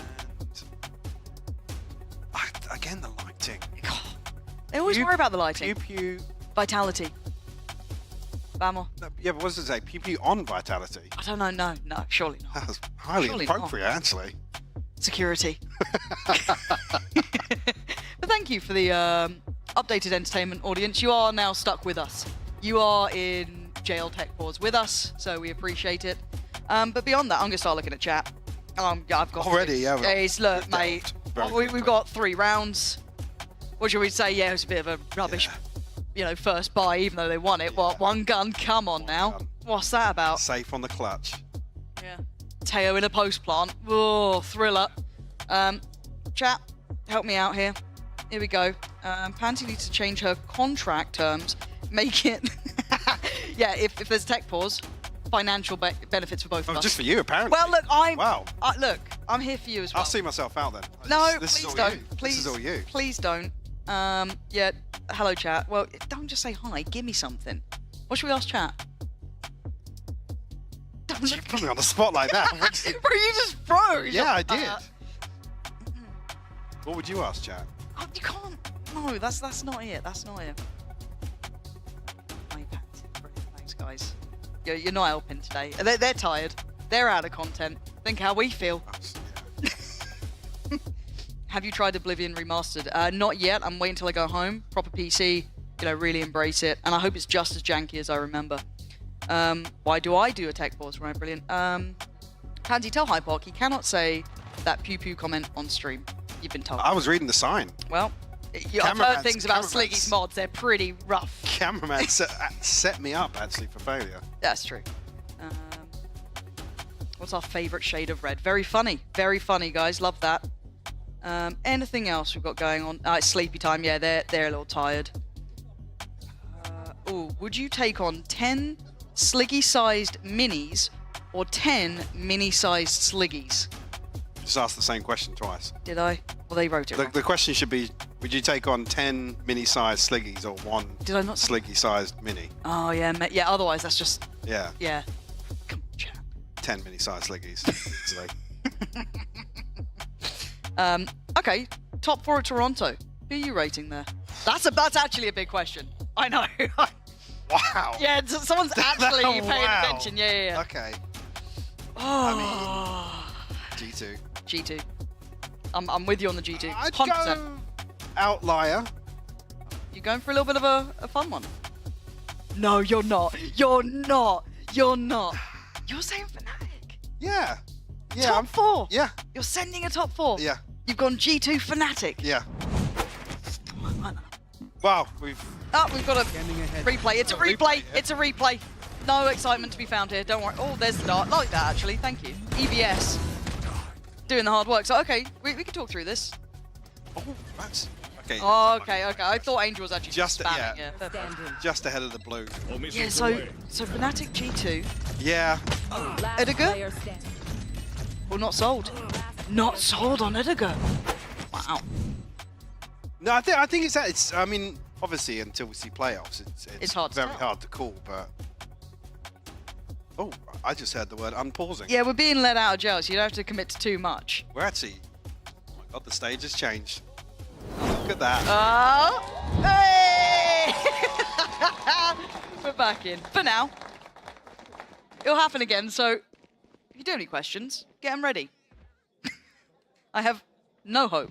However, we do have round 4 coming in. So, as much as, yes, that was the bonus in round 3, and of course, Vitality on their first buy did convert, they were only down to that one rifle at the end in the hands of Safe. So the economy's certainly not going to be booming from this point onwards. No, but at least rifles in hand here.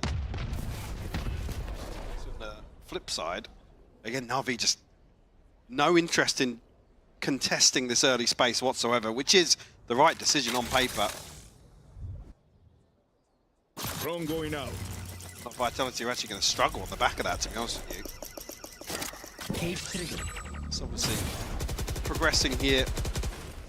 Kind of want to deal with some of this utility early on in the rounds for Vitality. Yeah, you see it, well, it was towards mid before with the wall, now towards garage. It's a thankless job, but it's pretty imperative. Yeah, intention to draw a reshuffle from Na'Vi. Nothing too telling just yet. Once again, Vitality set up outside A. The Angel and Shao to hold down the 4. Liking something initially. It's pretty nice. Uh-oh. Yeah. There's a little bit of a trap sprung on this. And I like the way they're kind of dividing the timings, forcing them late into the rounds. We're at 25 seconds. And now Shao's got the angle. Oh, he's controlled it as well. Yeah, this is really nice from Na'Vi. Lovely layering, but Dirk is still delivering. Gets him 2 and opens up the chance. 14 seconds, the plant's going down, but it is a 2v2. Spike planted. Quantanoob and Hero here. Still an opportunity. Smoke going to close off CT for the time being. Quantanoob can be rewarded here from heaven. Unlikely to see a peek from either Dirk or Sevov, but not complimentary. Yeah, I was going to say whether or not Dirk was actually sticking out from hell here. Flash is going to be an awkward angle. Sevov finds the Hero. You're kind of thinking that might be Raps. That's stunning, and they know where Sevov was as well. Koala Noob, this could be everything. It's fantastic from Koala Noob. Beautiful work from him. And the defuse in place. Na'Vi not only stalling out that hit just perfectly, but then also with the clutch on top. Yeah, the timing's really awkward here for Les, because Sevov, you can see on the X-ray, he's basically primed for this paranoia to be sent on site. TP actually from Rucksack set up this crossfire. Durka does well to respond, but then the damage is already done. One enemy. It's so difficult here for Sevov. Like you said, tucked into the corner. Maybe the early TP would have been a little safer for him. Na'Vi find their response here. Again, that Outlaw is just coming into its own here. Love the usage. Punishing all those light shields. I don't think you would have won that fight in many other ways. And now Vitality suffering because of it. Look at the state they're in. Down to Classics. Not much. This is going to be a long old game. And Na'Vi probably feeling quite good about this so far. Oh, definitely. And not getting eaten up in this util early on in the rounds is really paying off for them. Forcing Vitality to dig pretty deep, actually, to even find an opening engagement. This positioning again, the Outlaws here. Closed. Just give it up as they walk out, yeah. The camera's yeah. No, there's still a bullet to play with here. Stun's going to come in. You can see the pressure. And actually, Durka going for the ult now. They haven't cleared the Cypher utility. This is not ideal. Yeah, punished on this. Durka still trying to fight their way forward, but Koalanu just back tight here. Trying to wait it out. Gets mowed down by 30 Durka. seconds left. They don't have comfort towards that C-long side. And maybe wait out for that ult to stall. Lance coming in. Chance here for Durka to convert even further. Still a 3v3 here. Less tagged up. Seavoff down to 26 as well. Still got the dart on Shao. I'm looking for that one. Paranoia's been burned, but the fight begins. Oh! Angel gets away with daylight robbery. It's all on Durka. Oh! You can't say he didn't try. Bloody hell, that man is still a danger in any occasion. But the round, nevertheless, will fall to Na'Vi. 4-1. Vitality need to find an overall answer soon, Mike. Almost a miracle from Durka there. Finds the fourth. Got the time. It does well to obviously find entry here at least as well, Durka. Beautiful shot here. Follows up with a classic headshot. It's only really the ping off the dart that makes it awkward for him. Came down to just Shao. Actually, Ultimate's starting to build now for Na'Vi. Angel, Koala, and Hero. One off the Hunter's Fury as well. Similar things with this dart, but it feels like they're working out some of those systems. Some of what Na'Vi were going for, and Koalanu gets punished off the rip by Durka. And to the good now. It's a sort of engagement that Vitality are going to be extremely thankful for. An awful lot of input required on their part. A ton of information here on the back of the neural theft. But again, look what they're walking into, Lauren. It's not pretty at the front of Seaside, especially for a Neon. Camera taken out. He's been pretty good at handling this, making the right choices, but look at the issue here.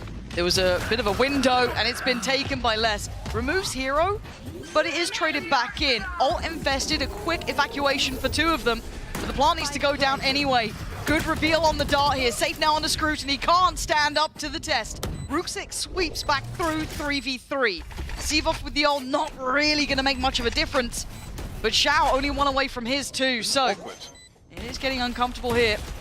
Pulling some of that util out on the tap. But Durka trying to still stay relevant. Another tap. But Na'Vi want to get proactive. Seavoff, lovely denial. Last player and yeah, this is nice from Vitality, keeping stability under this pressure. And Durka does it from Garage. Good work from Vitality there. Again, yeah, they either have to remove Seavoff or Durka early on. Make sure they can benefit from Vitality retreating back towards these positions on long. See, good evacuation from site, as you noted as well. Mitigate. Nice, Durka, you're the GOAT. The ultimate coming through. Yeah, well said. With a 4K into a 3K. So closing this one out now. Keeping things in touching distance. Obviously with the damage done in the previous round. Na'Vi actually forced down to pistols here. Can ride this out though. Vitality trying to build toward Kix's ultimate. Stuck. I love them trying to do something on a round like this. You know what I mean? Rather than just playing it out. Seavoff in a position to hang around a little bit, maybe sell something towards Seaside, keep the stack interested at least. A little bit of a red herring here, actually. Is he going to be able to get out? charge down. Ooh. 32 HP is getting low here. The hunt for Sevov is there. Koala Noob's going to get it. Now, get away from that. He does keep his life, actually. He's going to keep a little bit of territory on their side. They've got to take space from CT here. Yeah, there's a rifle on the flank. They should anticipate that. That's the ultimate being popped here. RB feeling semi-confident about this. Oh, that's so sick from Koala Noob. Oh, this is so nice from Na'Vi. Love this split retake. Kicks is screwed. He's dead and buried. Na'Vi getting proactive, having a plan. Lovely split on the retake, making the most of it, and Vitality looked a little unsure at the helm. Didn't know how they wanted to handle that post plant. Well, as soon as Sevov feels this pressure on long, they need to pick up the pace towards it. Yes, there's still a little paranoia, sure, but even if it's just 2 or 3 members of Na'Vi, you have to almost roll the dice there, take something else on the map, play for a trade. And it's probably why we see this timeout called now. Fairly frustrating round to sit back and watch. I mean, Sevov is desperate to get out of that. But it's this here, the paranoia on the back of Koala's information. Just felt like dominoes.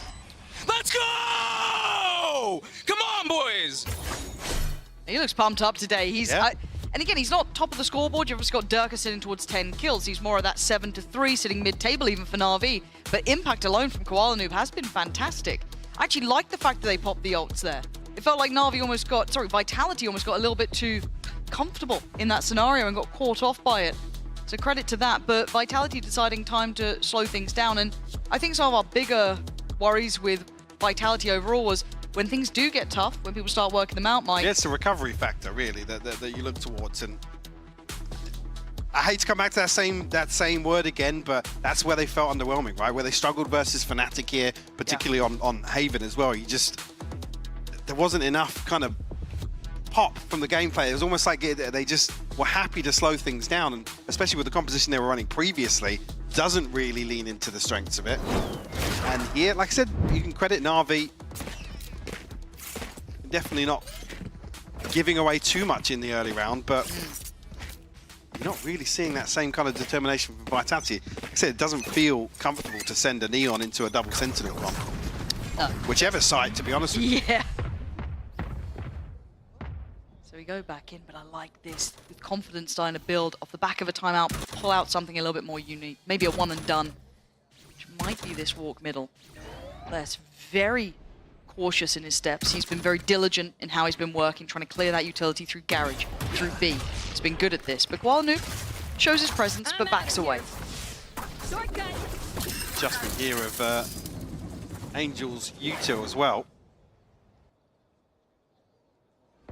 Was looking to try and sell something on the back of Durka's presence, but Xiao once again saw us in the pistol. Drone going out. Timing of the drone, really crucial.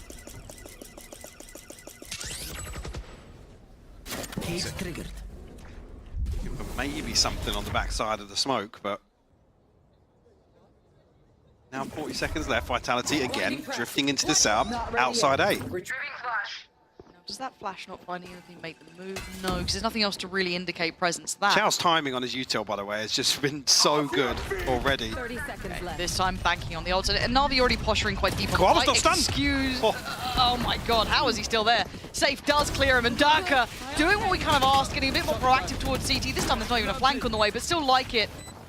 Numbers, solid advantage here, just down to the 3. Very difficult to work back in, even with the chip on towards Safe and maybe Kicks. Lot to clear, but that will start things off well. Ruxic removes Durka, opens up a small avenue of chance, but time will be starting to tick here. Paranoia, the big piece to set this in motion. How much can it get you? Doesn't look like a great deal so far. Sevov now does get taken down. Oh, Ruxic! Outrageous on the way back in. 3 pivotal kills, but we still have that Teo ult in play as well. Les needs to be cleared fast. Teo ult comes in. Na'Vi running low on time, but you can already see the threat to it. Les, the last one standing, still does the damage, and the time is secure. Vitality fine here in the end, but bloody hell, that got close. Vitality, everybody falls as well. So no real comfort coming out of the round victory either. The investments of ultimates. 30 seconds left. Grenade is live. I mean, crucial, to be honest, to win the round. Koala Noob has just a slice of hell to play in there. Luckily, Durka removes that risk. Ruxic looking fantastic on the way back in. And more deadly. A couple more seconds either way. No Teo to bank on. It could have been something totally different, but maybe an answer to their woes here, but a very similar start. Na'Vi, we've seen this before now. Durka last time won this fight as well. Yeah, but it was Koala previously. Take a shot at Ruxic looking sharp as per the previous round. You can see Koala Noob's confidence has not really been denied. Slow and steady ain't gonna win that race. Koala Noob delivers the bullet and Durka falls. They're getting mangled trying to get through A main. Hero just tucked in, anticipating someone like Les to find something for Vitality. The back of that pressure outside A.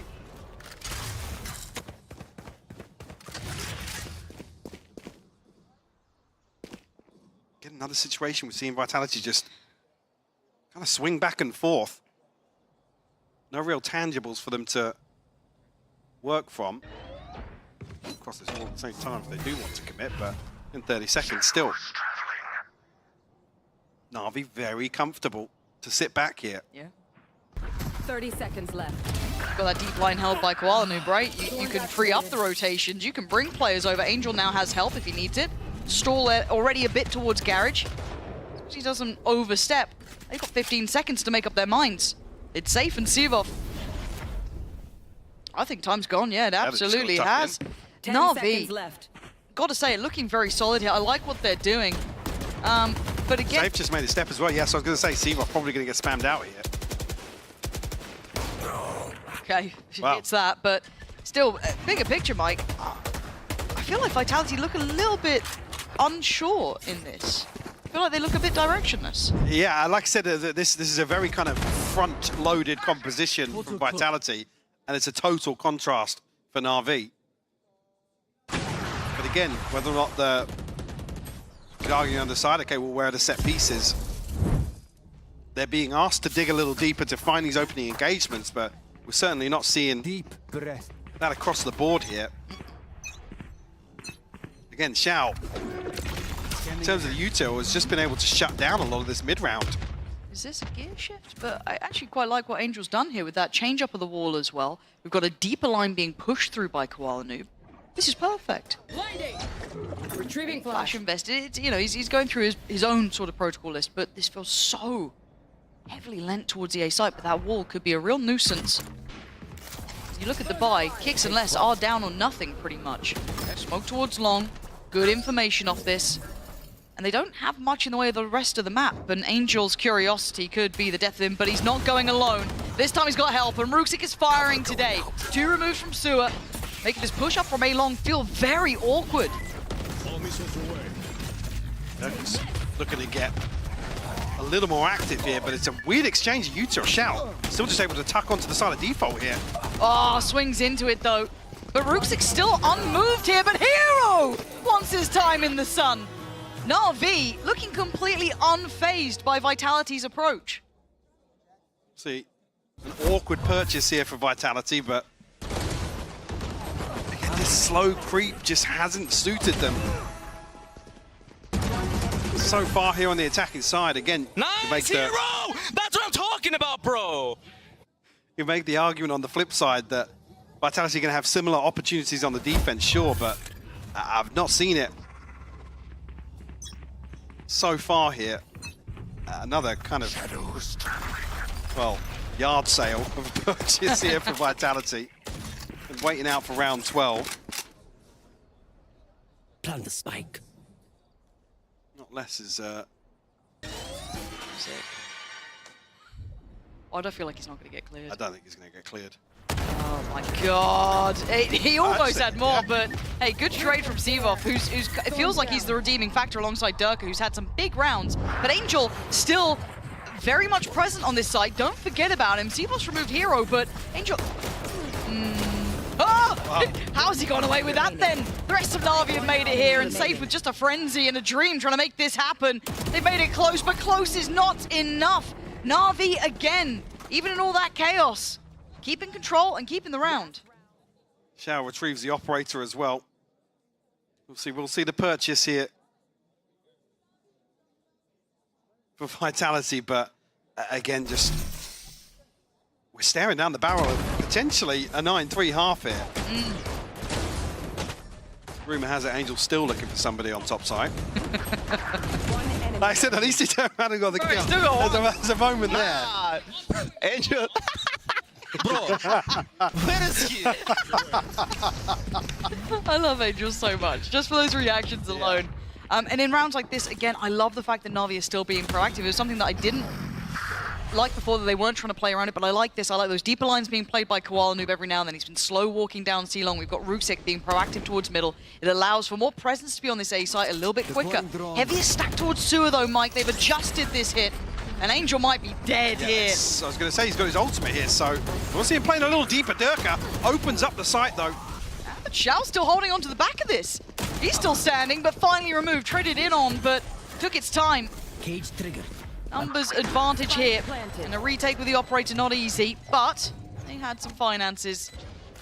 Able to split the wealth. This time Hero from up above. This is ult 2. The preemptive use to stall out the push back in from CT for Koala Noob. Here comes the ult. Take on the cards. Here's the flash. They gotta get pushing. They now know what the positions are. The double swing, almost deadly, but not. And now one left. It's gonna be less waiting, and patience pays this time. Less gonna get them up to 4, avoiding the 9-3, but this is a long road back here. Na'Vi look very good. Very well composed. Again, reading the composition perfectly and how to adjust. Vitality just not being given a way into some of these rounds.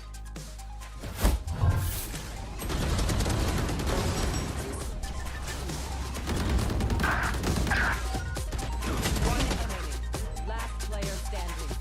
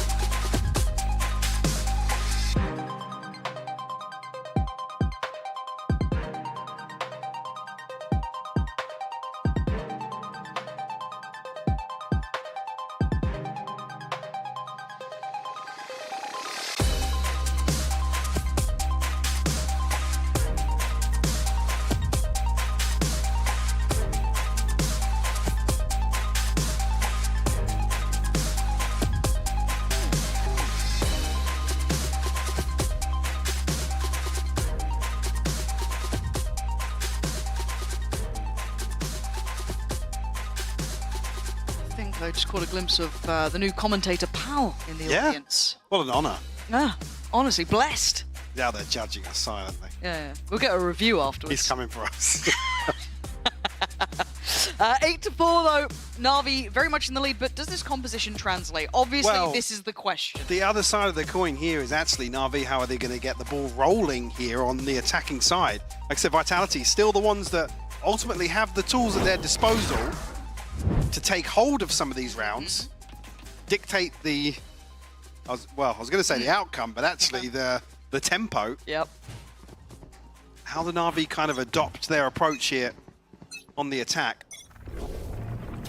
A lot of this ride's ultimately on Koala Noob, it goes without saying. I feel like he had a confident first half, which might genuinely help. And you're looking at Ruxic too. He had some real heaters on the other side. Vitality taking no prisoners as they're beginning. I was going to say, yeah, hopefully. There's going to be an extra body or two from Na'Vi coming across. Ruxic down to 11 HP, but able to CP out. And given a second opportunity here. I mean, Zivov trying to stick around on this. That's, I think he might have made an error on that one. Maybe he had to stick around and try and do something, but try to hold it and loses out. Kicks takes a tag as well. Makes it even harder. Les going to hear a couple of steps here. Spike dropped. Actually drifting down mid towards the camera. That could be a little awkward if this camera's checked. I don't think it has been, though. Doesn't look like it. Les has still got his setup here too. There we are, good info. Oh. Lovely work from Les. Oh, just caught on the door frame. Good. Still very nice from him. Spike Now planted. Kix needs to kind of match this, and he does.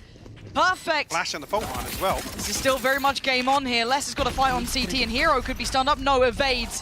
Falls back towards side. They're piling up together, but Hero going to find Les. No trade there for Kix. Denied by the cage, and now the options look rough here, Mike. Angel and Hero able to retreat far enough away. 23 HP now for Kix. Not going to be able to even get the half. And it's Na'Vi to find the pistol in the second half. And look, we were saying about this comp, that's huge for them to win the pistol, open up the chance to maybe build a couple of rounds, because this could be flawed on this side, right? It does have those genuine weaknesses, but what a start for Rusick too. Bloody Yeah, hell. definitely. And again, the timing to know that, like I said, it may be an extra body over towards helping Rusick, but it wasn't even necessary. Vitality is just forced to kind of lurk in lobby behind this smoke, wait it out, and ultimately the grand reveal favors Rusick. Is Koala just the new vibe merchant now? I feel like he's I mean, who was it on Fracture? Who were they playing against on Fracture? He promised us a 30 bomb. He didn't deliver. That's true. But he was the merchant in that game, for sure. Ready yet. Retrieving flash. Yeah. Uh-oh. Stack. Here we go. Angel Hero on the ghost. Everyone else up towards either Vandals, Bulldogs, and such and so on. But this is now scary. Durka. Oh, just gets swept though. Nice from Zevo to try and find a trade on this. That's at least a small benefit. He's found a new corner to rat in. So Rusick with a fairly good idea, and fortunately Seavoff not skinny enough. Kicks the next one to potentially have a stab at things, but just a tag. Really? Oh! Cosmetic stun. Damn! I thought it was just breach. Safe, yeah, lovely try on that one. Really made a go of it, but Rusick's on a heater today too. Na'Vi continuing as they mean to go on. Don't mind it from Vitality. Go for the stack, try and make something happen, but wait, really, no reward here. Yep, already up to double digits after a convincing first half to carry that momentum forwards here. So really asking for something from Vitality in their first buy round. Maybe quell some of that momentum. Not much wiggle room, to be honest with you. TP forwards from Rusick here. Oh, but still wins out, safe will fall. Okay, but Durka, beautiful. But Koala succeeded on the other side of the map with less gone. Surely you're starting to feel a little bit more comfortable. And the C-hit, stunning. Oh, Kix just gets absolutely battered in this, but finally he stopped in his track. Seavoff gives away position, but he had to at this point. Had to try and deny Koala running through the map. Plant's going to come in 2v2. Not much in the form of utility here, but Durka slided out. Finds a third. Still got to remember who that guy is. But shout. Timing. Oh, not quite there. Seavoff. Good turn in the end, joined by Durka, but Durka's just had a round. Try and give the orb across to him. Purchase is going to be awkward here for Vitality. But on the board, regardless here in the second half. And I don't know if that's safe, just being caught off guard slightly. See the TP forward from Rusick. Bold to say the least. Ah, the pre-fire is disgusting. The kick stomping through spawn. And what? Jesus. Ults though, hold on. Koala and Rusick. Towards the top of the board, obviously, for the Na'Vi side. 2 away for Durka, 1 off from Seavoff. 2 off from Safe. A long way for Kix to go still. Deep stun. Ooh, this looks like a set idea at least. Spotting out Durka. TP taken towards Heaven too. Koala clearing through sight as best he can. Rusick going to try and set him in motion with the Paranoia, and Koala's going to take backside. Feels like it's expected because of Stave's stun, but still Rusick in the meantime can take away Durka and Kix. That's site firmly under Na'Vi's control. Spike planted. Vitality barely have a say in this. Tough here for Vitality to work back in with all this utility now. Yeah, Kuala finds less. He's falling apart here, Lauren, for Vitality. Safe, right? Yeah. Oh. Well, not even going to be given the chance. There's no saving here. Rooksik again carrying on. Love this. Look, where's this Na'Vi been? Look at the tempo at Na'Vi at which they're playing. Yeah. We've got the names wrong or something? Because Na'Vi are playing at a pace that I've not seen. For a long time, and it's not the composition you'd expect here with that contrast. Opportunity to really force the issue. One enemy remaining. Force Vitality into some pretty awkward decisions. And like I said, unfortunately, just crumbling under the pressure. Rooksik's been good. There's been a lot of talk about Rooksik, right? Like the potential this guy has, you know, how good he could be, but I don't think I've seen numbers like this from him. 24 to 11, and you look at the value he's been getting. Super, super talented, and obviously Koala Noob, it's not just vibes he's bringing. 15 to 10 for him. He's having an absolute belter as well. And it's not like there's anyone slouching. We've been complimenting Xiao for the utility usage he's been setting them up with. Hero being very, very solid on holding that C site, and Angel being Angel. Being Angel. You know? Sometimes maybe good, sometimes maybe finish the rest off. But for Vitality, it's this might be too late. Yeah, I mean, I don't even want to really say that Vitality have been the ones to struggle to get this comp going. Na'Vi adjusted perfectly in the first half, and here I think they're just probably just toying with the rhythm a little bit, which once again has caught Vitality on the back foot and have barely had a say in some of these rounds. I'm worried for this Vitality team. The losses that they suffered, you kind of say fair enough, you know, but... I mean, what do you do? What do you do versus that? Rooksik just like a Cheshire cat, just grinning.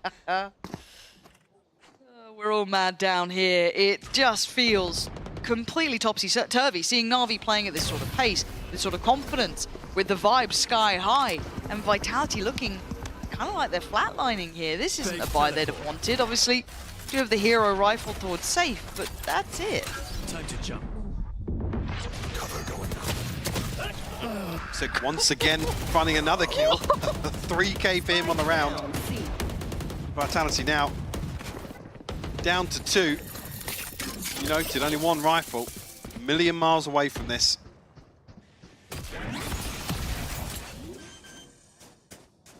Going to be given an opportunity before the plant comes through. Safe has to find everything and more. So how can kicks try and work into the equation, right? The util's going to make it tough. Look at what's in their way. It's this. Make it interesting. Good step from safe, but still 3 to find, and time's gone. Yeah, I mean, coming for the rifle, but.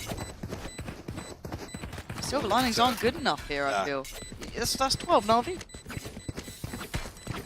Tough for kicks and safe to watch this one pass them by.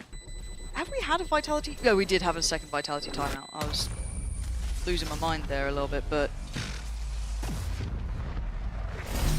Yeah, Ruff coming in here, obviously safe. Durka and Seavoff do have their ultimates, but I mean, yeah, that's how Durka's dying.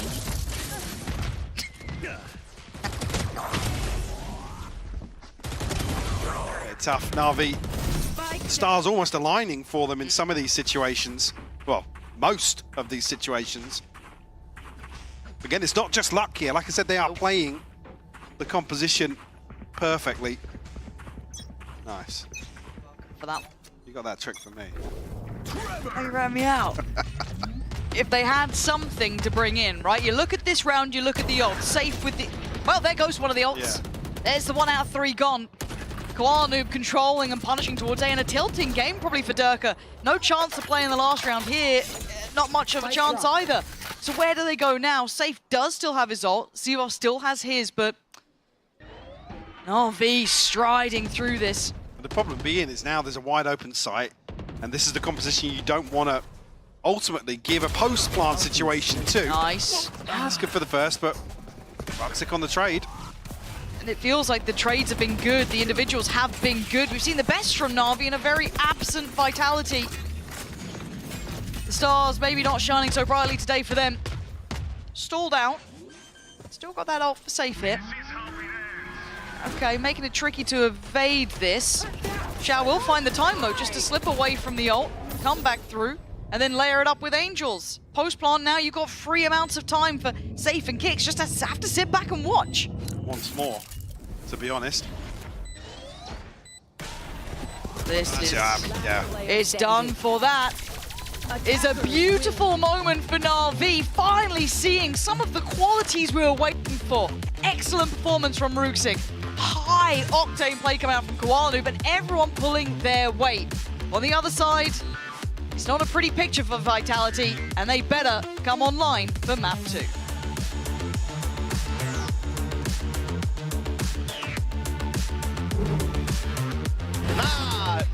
Angel, bro. Where is he? On top middle, bro. I did like shout whip. No, where he disappeared after? Die. Roxy, come.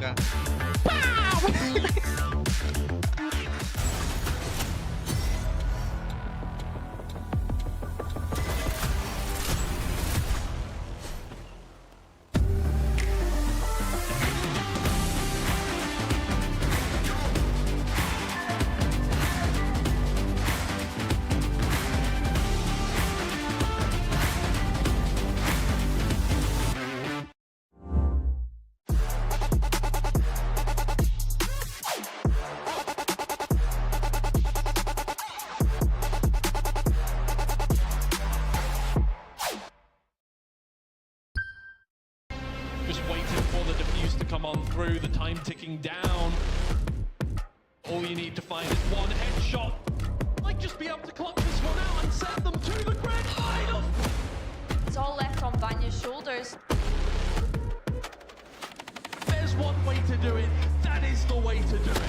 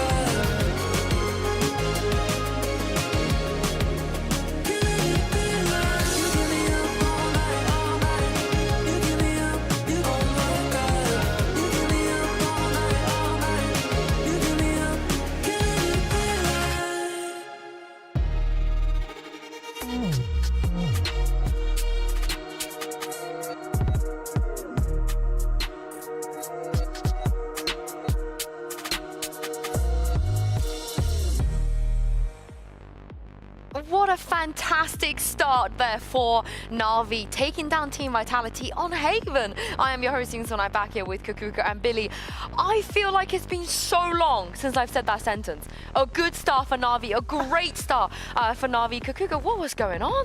Especially when we think about it's Vitality and their Haven, they come in, they change this composition, and things are just not working. We see a Na'Vi that with the composition that they have, they stay extremely proactive on the defense, and every small gap that Vitality leaves, that's where they go.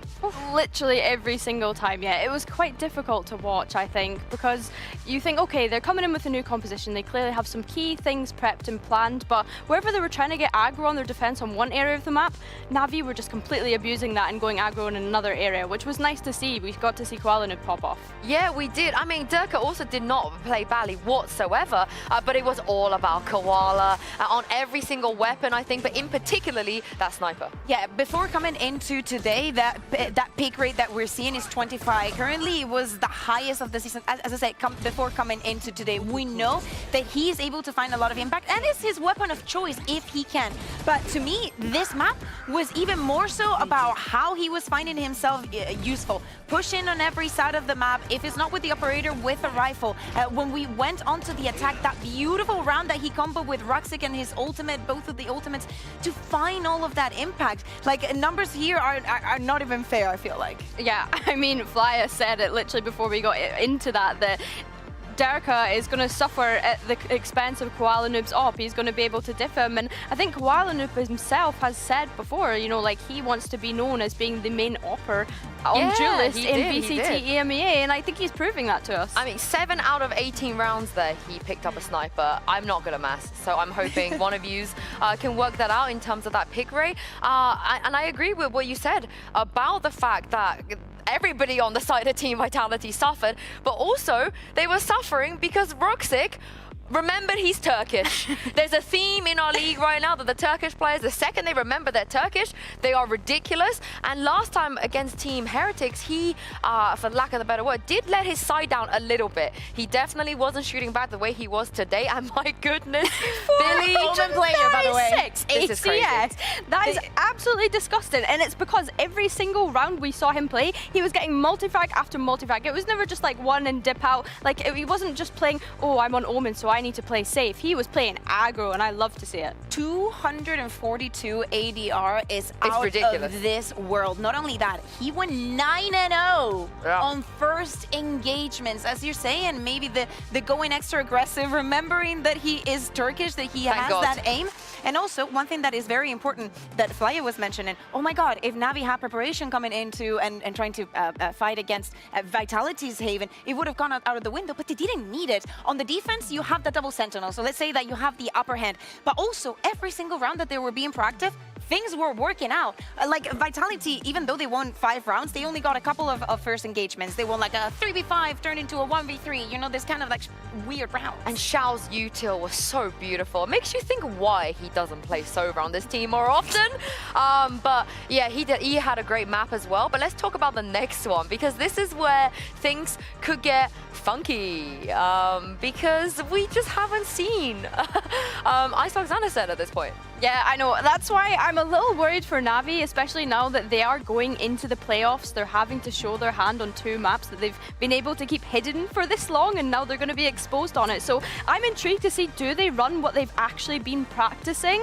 Or if we do get to Ascent, do they just give us a throwaway comp? I think Koala could be the perfect Na'Vi player because he has played Omen on Icebox.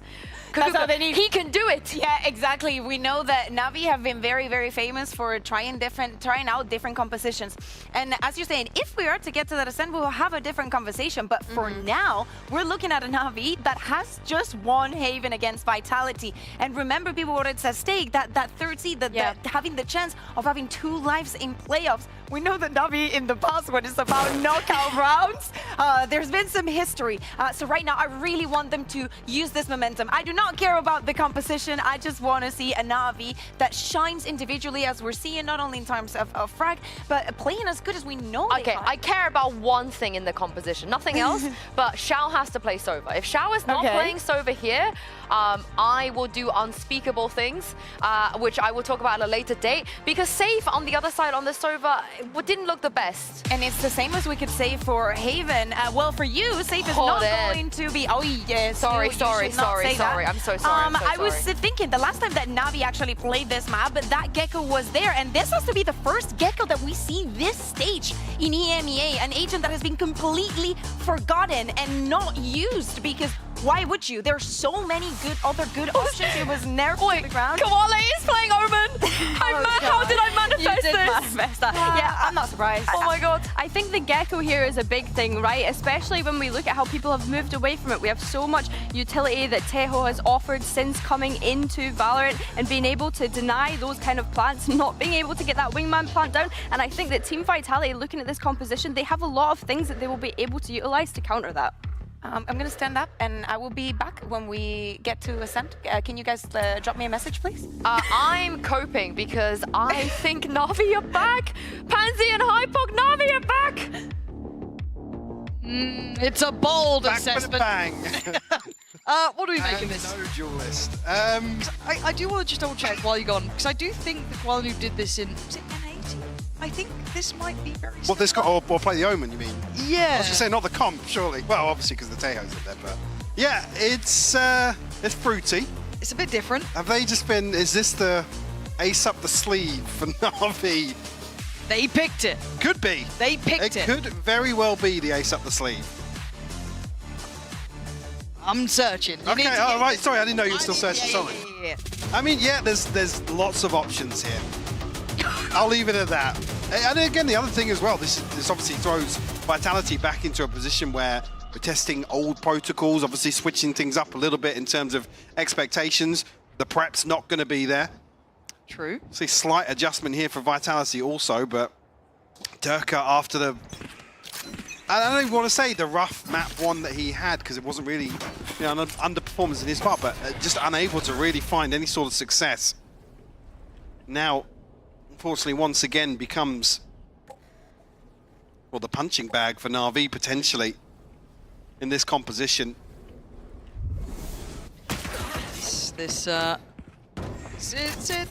I wait and watch. I wait and watch. I'll continue my search later. As for now, I know that obviously Na'Vi's comp's kind of taken a lot of our attention, but also, obviously Heretics kind of put Durka in a box here. He was struggling to find that level of impact, but again, that was Miniboo having probably one of the better performances anyone's having on this level of map, and then you had Woot and Rienz absolutely funneling that info through. It was a very good game, so it's going to take a lot here, but Na'Vi have taken over the site controls, got him in towards that post plant. Now let's see how the layering looks. Stalled out, but nearly on the half, but now it gets dangerous. Now they've got to put bodies behind this, right? You got to look at this one. Nice for Vitality. Half, I believe, was achieved. But Koala still posting numbers, but they'd have to get on towards Spike, which I don't think they're going to have the time for. No, nice work from Kicks there to remove Angel, and Vitality get there first. So you're going to see those sorts of things happen with this composition from Na'Vi. Happy to sit back. Feel pretty confident about their retake in terms of the utility at their disposal.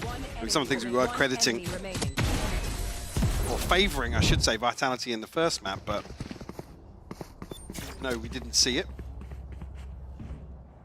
No investment across the board here, Na'Vi, at least in terms of inventory. A couple of bits of utility, and then a few rifles on the other side of things, 3 actually. Vitality. Yeah, let's see how they do. Going through the protocol list. Just going to check through this, see how they get on. Yeah, looks like the searching does have a reward, as, yeah, it's not a completely new look here. M80 did run a very similar comp. Obviously, the Teo being thrown in, but what, it was a KO before? Yeah. So... it rhymes, let's say. I hate it. I hate the fact that you knew that I hated it as well. Now, after all of this work towards B, it's a slow little march towards A. Now, there's quite a few players here for Na'Vi. They've gone for a gamble stack. In mid, that is, not A. Now, have you missed A Site Simulator, Mike? No. No, same. No, I actually haven't. Absolutely same. With this comp as well, it's like... planted. We've got team post plant and... Yeah. Throw the wall up, guys. They can't see us. Diffuse. Got him. Well, they're going to be forced to wait, but still fine. Can Na'Vi get under their skin at all here? I don't say I doubt it, but it'd be quite unlikely. So Dirk could take a ton of damage, though. Stuck around a little too long there, but Vitality still have all the weaponry and everything they need, and it's just Hero. And this would be a lot. Not going to be, so Vitality get past stage 2 really here, going back towards A. Don't look at me like that. Michael, I hate it. I hate it. Back over towards the A site. Well, see, I mean, unfortunately, unfortunately, there needs to be a couple of rounds that Na'Vi either find value in mid or contest the backlines a little bit ahead of these A site hits. Whereas Vitality almost take advantage. He's looking on the sidelines, please. You guys, not here again. Go the other way. Oh, Oh, there you go. That's the sort of thing. Now that's a little more exciting. Taking the fight to them, and it was something that we saw Heretics consistently doing, is keeping Durka denied from being able to build up through from pipes or even kind of working over from belt. But I got the spike. now I want to see if Vitality get kicked into gear. I don't want to see that same walk towards A, the dullness of it all, putting me down in the doldrums, but a good start for Na'Vi. This certainly should be a reminder for Vitality. They have to be clear on that protocol list. Xiao almost finding a connection there. I think Angel even catching a bit of a pixel. Les does well. Oh, I thought there was a chance just before that paranoia reached him. Now down to just one. Zivov, this is incredibly hard. 3 players there, not going to happen. Koala Noob showing some of that diligence on the Omen. And the first question mark puts really towards Vitality here. He's up there so early as well. Durka just completely blindsided. Actually using the TP through the barrier. That's how he was there. Xiao following up perfectly. Yeah, even just talking about it in between rounds. That's the sort of thing that you some sort of early deterrent towards Vitality. Almost haven't got this red carpet to take advantage of towards A site. Kind of too much initially. Vitality probably keen to return the favour here in the next round. So no operator this time around for Durka.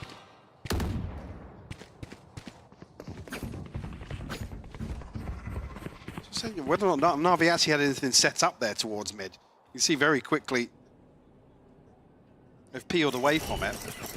It was actually 3 stacked over towards A now. Fairly committed towards front site as well. Might be reading this relatively well. I'm looking at how Vitality want to approach now. Okay, yeah, drifting away from this. Good choice from them. Good call. Only Angel here to try and hold this down. A little bit of util support, but not particularly much. Spike retrieved. Again, on the other side, Zivov maybe making a little bit of a step here and there, keeping them very present. Knife comes in, that should be the indicator. TP goes in, sees nothing towards belt, and an actually commitment. That might catch Zivov. It does! What? Where was the expectation of that? Sadly, Angel getting caught drifting, maybe in just no man's land. Didn't have the freedom he thought he did, but the plant's going to be in, so we see Vitality in the post plant.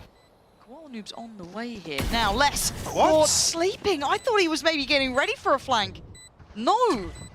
I'm a bit surprised by that. Yeah, real head scratcher. Now, actually, Vitality find themselves in a 3v4. Still got plenty of tools here. And Durka's fallen very early on.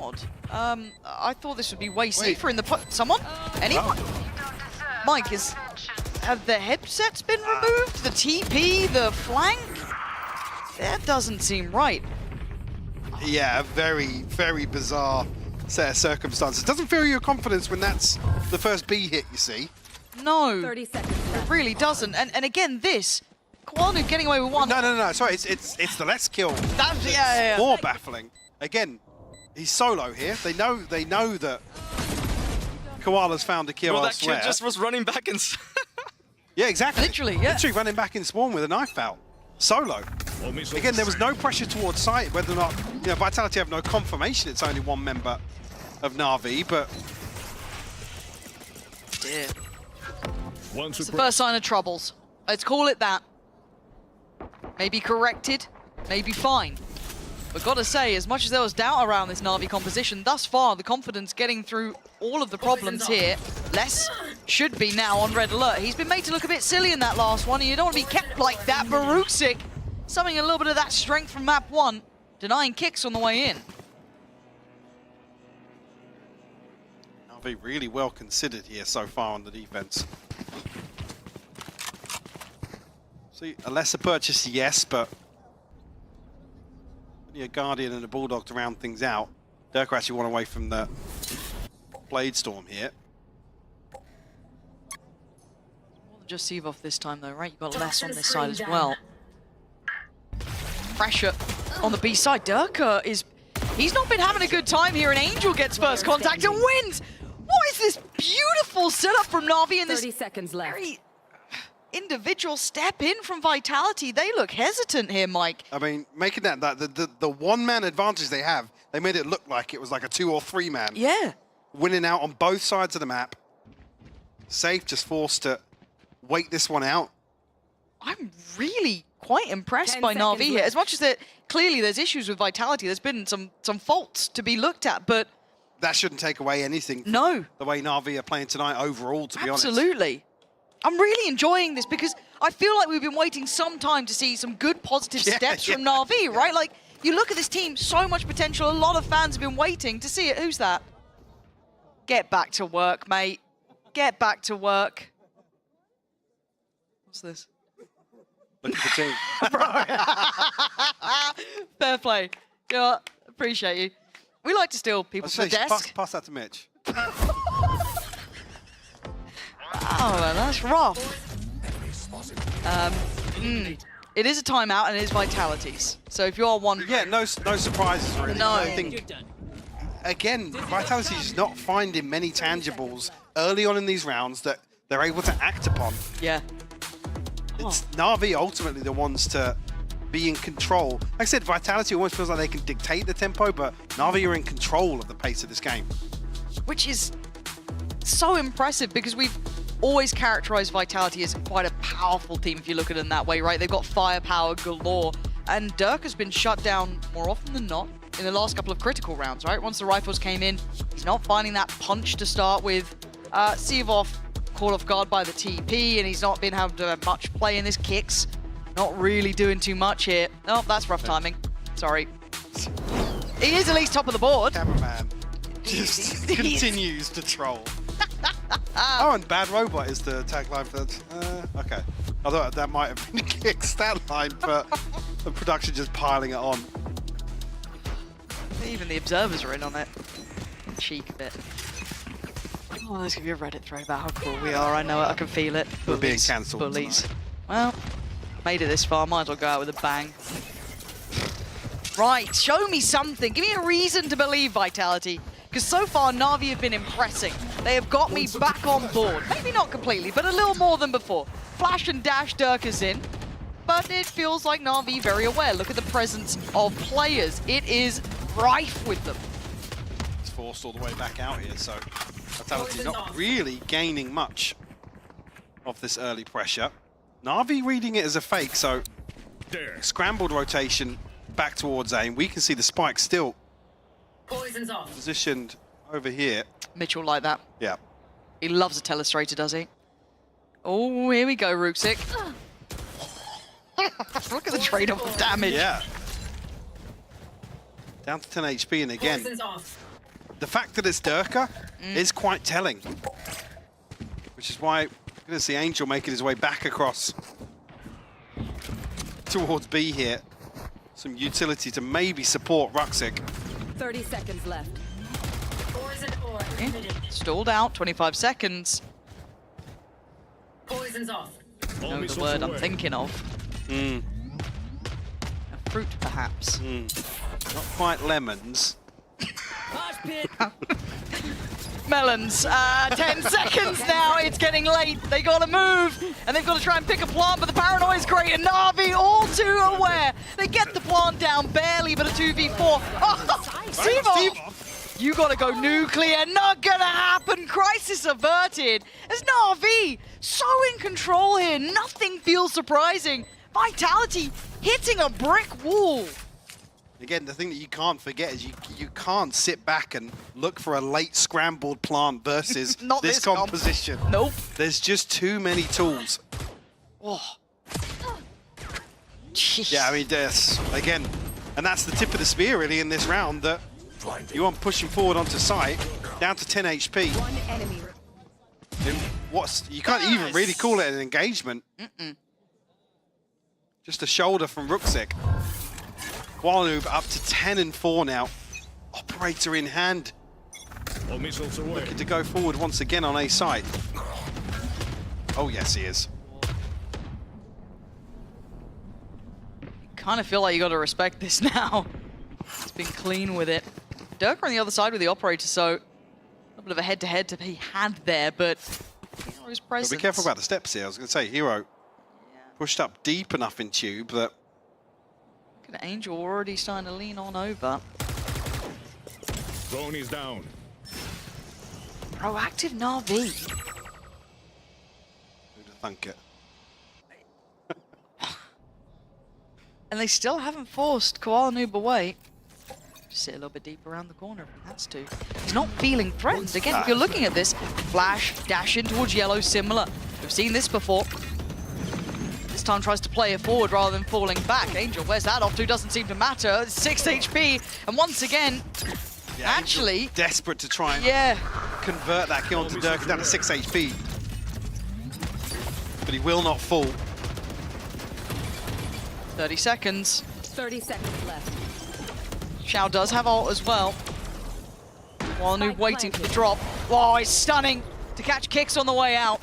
Gonna note another towards long, but still, Dirk's presence is in play. Oh, he gets distracted by the ult, but still, oh, it's still Dirk. You can't deny him. Falls away, but the ult's in place as well. On their neck, this is getting dicey for Koala Noob. Has to respect this. Gets out in time. Nice reposition from Dirk. Should secure this round. Try and hold on to the operator. Koala Noob somehow ends up with less HP than Dirka in that exchange. But yeah, just not considered the position on top of yellow there. Dirka able get to you one of those. Yeah, he's able to apply enough pressure. Trying to stop that retake even getting started, Lauren.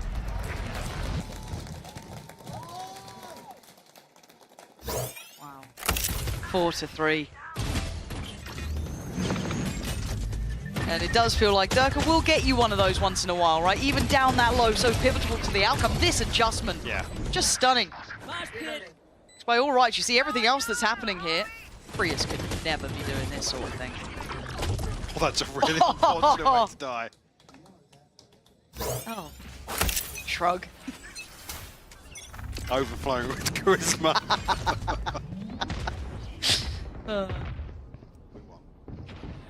Sick, boys. Okay, back to what can work. The A-hit. It's a classic. The age-old. Plant the spike. Plant the spike. Guys, I think Dirk wants you to plant the spike, perhaps.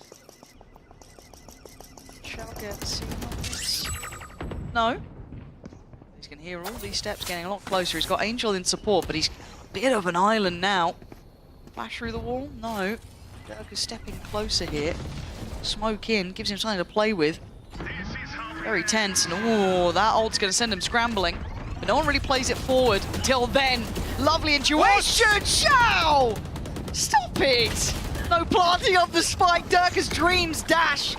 And the two probably going to be forced to save. Yeah, with 40 seconds left on the clock as well. Spike behind enemy lines. Beautiful play from Xiao. Again, the utility flooding in behind that Viper wall forces, I believe, kicks into a very, very awkward position. Yeah, the second. Almost a gift from the gods for Xiao. Na'Vi look good. They look, no, don't Don't put your headset away. Put your mic down. They look really good. They do. 10 seconds left. Yeah. It feels like it's been a minute since I've said that. And not in just the, you know, one player's having a really good series sort of way. A lot of people are having a good series, and that's adding insult to injury. Zivov doesn't want to take a step. Nah, don't move. Navi, what have you been up to in the last couple of weeks? Because it's working. Yeah, it definitely is. Looking very promising. Again, on a big question mark in terms of looking at the veto coming into this series. Yeah. Icebox is sent on the home stretch. Is this the ace up the sleeve? They've been playing us the whole time.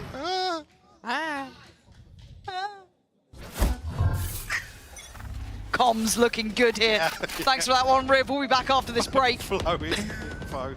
And Koalanu back to business. They don't have much. Ooh, the knife. Yeah, but still, he's still. Oh! Durka just deleted. This has got to be tilting. This has got to be so tilting. He's on a heater. Yeah, flow state. Finds a second, less will fall as well now. The confidence brimming for Na'Vi and Koala Noob in particular. It's nice to see a fight back. There it is. The Kicks fan in the audience, sign in the air. Finally getting a bit of a fight back, but they still have Shao to clear if they want to go this way. And he's been sharp. And on the other side, well, Bruxic. Pretty rough, but a lot of kit still in play for Kicks. Yeah, Pretty util for safe. Plenty of time as well. The ultimate available for Kicks on top of that. I'll say plenty of time, but I was going to say, still shift walking left. around here, maybe anticipating a rotation. Na'Vi, rightfully so. It's been a little bit of a lull out of the round, and I think now, yeah, the pennies dropped that Vitality have found their way back onto A site. Playing close on site here, not sitting deep in the post plant. Kicks trying to be played. Oh my god, the timing. They should be able to identify that both are now on site, but trying to take him away from this would take some mistakes, I feel. And Safe didn't want to make him, but Kicks now still alive here. Down to 53 HP as well. Bruxic gonna eat that flash, buy some time for the reposition. Kicks. Oh no. Oh no, Ruxic given another opportunity, another bite of the cherry, trying to hunt him down, but time is against him, but he can deny vision. No. It's going to drop the wall. Oh, he's got half though. Ruxic has to pull him in for the fight. Another tag, another run. Kicks is doing the dance. He's kept it busy. But is it busy enough? Yes.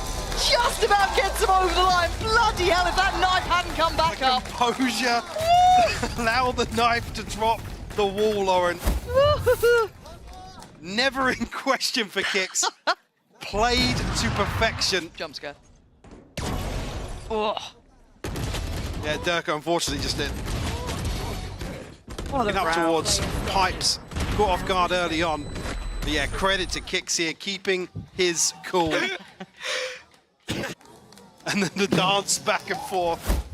The coach is still not looking pleased though. Well, I was going to say, Kicks felt confident. Yep. Maybe not so much in the coach booth. Speaking of confidence, he wants a bit more. He's here in this. I think I just saw Koala Noob actually smiling that Durka's here. Send this in from far. He's followed it up a little bit, so he knows that there's maybe an extra body here now. This is good information. Koala Noob wants to be, you can see it. The cog's starting to turn. There we go. He's stuck here now. He actually could be in a pickle himself. Forced to try and fall away, they've caught him. Vitality felt there was something wrong. Well explored in the end. Hero trying to play his life, not get caught. Yeah, big info though to see two. Well, actually a follow-up headshot here from Hero. He's done a ton of damage to both Safe and Lest here in this exchange.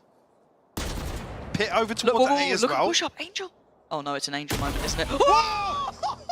One of those Angel moments. Yeah, you love that. Oh well. Wow, it's fizzled very quickly. It's all right, cut the highlight real quick. Just a nice little highlight. You love to see them. Away we go to the races. B side looking available, popping the ult just to make sure They want to take no prisoners on this one. Plant's going to be in. 1 kill for Hero, though. Planted. He's got his ultimate. Gets it early enough here in the retake. Could almost actually cancel out the Viper's bit. I don't think he's going to be given an opportunity, though. A spam maybe to be found in the pit. Careful here about the ammo now. Someone's got to respond. Yeah, the util pour on here is nice. Rusick looking for an opportunity as well, not being given much. Okay, well, there's Hero and there's the lockdown, but time feels like it's already gone. Les should have secured this round. That Viper's pit on top kind of denies much potential. Rusick's still going to find some exits, but a road to recovery for Vitality, Mike. They're slowly building back in. Yeah, things back to at least level pegging here, 5-5. Really strange round there, snappy from Angel. That was sick. Love that. Love the both perspectives. Yeah. Well done. Oh, told you to cut that bit. Still just showed us the second half there. Oh, I'm dead. I'm dead. Some strange noises coming out of the Vitality camp. Yeah, hopefully Rip can give us an update on the comms situation. Yeah. We'll get him out to listening in here. Farm animals today. Seems like a lot of cows in the comms. And happy on the check-in. So Na'Vi pumping the brakes at 5-5. Kuala still top of the board for Na'Vi. He had a runaway map, or at least start to this map. Sitting at 14-6. And even so, we've seen Durka again, I don't want to say seen Durka struggle because Na'Vi have just been removing him from the equation altogether. Yeah, and seemingly scot-free as well. It's not even like it's in a 2v2 engagement. It's like Koala who've found him, what, 3 times now off rip? Yeah, and it does feel like a common trend, doesn't it? But yeah, because you were mentioned about Heretics putting Durka basically on ice. Yep, which it takes a big team to be able to do that, right? And this is why we put Na'Vi with a bit of credit to it. Now, Vitality have fought back in the form of kicks, it feels like. Stepping up to the plate a bit here, maybe trying to find a way to supplement and support what Dirk has been doing to an extent, but keeping them in some of these rounds. At 5 apiece, still very much game on here. Lockdown for Hero, still in play. The operator still with Koala Noob. The 3-play stack towards mid. Yeah, been a little bit of pressure on the other side in the previous round, but it was Hero. Now it's Koala Noob to swing, remove less. Remove any of this utility to cut sight lines for Vitality. Almost going to have to brute force their way in. Do have Safe's ultimate to make that happen. Koala Noob given 2 opportunities there. He's got info though. For Shao, it should be time to steady the nerves. Prepare wards coming his way. Smoke gonna go in. Do they disrespect it? Forced to slow down, at least for a high flash through. That should force Koala Noob off the angle initially. And in we go. Knife looking to catch on this, and Safe's done well to find Angel. They should know about this. You look at the players now identified, they know that there was 2 around. Hence maybe the investment of the ult. That should be a player dead. It is. Shao gone down. Much more methodical in approach, and a missed shot for Koala Noob does get to safety. Hero tries to take almost a counter swing and invests the ult. Actually a push coming on towards backside here. Safe has found a 3rd. Koala Noob, last one standing here. Operator in hand and a 1v4. He got some magic. This would be unreal if he even went for it, it feels like. Yeah. We were teased initially there. Yeah, there was a little moment. But no, look, Vitality, as much as we've been kind of on their case a bit here, and I think rightly so, in complimentary mostly towards Na'Vi, we're looking at Vitality now. They've found a rhythm that's working. We've found like that they've got the paces in place. I like the usage of the ult. I like the combination with Kicks' information. There's a lot of key things going right for them now. See them build upon that success as well. To give them the lead here.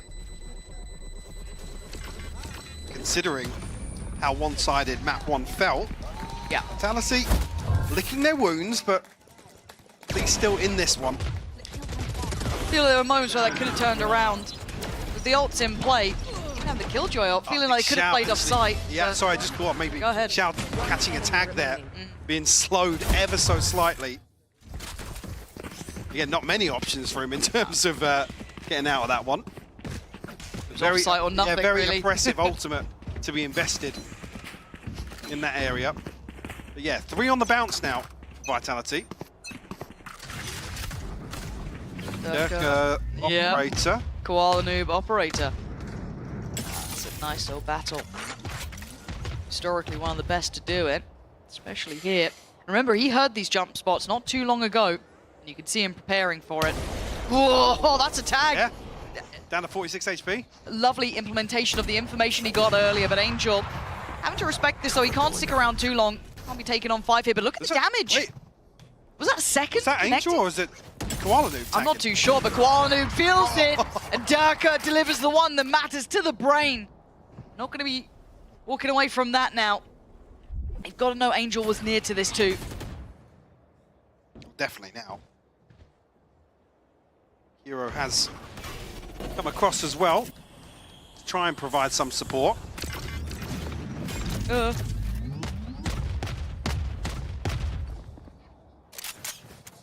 Spectating Angel just feels like a roller coaster.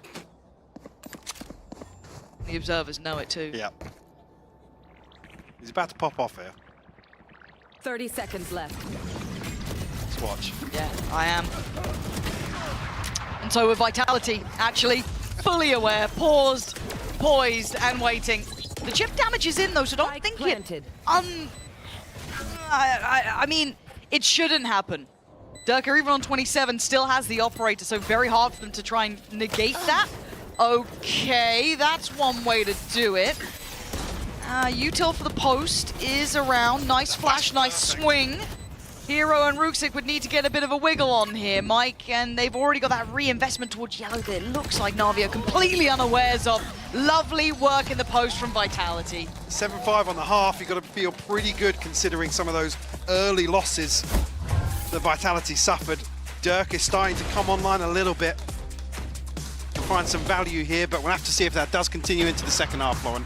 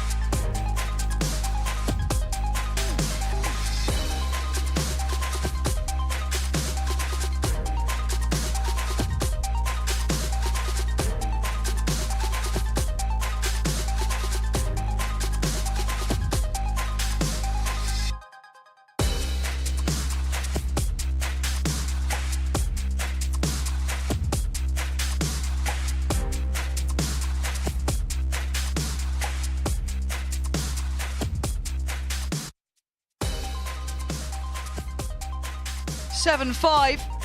Vitality in the lead here. Those last 4 rounds, Mike, feels like they found an answer to their woes. It was looking rough at the start. Na'Vi having the answers and looking prepared, but it did start to fall short. So the big question, can they carry across that recovery basically in the first half? We'll see 4 unanswered rounds that Na'Vi found earlier on. Vitality able to mimic. Yeah, the questions now arise around, well, we'll come back to the composition for sure. Na'Vi, plenty of options here on the attack. So Koala Noob heating up. He can actually go toe-to-toe once again with Durka. Here.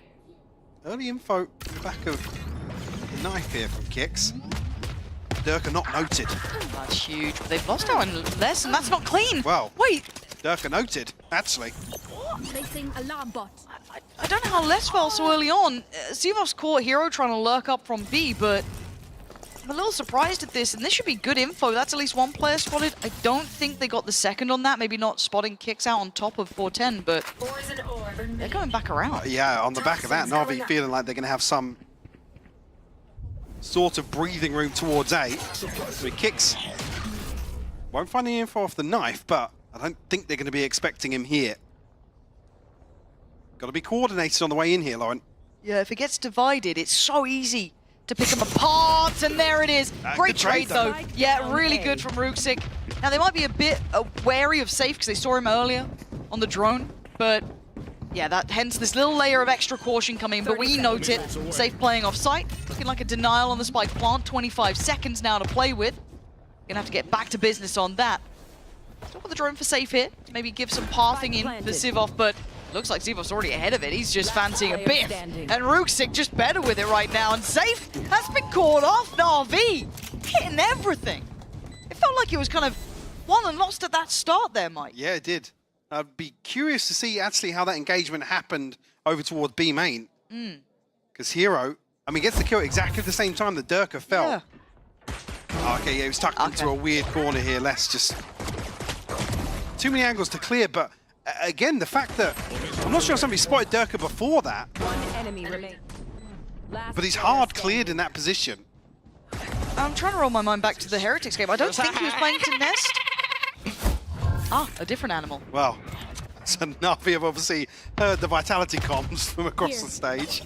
But again, trying to think of the game against Heretics. I mean, yeah, Durka was up towards Pipes, he was up on Belt, he was pushing towards Nest. So maybe something they're just trying to keep it could be one of in those mind. almost freak accidents. Yeah. Or freak occurrences. Much like this stack towards B. Not going to be sussed out just yet, and no information garnered towards A either, so it won't necessarily be the catalyst for Na'Vi moving forwards. Do you think that Koala was more like a goat or a dolphin? Yeah. Say probably a bit more goaty. Goatee. Yeah. Careful how you say that. Why? What makes you say that? Got to be clear on I our don't get pronunciation. it. I don't get the reference. No. Wingman's Good. gonna plant spike. Plant in. Nobody here.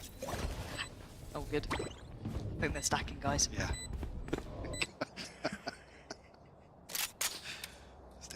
Still walking guys down just in case. Mike's losing it. Oh, it's just over. in case. Oh, Angel's got the gun. Here we go. Here we go. Another Angel perhaps. Oh. Lothar, give me the tweet. Lothar, give me the tweet. Lothar, give me the tweet. Big clap for that. Yeah, big clap. Round of applause. We love that. For the question marks in chat once again. Oh, we're blessed. We're blessed with another instance. Haven't had that in a minute. No. Well, obviously what's happening here. Tell me about it. Funnel across the old orbs towards their teammate. Clearly.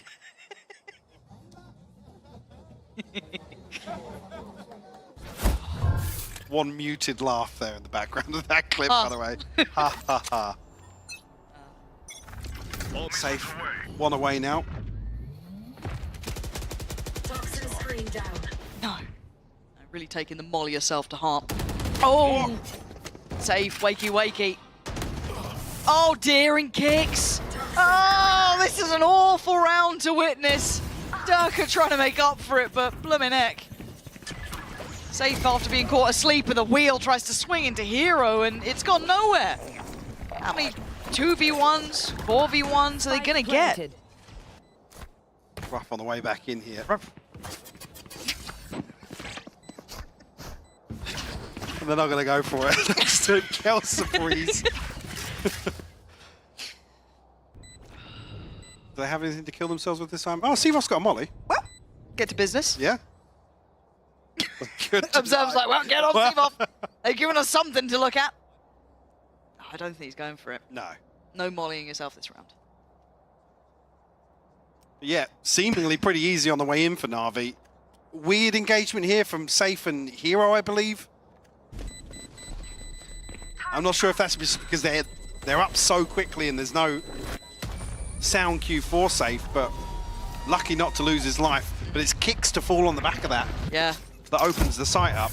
I want to watch this one back, actually. Yeah, there it is. Just awkward timing. But yeah, it's kicks then who's just like, oh, thanks, mate.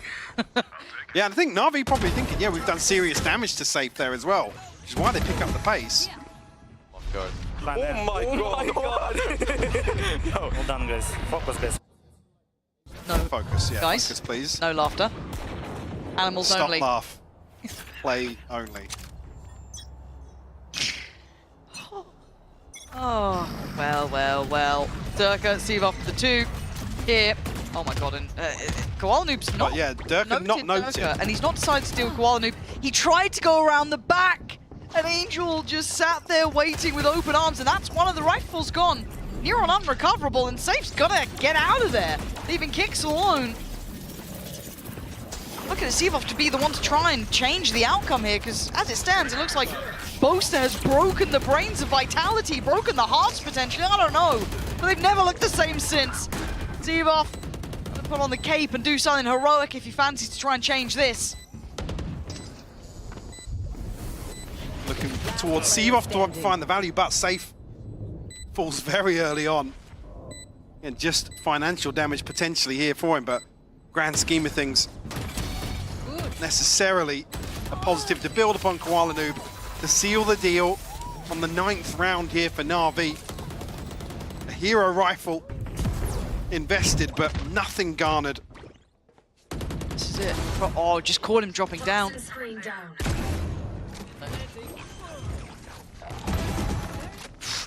And it feels like the confidence is now just rolling for Na'Vi, right? Yeah. Like, they're gonna need a like I don't even say a hero round, but they need a confidence round for Vitality because they're just being overrun. They don't seem to have the plan on this A site. The aggression's not working. They've been caught towards 410. What are you meant to do at this point? Concern being there's not many rounds left to play with. This perch is going to take up the lion's share of the bankroll. Again, some of these key ultimates you look towards aren't available here. I mean, no pit, no lockdown, no command, still 3 away. Safe a million miles away from his. It's rough to be staring down potentially double digits for Na'Vi, who also are flush with cash.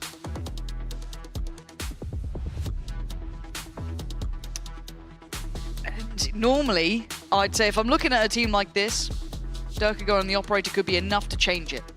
I haven't seen that being the case in a couple of games now. Not enough that it completely, completely makes me think, he's done for here. No, it just feels like I think everyone's learned how Durka likes to play this, and also he was played in a lot differently back in those days. Now a little bit more on his own. And it wouldn't be the first time if he hops up towards Gen that he's played from this as well. I think I vaguely remember Miniboo actually just backhanding him off it, but Na'Vi looking to opt to go the other way. Now the knife could be very well rewarded here. But Kicks, does he have a way out? No, because he goes forward. Oh my God. Look how early. Look how deep they are and how early it is. Have they gone away with this? Yeah, Koala Noob gets outswung by less. But Rooksik gonna get checked on. Oh, the flash is nice. Safe's done well with Kicks here to try and catch him on the way through, but that split, how the hell did they get him away with that? Probably being Durka. Can't give up his life in mid here. Hero still. It's a nuisance. Trying to turn the tides here for Na'Vi. He's costing him Down to time. just 4 HP. Forced to fight, forced to fall. Kicks is gonna claim him. Now it becomes very indicative of this rotate towards A. Angel and Shao still got the wingman to pop him towards side. That's a big kill. There's a sniper around. Hello, Shao. You don't get another go at that. I was gonna say it's bold to swing back up there. I want to see Vitality play this perfectly as well. I don't want to see silly mistakes. Yeah, well, I mean, they need to maintain the finances as well. I want to see them lose potentially another rifle. I know he's still on site, or at least likely to be close here. It's a hard spot to get more than one from. He's hearing them closer and closer. He knows that his time is soon. 3 of them pathing towards backside, though. The time's running pretty low. Wait, there's no way this happens, right? There's no way this happens, right? That was insanely close. But luckily they have the numbers and Vitality simply play to it, but they lose some of those weapons there. Thank God for that. There's a world where maybe a little cleaner on the first hit. Xiao can maybe reset from that, but heroic nonetheless. A crucial kill by Les. So like I said, Na'Vi were just, I mean, it was straight up the guts. They're up there so early. Relies on a response from Les to shut things down. Well, the woods just yet though. 9-8 the scoreline. A sigh of relief from Vitality. Oh, Sivo. Another mid piece. Yeah, he's dead here. You can't stand and fight that, and it looks like maybe that little bit of a gap in the armor that Na'Vi found before, they want to exploit again, but Angel trying to make it through the mayhem. Flash in for kicks. This is a lot on your own, but Les apparently finding Hero's going to help out here, and it's now going to be just an absolute blender. Bodies being dropped. Les still holding on. Durka comes into the mix, leaving just Koala Noob alive. A 1v2 though. I was going to say, is he in range there? But nobody from Vitality reacting. But they've given up the spike. Which I'm quite surprised by. Not even staying close to Yeah, looking to, I guess, really run the clock down here. Build that paranoia for Koala Noob, but this is getting weird. They're re-wrapping towards B, expecting him to pick up the spike and head straight there. Koala Noob almost trailing. Again, the fake smoke not going to account to much. Left. Might make him think he's still towards kitchen or CT at Yeah. most, but it buys him enough time for a plant here. They won't be able to get there back in time. Still got the paranoia. By the time Vitality get over here, should be close to the second smoke as well. Wow, Winnable. Good. He's been Cover going out. been really good. I like this. It's cheeky. Did Vitality expect it? Maybe imagining a more Because you got to assume Vitality are going to standardized- swing left out of that smoke. You'd think so. Who's got the keys to the castle now? The smoke's going back in the time, feeling indicative. Now he's getting paranoid of his own positioning, but he's got to feel it. He's got to hear it now. That's rough. That's unlucky here, but the paranoia going to come in. Does it catch Les? I don't think it does. And the spray not good enough. A lovely attempt for Vitality. I quite like that they just kind of grouped together and went for the walk, right? Let him try and stew in that timing. And they brought it back to all even. Koala Noob, unfortunately. Again, no information, can't put an open plant down, so it's the smoke from Durka that really makes things difficult for him. Na'Vi to pump the brakes a little bit with a timeout here. And still looking fairly comfortable in terms of the funds. Vitality now Good job, boys. converted the second response here. I was saying a couple of rounds ago, now they're actually back into a fairly comfortable position in terms of this ult cycle. Again, it's only Kix who has his online, but 2 away from the lockdown, 2 away from the Blade Storm, and just 1 respectively. Both safe and less. So yeah, at this point now to tie things up, you've got to feel as if Vitality are back in control. Tentative steps towards it, right? It feels I like don't feel confident saying that, No, but no. it leans that way for sure. It does. I feel like they've got something building for them. I want to see consistency, though. It does feel very, very new still, right? Winning that little 2v1. Xiao almost denying a 1v4, it felt like. There were a couple of moments there that got quite close. Now, the operator's still in for Durka. Kick's doing well. Let's do it. Everyone's kind of, starting to deliver a bit more. Safe, starting to have a bit more presence. What do we see Na'Vi try and do on the way back here? Because they're the ones who had the timeout. They have to now adjust back accordingly. Shadows traveling. Maybe. A bit of a pace change towards B going to be the answer. Xiao able to get that off ahead of the knife.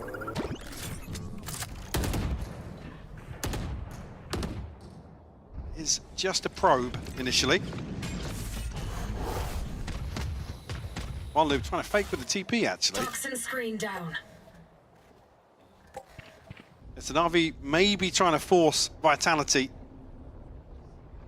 into the guessing game. And they don't have the same tools to try and clear Durka off this angle. I mean, Rooksek's dead here. Right? Okay, I do like this. Yeah, there we go. Gonna be forced away now. Nice diligence, actually, from Na'Vi to still go through that protocol list, but it's still Durka. Here. And I think that he might have believed that was the spike up there for a second. I'm not sure, but as it stands, swing together, and it's a miss. The timing a little off here. Durka got to live a second too long for their liking. But they still have to go towards the site, and there's still problems. There's still time to be bought with a flash from Kicks, but he doesn't see behind him. And coming out of the flash is Angel, but it's all Angel! You're not getting a 1v2 on this. No, you're not. Sivov there with less. And Vitality taking the lead. It's the one that basically rips away the finances that Na'Vi had accrued. Still going to be a little behind this, but Durka's done so well to find two isolated members of Na'Vi here. Buys enough time as well for the rotation to come through. Nice! Don't save me, please, guys. It's unfortunate Hero falls as early as he did. I said it looked like Ruxic was first up on the chopping block there, but a pause from Na'Vi. TP. Committed to as well. It's less checking, but Durka just then ran across. And the power is fantastic! This feels unforgivable! Maybe going a little too far, but it's still traded in on. Hero's there to keep Sivov down, so a 4v2 off the back of what felt like an outrageous TP. Yeah, not respected, I guess. Durka drifting way out past yellow. Because it looked like Les was trying to clear that. Yeah. I guess Durka's eye is still trained towards maybe if it was a pinch on the back of the TP. I'm not sure of exactly the range there or how far back Koala Noob was, whether or not they think that they're out of range to hear the cancel or a number of different factors in play for sure. Koala Noob breaking the ankles of this B site hold from Vitality. If I'm going to be critical of Vitality where they get bailed out... Sorry, Angel. What year are we in? Rolling them back. I feel bad about that. But again, when I give, we kind of give credit to either Durka or Kicks kind of securing rounds for Vitality individually. That one was off the back of Koala Noob and this TP here. Yeah, and it's here that Les is off to the right of this, by the way. So, like I said, Durka, not sure on the situation with the dash either. Not feeling fully comfortable. I mean, it's rough here to just get popped ahead of the smoke bloom. Brother, who you fighting, bro? What are you doing? That's a sound clip right there. Oh, Vitality, though, nearly having all ults ready to go. This, I don't say it's a comfortable round, but it should be pretty solid for them. And what do they have to force Durka away? This time, showing versatility towards this B side, playing up on top of yellow. Here. Maybe a high dizzy coming through. Whoa! Now they know. Yeah. And they look to speed up on it. Oh! And he still gets one blind! I want that in slow-mo, but Angel is bringing death. I don't understand it. It feels like we've gone into a different timeline today. Some kind of alternate universe. It makes no sense, Michael. We do have the lockdown in place, so Na'Vi opting to play very close towards site on this. Sivov ready to invest if he has to. Koala Noob and Ruxic waiting on this smoke walk. If Safe tries to go for it, he'll be dead. Yeah, he absolutely is, but the number's so hard to overcome. Na'Vi finding the answers. A beautiful set piece, and even with Durka finding a freebie here, completely blind, and I believe through the wall. Who do you think you're fighting? But again, look at where Les and Durka have to retreat to. It's just littered with utility. What the hell? You see what they fall into, the snake bites here. Yeah. In follow-up utility as well. Nice, boys. This was important. Nice. Yeah, very important round. You see here the knock-on effect here towards the finances for Vitality. We credit the ultimates, but barely having a chance to invest them here. Copy killed. Okay. That's not bad. I got the spike. Don't think they can police that weapon either, no. Hero probably feeling as if, I'm not sure actually if we can check in. It looked like he did go towards Sona off the map. don't know if it is still there. We'll have to wait and see, but nobody retrieving it just yet. Yeah, it is thrown off, yeah. Thank you, observers, cuties. Lockdown in though. Noted that in the previous round. Didn't have the opportunity, but Kick's going to find Koala Noob trying to get up to his naughtiness. So brazen. Still far. Pause for thought now, having to respect the ults in play, but Vitality putting quite a lot of those eggs in that A basket. And only Angel going to be noted on the knife. It's not too telling, but it's kept 4 members of Vitality committed towards A site, feeling comfortable about the retake potentially. But without the lockdown now, are you? 30 seconds left. Get a little bit more squirrely, doesn't it? Angel still showing presence here, but no one else is helping unless his eyes turn to middle. Slow and steady. Na'Vi getting it right here. Less forced to be a bit more passive. Can't take the risk here. Plant. I think it's in, yeah, just ahead of the snakebite coming down. Les is still on site and Na'Vi playing up, playing ahead. Still hitting a banger though. A 2v4. Hero does have the lockdown, but this is going to ask for a lot here. This could be big. Shao, can you help him in this matter though? Safe does have his util too though. So you can see those flying through to deny it. So Shao now has to play forward. Caught. Kicks. Lovely. And now Hero. You up to the namesake. The Molly's not in play yet and not going to get away. Vitality right back up in this. 11-11. Not sure who's making a wish now. Just the 2 rifles. There's less to open things up. Create an advantage here for Vitality. And they absolutely follow through. Oh, wait, I didn't catch that, actually. Koala Noob actually still casting a second smoke there. Yeah, you can see it. Kicks Right, so who just did it, There's a man. walks inside it. Okay. Okay. Placing sentry. Do we have a game on our hands? I don't know. I think we do. I think we've had a game on our hands for some time, actually. Rooksik still got the ult. Didn't really get much of an opportunity here to invest. Obviously, they get into that post plant. Could be lovely for themselves. Lockdown one away for Kicks. Les has his own. Dirk has got his locked in too. So the ult cycle sitting very favorably to their side. Angel to try and sniff anything out close on A site. Elsewhere though, Koala Noob's the one to be rewarded. Oh, come on! A cheeky response, and Rooksik will fall. That's wild that he gets that, just on the fadeaway almost. And the fact it's not Koala Noob.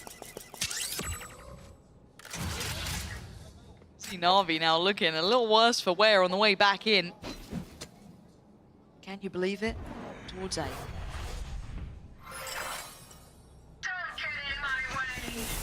Bit invested here. All missiles away. See what Na'Vi's plan is to deal with that. It's Angel. Go and fight him. Go on, Angel. Have a 1v1 in the Viper's pit. And it works. And now we're in the post plant. Angel one away from his ult, one away from Shao's. Durka, Sivov and Safe having to work this out as they go. Ult invested from Durka. They want to come in all guns are blazing, but Shao in the right place and perfectly at the right time. Position hard to clear here, forcing their hands. And Durka! Oh, begging on his knees for a way out of that one. Na'Vi up to 12. Heartbreak for Vitality to be forced into a position like that. But Na'Vi just looking so clutch today in a number of different scenarios. Angel. Wins those. What? Well, they've been feeding him today. Don't know. One more opportunity here for Vitality. A lot on the line between these two. Tied up with those 2 wins, 2 losses. You'd have thought this would have gone differently. Durka now forced to fall. No shield either. Operator invested less down on the Sheriff, made it work previously. Be called upon once again. Rooksik looking to try and dig him out of this position.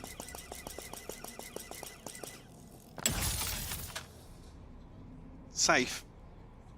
think spotting anything there. Angel's on the operator, Mike.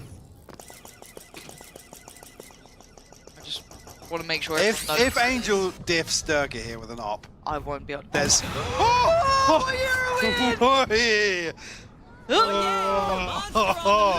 It felt like it could have happened, and Xiao is trying to send something into motion here. Don't know if he caught Durka on that. No, he didn't. But he's forced to respect it. Kwanu picking. Whoa. That bullet flew by. Trying to fight forward. They've got him on the ropes here. Na'Vi. Oh, my word. Vitality down to 3. The buy still broken. Sivov trying to give him something. The Viper's Pit in play gives Kicks an opportunity, and he's been caught as well. Less than Sivov with it all to do. A tap on the spike, and now just less alive. Oh, it's brutal to witness, as it looks like Vitality will be heading towards the lower bracket. Na'Vi, what an upswing in performance, Mike. Really, really impressed. Like I said, you come into this series basically feeling like you want to see some of these mistakes being addressed and notable improvements. I guess that question certainly answered on one side of the stage today. Wow. I've got to say for me as well, Koala Noob and Rupsik, what a performance. Fantastic. Map Just 1. ridiculous. Was it 9-0 he was in opening Yeah, engagements? I think so, something like that. Absolutely brilliant from them. Seeing them have a massive performance, but it was also that bringing out of Icebox with that M80 style comp there, looking pretty solid. Which I guess that kind of attributes towards Koala's comfort here to go forwards, be aggressive, and ultimately be the deciding factor in a lot of these rounds. Angel having a big series too. Everyone did. I'm really impressed with some of this shake-up from Na'Vi, and they waited till the... Much needed. Yeah, it was the 11th hour. Yeah, let's be honest, much needed. Yeah, it was, and on the other side, of course, the question marks with Vitality will be continuing. It's something that's going to be heavy on the minds, I think, going forward here. But we have a treat for you. We have the delightful team waiting in the post plant, where I believe Rupsik and Koala Noob will be joining them. So you want to stick around for that, so don't go too far away. That is right. We will be joined by Koala Noob and Rupsik in just a moment. But for now, I'm Yingsu and I'm back here with Billy on the post plant. We are getting slowly surrounded by more and more trees, and I love it. I would not have predicted that result today, no matter what you told me. I don't think anyone would have. Crazy, like, right? Genuinely, the momentum that Na'Vi have been able to build off of those losses, the bounce back is insane. I love to see it. Can you imagine Na'Vi making it to Toronto? It's crazy, because when we look back at kickoff and the adversity that they had to have in kickoff, I think that that's honestly done them the world of good, because they've gone into stage 1, they've had a couple of losses here and there, but they've learned from those losses, which is the most important part. I've never been so excited about something. This is kind of like, you know, if it's nostalgic. It's like your favorite TV show getting a sequel. You know, they're like remaking Gossip Girl or something. And actually, no, they did do that. It wasn't the best, but terrible example. Yeah. But you know what I mean? It's just so exciting to see teams like Na'Vi rediscovering their form. But are you worried about Vitality at all going into playoffs? Because they will be starting in the lower bracket. I think it is difficult, right? With them starting in that lower bracket, you don't want a team that's just come back from such a great performance at Masters Bangkok to then have to go into that lower bracket of playoffs and the regular season. Like, it's frustrating, but I think it's better that they have their losses here now rather than in the playoffs. I mean, they don't really have a choice in the playoffs now that they're in the lower bracket, but it's rough. It is going to be rough. Why do you think Vitality didn't look like themselves, I guess, today? I think it's difficult, right? Because you see things like Derka swapping onto a new duelist. They've been trying to implement Sivov into the team, who had a great debut. But again, like, it's just really about them trying to find their footing. It's been, difficult to watch, especially with Safe's performance as well. Like, what agent is he going to play? This is something that we've been asking ourselves a lot of the time. So although in the beginning we thought, okay, Sivov is on controller, the roles are sorted now, everything's fine, it doesn't seem to be fine because they're still role swapping. I truly truly believe this was an Angel diff. I think Angel called an incredible game today. I know Na'Vi are prep heavy, but even when they didn't have the prep on that Haven, I really loved the things that they brought. Some set plays on Icebox as well, super cheeky. The Omen TPs, and yeah, I see that Angel get a lot of slack on that's socials. valid. Yeah. And I see, you know, people like to think that after you turn 30, apparently your life is over. Newsflash, it's not.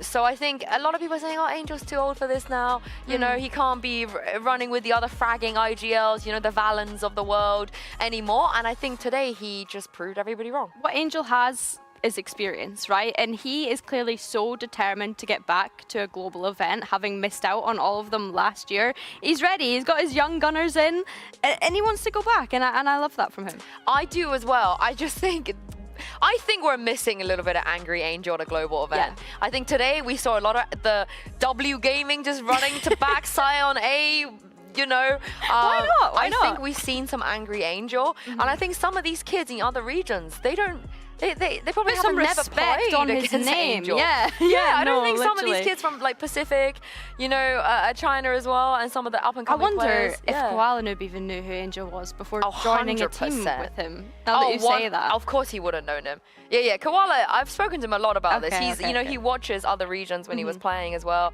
I think he definitely would have known.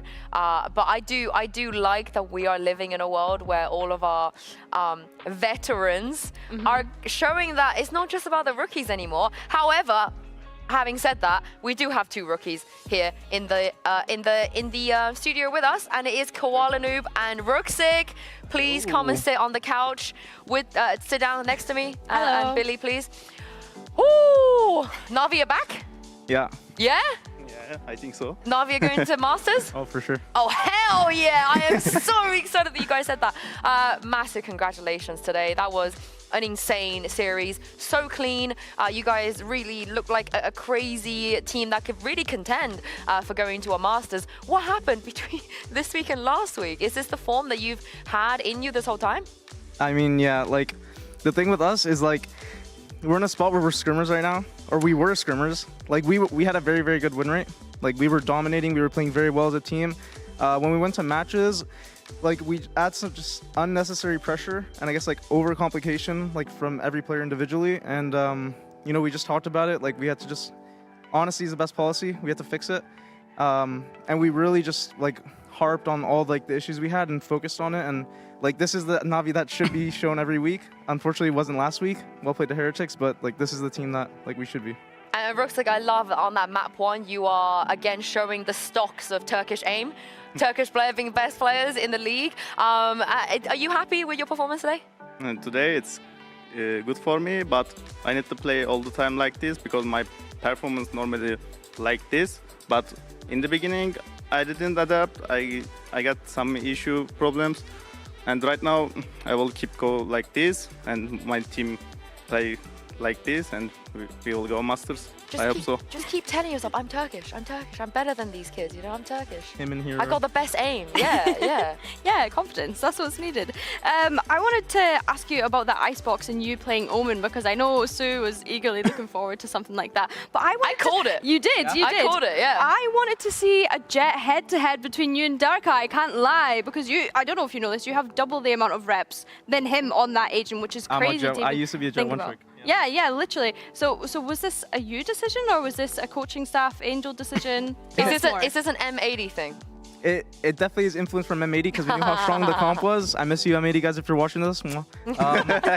But yeah, I mean, this is something that we're like, I guess, like Hero and stuff, for example, like the Europeans, like they weren't like, they didn't know about this comp, I guess, that well. Like it wasn't really played a lot in Europe. So I brought it up. Because I'm like, I think Omen's literally better than Jet on this map. I think like Omen literally can do the same thing as Jet, but maybe even better. And I kind of like, we had to scrim a little bit and I proved it to them and they trusted the comp and I mean, it worked exactly how we planned. So do you have to convince Angel in this moment, or is it Happy? No, Happy is always on board. Of Angel course. was on board. It's just like, it's not that the players weren't on board. It's just, it needed convincing because like they want me to be aggressive. So when they see me on Omen, they're like, how is he going to be aggro? Like, how is he going to do this? But I mean, they obviously saw it in scrims and like, it worked perfectly. Now, of course, not quite the M80 because obviously there's no KO. We do have the Tejo here and the Gecko, which is, we don't see Gecko right now at all in EMEA. And I just want to ask you about this comp in general because once upon a time, for the people that didn't watch Valorant back in like 2023, I think at one point Na'Vi had 18, 19 unique compositions, you know, comps that nobody else plays in the world. Do you want to guess how many unique comps you guys play right now this stage that no one else in the world plays? Probably almost every map. Yeah, do you want to guess? Nope. No, well, it's 5. So this is the 5th comp that you guys have that nobody else right now in Tier 1 plays, which is crazy. So Ruxic, is this how you like to do things? You know, you like being different, playing something fun, or are you still trying to get used to this system? For me, comps, sometimes it's good because I'm playing generally Omen, and I'm playing like a second duelist because we have 2 smoker. It's good for me, and I like to play aggro. It's very fine for me. I'm having fun. How come we haven't seen the, you know, what he just mentioned, like, you know, more second double duelist and doing all that kind of shenanigan? Ruxic doesn't want to play duelist. If there was a double duelist, it would definitely be like me and Hero. This guy's way too good on smokes. Oh yeah, we did see the raise. This oh yeah, guy we is saw the way raise. too good on smokes. So. If I play N3, I think I can't stop myself. I can just die and die. And are you used to this as well, this way of working? Yeah, I mean, I have Happy as my coach, and he likes to cook stuff, like, since I'm 80. And I, like, every time he tells me about something that I might need to try or, like, change, like, I'm always open to it. Like, he really helped me, like, make myself into a player that can, like, play multiple roles if needed. So it's not, like, an issue about, like, comfortability. And I think that's, like a lucky thing that I guess we have. Like, I feel like a lot of duelists, like, aren't able to, like, flex on other roles, or at least, like, at, like, a very, very high level. Where I feel like I have, like, a lot of reps just from the past of, like, literally not being on duelists on, like, multiple maps. And, like, it's something that's totally comfortable with me. And I kind of, like, get how to play the comps. I wanted to ask you guys a little bit about working with Angel, obviously both being new to VCT EMEA. We saw a tweet from him not long ago about being angry Angel. How is it working with him as an IGL? You want to answer me? You can answer. Okay, Angel, like, he's super smart. Like, right after, like, the first thing I said after we won is, like, your calls today were just, like, I said Angel diff today, yeah. His calls are, like, he is an incredibly smart IGL. Like, when he gets things rolling and when he's, like, in a comfort zone and when we're actually playing our game, like, the game that he's used to, like, me and Ruxic being super aggressive, Hero getting these insane lurk times, like, when he has all the pieces that he sees in scrims, like, every call is going to be right with him. Like, the only difference, like, the thing that, like, I'm getting used to is because I'm from NA. I'm used to, like, I guess a different style. I'm getting used to it, and I like his calling, and I'm also trying to, like, implement, like, how I, like, view the game a little bit, because I view it, like, differently sometimes. And, like, he's very, like, open to listening to ideas, and that's, I feel like, something that a real IGL, like, you need to have. I think you're changing him. He apologized to you after that fracture, you know, I think it was against GX, you He's told like, me. I'm sorry for letting you die, like, 4 times in a row. So I don't think I've ever heard that story of Angel apologizing to anyone. He's letting you pitch comps, and he's saying yes to these things? Growth, character growth as well. What about you, Ruxic? Anything about Angel that maybe surprised you before you joined? Because we all know Angel. He's been around for so long. I surprised because of his caring about our idea. Normally, if you play like this 15 years as esport, no one care you because ego, you know? Yeah. But Angel don't have ego and so respectful against us and care about our idea. And it's very good. Are there any ideas that you've presented to Angel that you wanted to do?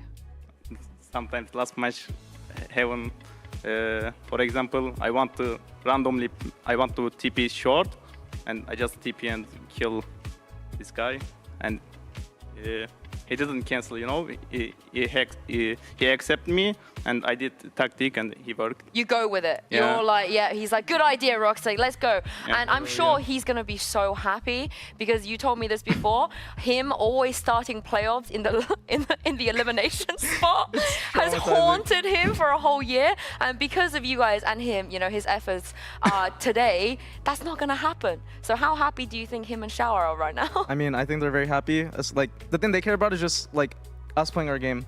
And we really did that today, and I think they're very, like, proud of us because they really just don't want to see, like, the players that they, like, put a lot of trust in because, like I said, we have Ruxic and Hero who, like, mechanically, in my opinion, are, like, literally the best players in the world. Like, they're insane, and, like, they know that I'll run it down for them. Like I will just hold W for them every round because I know I'm gonna get traded. Like I don't care. So full confidence. Like when they see me full confident, them just doing their thing, killing people, like that makes them happy.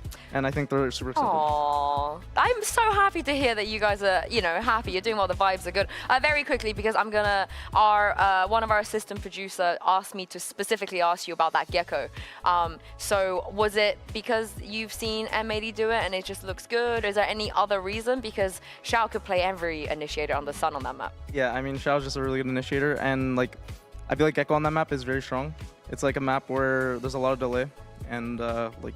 And you can plant. And exactly, that's like a very strong thing about Gecko. Like, his util is really not that bad when you pair it well with other stuff. So I think like people not playing him, maybe they're not utilizing it as much, and we are. Like as good. I love that. I wanted to ask you guys, looking ahead now that you're in playoffs and you have that 3rd seed, what would it mean to you both to be able to make it to Masters Toronto, especially for yourself, Quallen, coming from Canada? Yeah, I mean, I'm from Canada, I'm from Toronto. Yeah. Like, everybody there like knows that I became a pro and they're super happy for me. Like, my family's there, like my girl and my kid are there. And like, I really want my kid to go to a Masters. That would be like a dream. Like, if I were to see her in the crowd or something, like I would be very happy, and I want her to like be proud of me. So yeah, it means like a lot to me. Like, this has been my dream my entire life. We have to get you there. Yeah, we have to get you so there. I sweet. back you 100% of the way. What about you, Ruxic? For me, I don't have other choice. I will go Masters with my team. Losing is not an option. Yeah, but it would be exciting for you, right? Because it would be the first time for you to go to something that big. Yeah. I'm not excited because I'm just playing my game. I play a lot of LAN games on Turkey as well. I'm just playing my game. I want to win everything. Are there any players that you've never played against from other regions that you would be excited to meet or play against? I don't care much. I'm just playing my game. There's a team that I want to face. Oh. 2 teams. Oh. Is there beef? No beef. Oh, no. 100 Thieves and Cloud9. Because I want to face Ned and Xander. I miss you guys, but I got to beat you. And it's going to be, I just want to face these guys. I love them, and I hope I get to face them one day. Oh, they might have a chance. You never know. They might play have a tonight. chance. Yeah. They play soon. Yeah, Sentinels, because John. I forgot about that too. Oh, John. of course. Those three teams. If those 3 are the ones that make it, then you're the prophet of some sort. You know, if you call it like out the gate, if G2 don't go because those 3 go, you're gonna have to buy a lottery ticket. Of course, today I think it was a very special day for you guys, for the Na'Vi fans too. But I wanted to quickly ask you guys, what's been your favorite moment in Valorant in general? It doesn't have to be you related, be nice if it is, but just in general, because we are coming up to the 5-year anniversary of this game being released, which feels really, really crazy, because I'm pretty sure like Hero was like 12 years old 5 years ago. He was in elementary. Yeah, Angel was playing his first. Yeah. So yeah, do you have any standout memories or moments? Probably just like, I have, but I don't remind right now. I mean, with me, it's just like making these lands. Like, when I got to Ascension Finals 2 years in a row, and I just love the game. Like, every time I get to a LAN and I get to play on stage and just do that, and like even here now, like it's literally just feels amazing and like more motivating. So like going from like an Ascension stage or like a studio stage here to like a Masters, like that's something that like I just always think about, and I hope that I get to achieve it this year with these guys. I think you'll thrive too in that environment, you know. You'll thrive big time. And very quickly, we had Flyer with us on the desk earlier. Yeah, and he said very nice things about you. He was bigging you up. He was glazing big you. time, yeah. He did say that you've owned him every single time he's ever played against you. Yeah, but he said that, you know, while in a lot of departments he felt like Durka would come out ahead of you in terms of like experience and all that, he firmly believed that you are the better opper. So that's a big compliment. I mean, I've said this before, and like it's not like an ego thing. Like I think there's a lot of good offers in this league, but if there's one thing I think I'm the best at, it's opping, and like I'm just so confident in that gun. Angel, like I said, he's very like he lets me do whatever. If I want to pull out an op randomly, like just randomly out of even on a T side round, like he will just say yeah, do it. Like they trust me so much, and I'm super confident in my op, and I'm happy I got into form today, because this is like the perfect match to end off for playoffs, and I really want to continue showing like what I did today, because I think I brought a lot of value with the op. I mean, you took down one of our best players on that weapon we've ever had in EMEA, so I think you've proved that enough. And with that said, let's take a look at the standing, because the seedings are starting to look very, very clear now for playoffs. We are painting a great picture. So on the left-hand side, you can see with that win, Na'Vi are confirmed seed 3 going into playoffs. Vitality will be seed 4. It will come down down to tomorrow between Heretics and Fnatic, whoever's 1 and 2. But you will obviously be playing a team on the other group, and that would either be, I believe... BBL or TL. Yeah, BBL or T... No, because one of them will be... Yeah, you're right. One of them will be Seed 1, and the Seed 2 will face you guys. Do you have a preference? BBL, Rockstick, come on! I want to play against Sociable. It's it's my ex-teammate, and I want to play against Sociable. I was playing on Turkish League against Sociable. It's against... play against Sociable is very good because it's my brother. So would you like to go to Toronto together? Maybe BBL and Na'Vi both go? I hope so. Would that be nice? It's 10%, I think it's... Hey. Who, us or them? Hey, no, because you still have a second chance. So like, whoever loses that game will drop to the lowest. There's a possibility. It is possible. It's maybe, but I hope so. We can go together. That would be crazy. With Turkish friends. Yeah, that would be very crazy. What about you? I mean, I have no preference. I mean, it'd be cool to face Liquid just because like we're two teams where I feel like we run unique comps. Like Liquid, they have run like interesting comps on like Lotus. They run on like a lot of maps. So like interesting comp versus interesting comp, it can make up like spicy games. But like for actual who I want to face, like it doesn't matter. Early predictions then. Do you guys think, give us your prediction as to who you think is going to qualify to Masters from our region? Oh God. It's a nasty question. I don't even bloody know. Us, Heretics, and Fnatic or Liquid. Oh. Roxic, do you have an answer? I think Liquid, Heretics, and us. Ooh, interesting. Vitality, you know? I think Vitality still has a chance. No, they have a chance for sure. Like they're a good team. It's just they're in the lower bracket, right? My other sleeper pick is KC. I don't know why. I feel something. I feel something about KC going through. But thank you guys so much for joining us. You got plans after this? You guys, just gonna vacation? Eat. Vacation for a couple of days before you come back to playoffs? Just eat and I will just chill. I mean, it's hard for me to go on vacation because I would have to go back to Canada. True. And then, like, if we're going to practice very soon, like... you're going to go to Canada anyway, am I right? Like, in a few weeks. But thank you so much for joining us. It's been great to watch you guys in this regular season. I cannot wait to see you guys back here at playoffs. Thank you so much. Thank you. Thank you, Billy, as well, for being here with me. Oh, my goodness, what a day we've had today. What a day we had yesterday. Tomorrow, everything will be sorted, decided. Playoffs race, a seeding. We're going to have it all, so make sure you come back and join us and do not miss Liquid versus KC and Fnatic versus Team Heretics. Have a lovely evening and we'll see you then.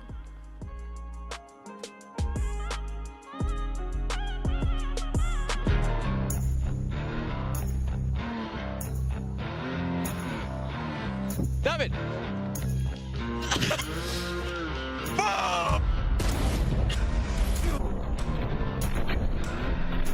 Let's go.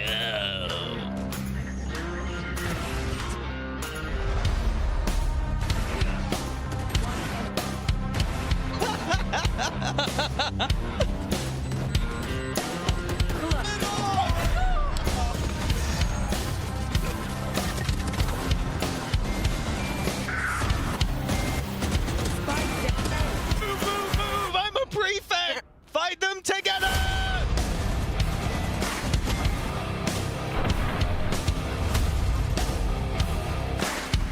I'm not losing to Koi, guys. Let's go with this.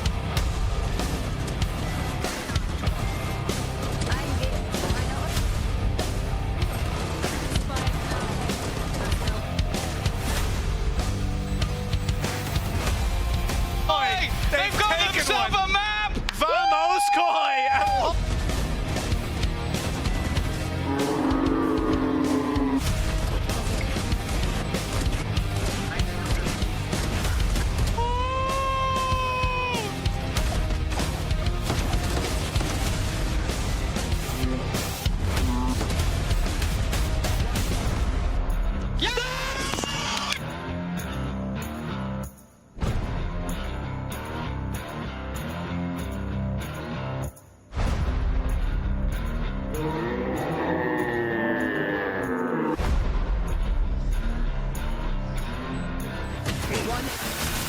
Let's go!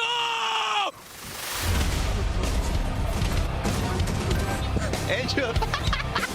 Bro!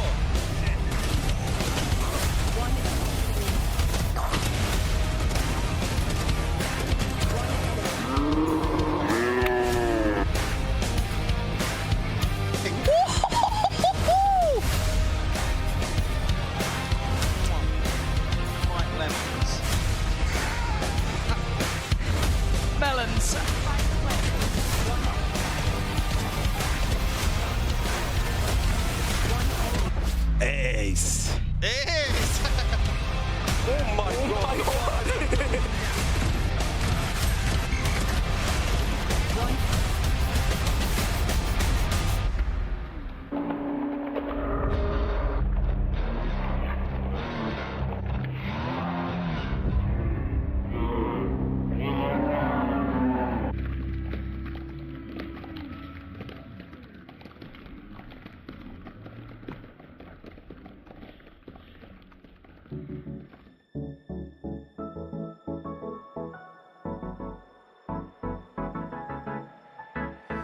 Let's do something crazy.